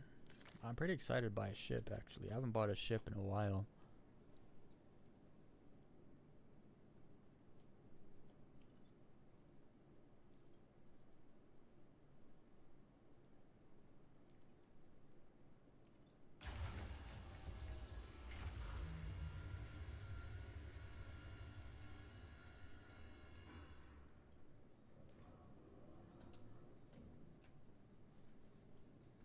That ship will just self-store, so we're gonna run inside.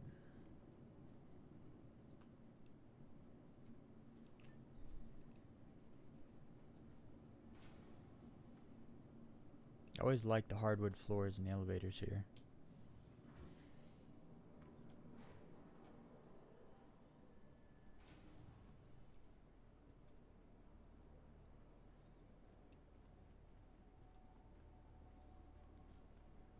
I always get lost here.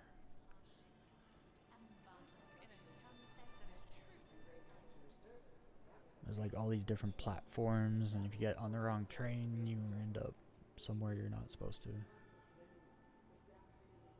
And sometimes you get off too soon. You end up in a place you don't want to be.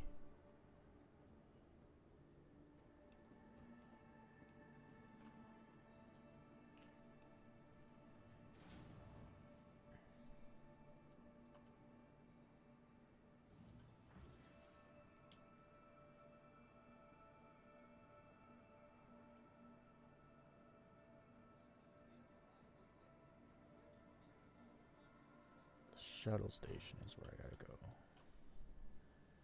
And we're gonna go to Cloud View, whatever.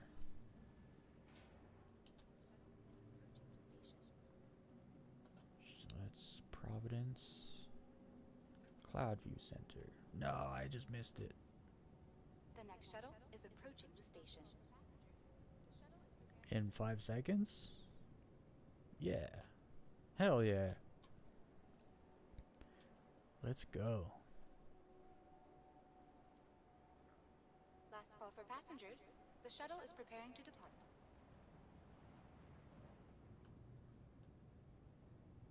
Please clear the hatch. Shuttle will be departing.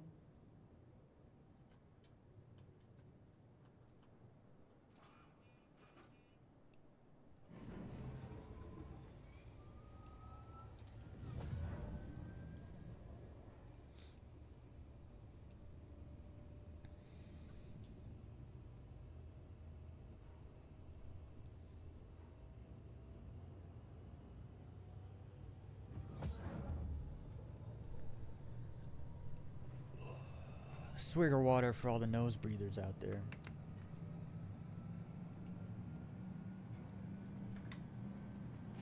Gotta stay hydrated.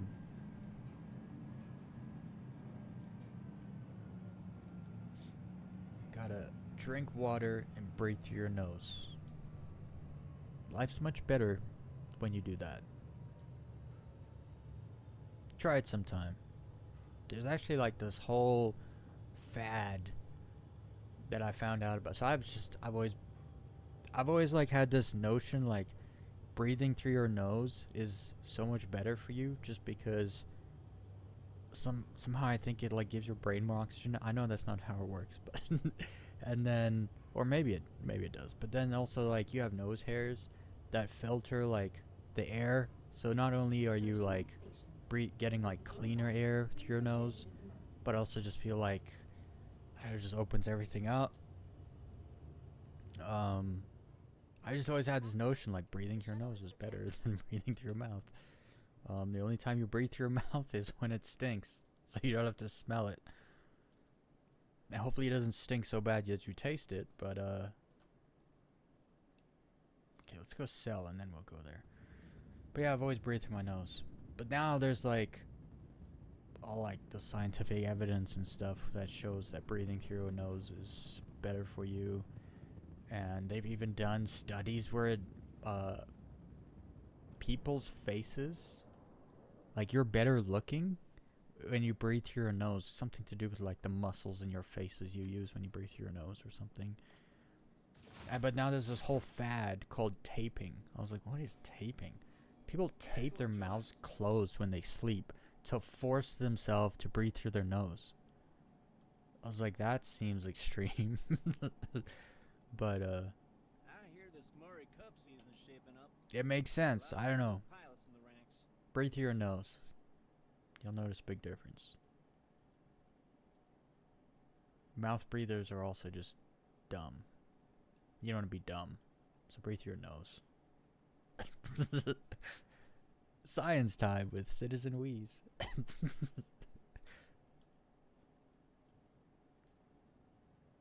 Okay. Only got 23 boxes? Yeah, 12 plus 11. 10.7k. Hey, not a bad little run. See, I wasn't doing this for the, I just wanted to cover the cost, which was 50 plus 25 plus 25. So, I made 145k. That's cool.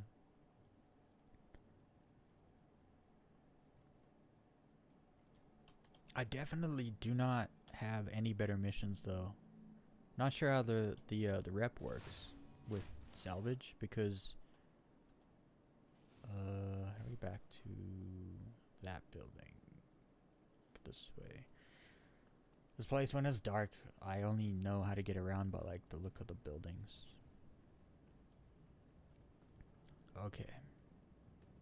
What was I saying? Science and things and stuff.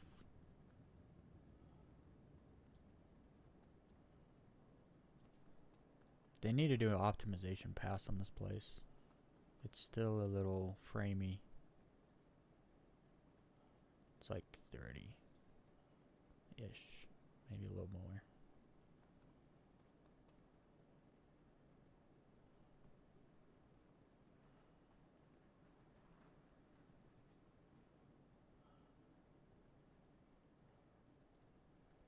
I'm really hoping the A2 isn't like 40 million credits.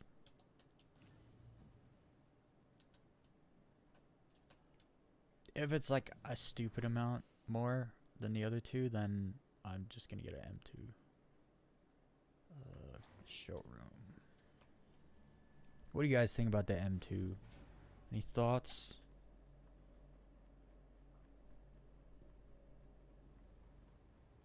I wish they had them all on display, because they only have the C2 on display, and that is not what I want to buy. Where's the thing? Here it is.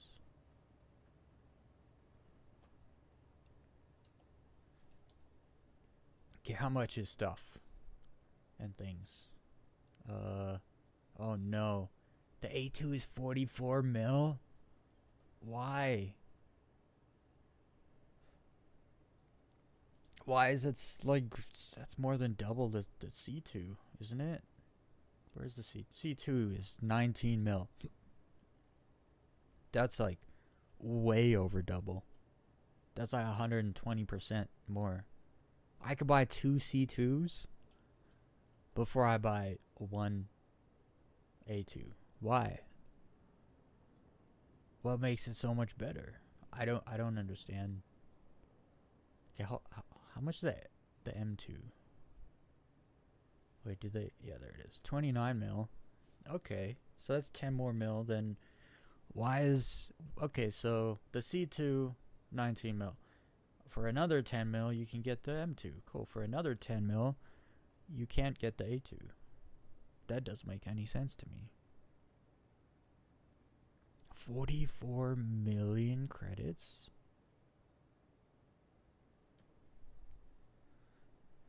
That's, why? Why?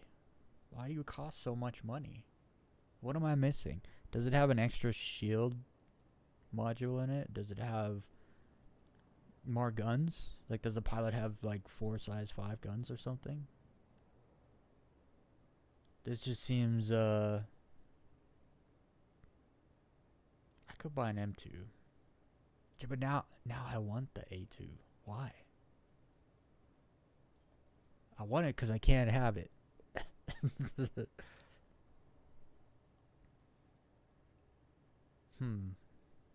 Should I just keep saving? Would it be worth it?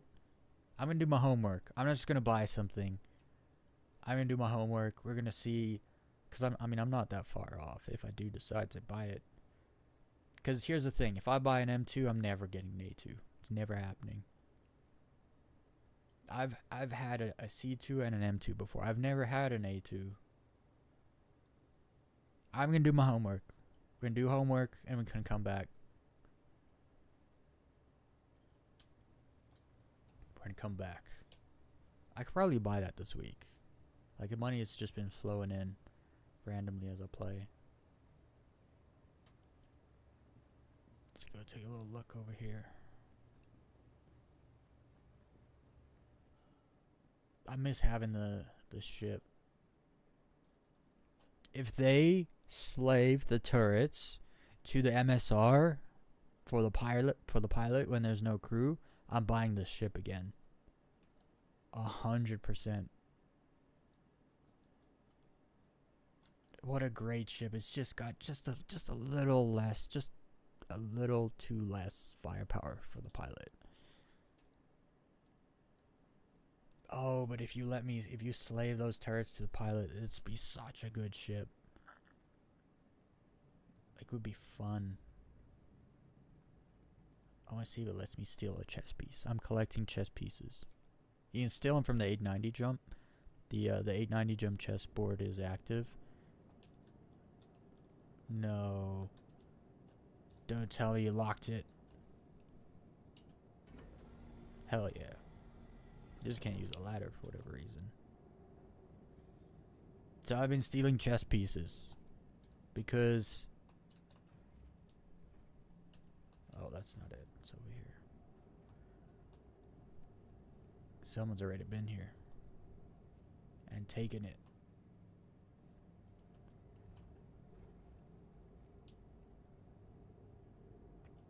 Carry. Hell yeah. Wait, why won't it let me leave? Hell yeah, we're out of here. I got a chess piece. That's my thing. I steal chess pieces. Then I can put the chess pieces anywhere I want. I can set them up anywhere I want.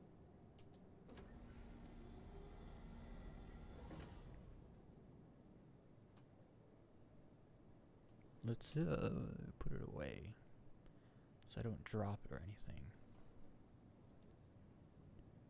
Yes. Alright. Well, probably gonna end the stream there. How long have I been streaming? I've almost been streaming 4.5 hours. Next stream, I think we're gonna get into some Vaughn missions. I gotta find the maze, guys. I gotta find the maze. I've done a bunch of Vaughn missions. I haven't found a single SU of maze. Or Widow. I wouldn't mind finding some Widow either. But I want to find the maze. Not even for the money. Again, I just want to find it because it's rare. It'd be cool. It'd be cool to like line the walls in my personal hangar with maze. That'd be freaking awesome. So yeah, next stream we're gonna get into some illegal shenanigans. Some murder. And that stream, tomorrow's Monday. I'll stream tomorrow. Tomorrow night we're gonna stream Vaughn missions. And we're gonna try to find the maze. I'm going the wrong way. No, right way. This place, man. I think I am going there. No, here's the right way. This place in the daytime is phenomenal. Anyway. Hope everyone enjoyed your time here. I know the salvage is boring. And I did a bunch of salvage today. Especially with the cinch. I can't believe I just salvaged a Corsair with cinch scrapers. I apologize for doing that to people. Making them watch that. But anyway. Fondle the like button. It likes it. And tomorrow, same time, we're going to do some Vaughn missions. Hopefully we find maze. That is the goal. That is my goal. I'm going to find... So, it doesn't look like I can get maze through salvage contracts. So, we're going to go the Vaughn route. Just because the most recent maze I've seen someone find is in Vaughn missions. Still quite rare. Very rare. I've probably done at least a dozen, minimum a dozen, and haven't found a single SU of maze. But apparently it's there, so it comes down to drop, whatever drops. Anyway, hope everyone has a good night. At least what's left of it. Unless you live in Australia, then your day just started. Your Monday just started. Anyway, I'm out of here. Hope everyone has a good time. See you guys later.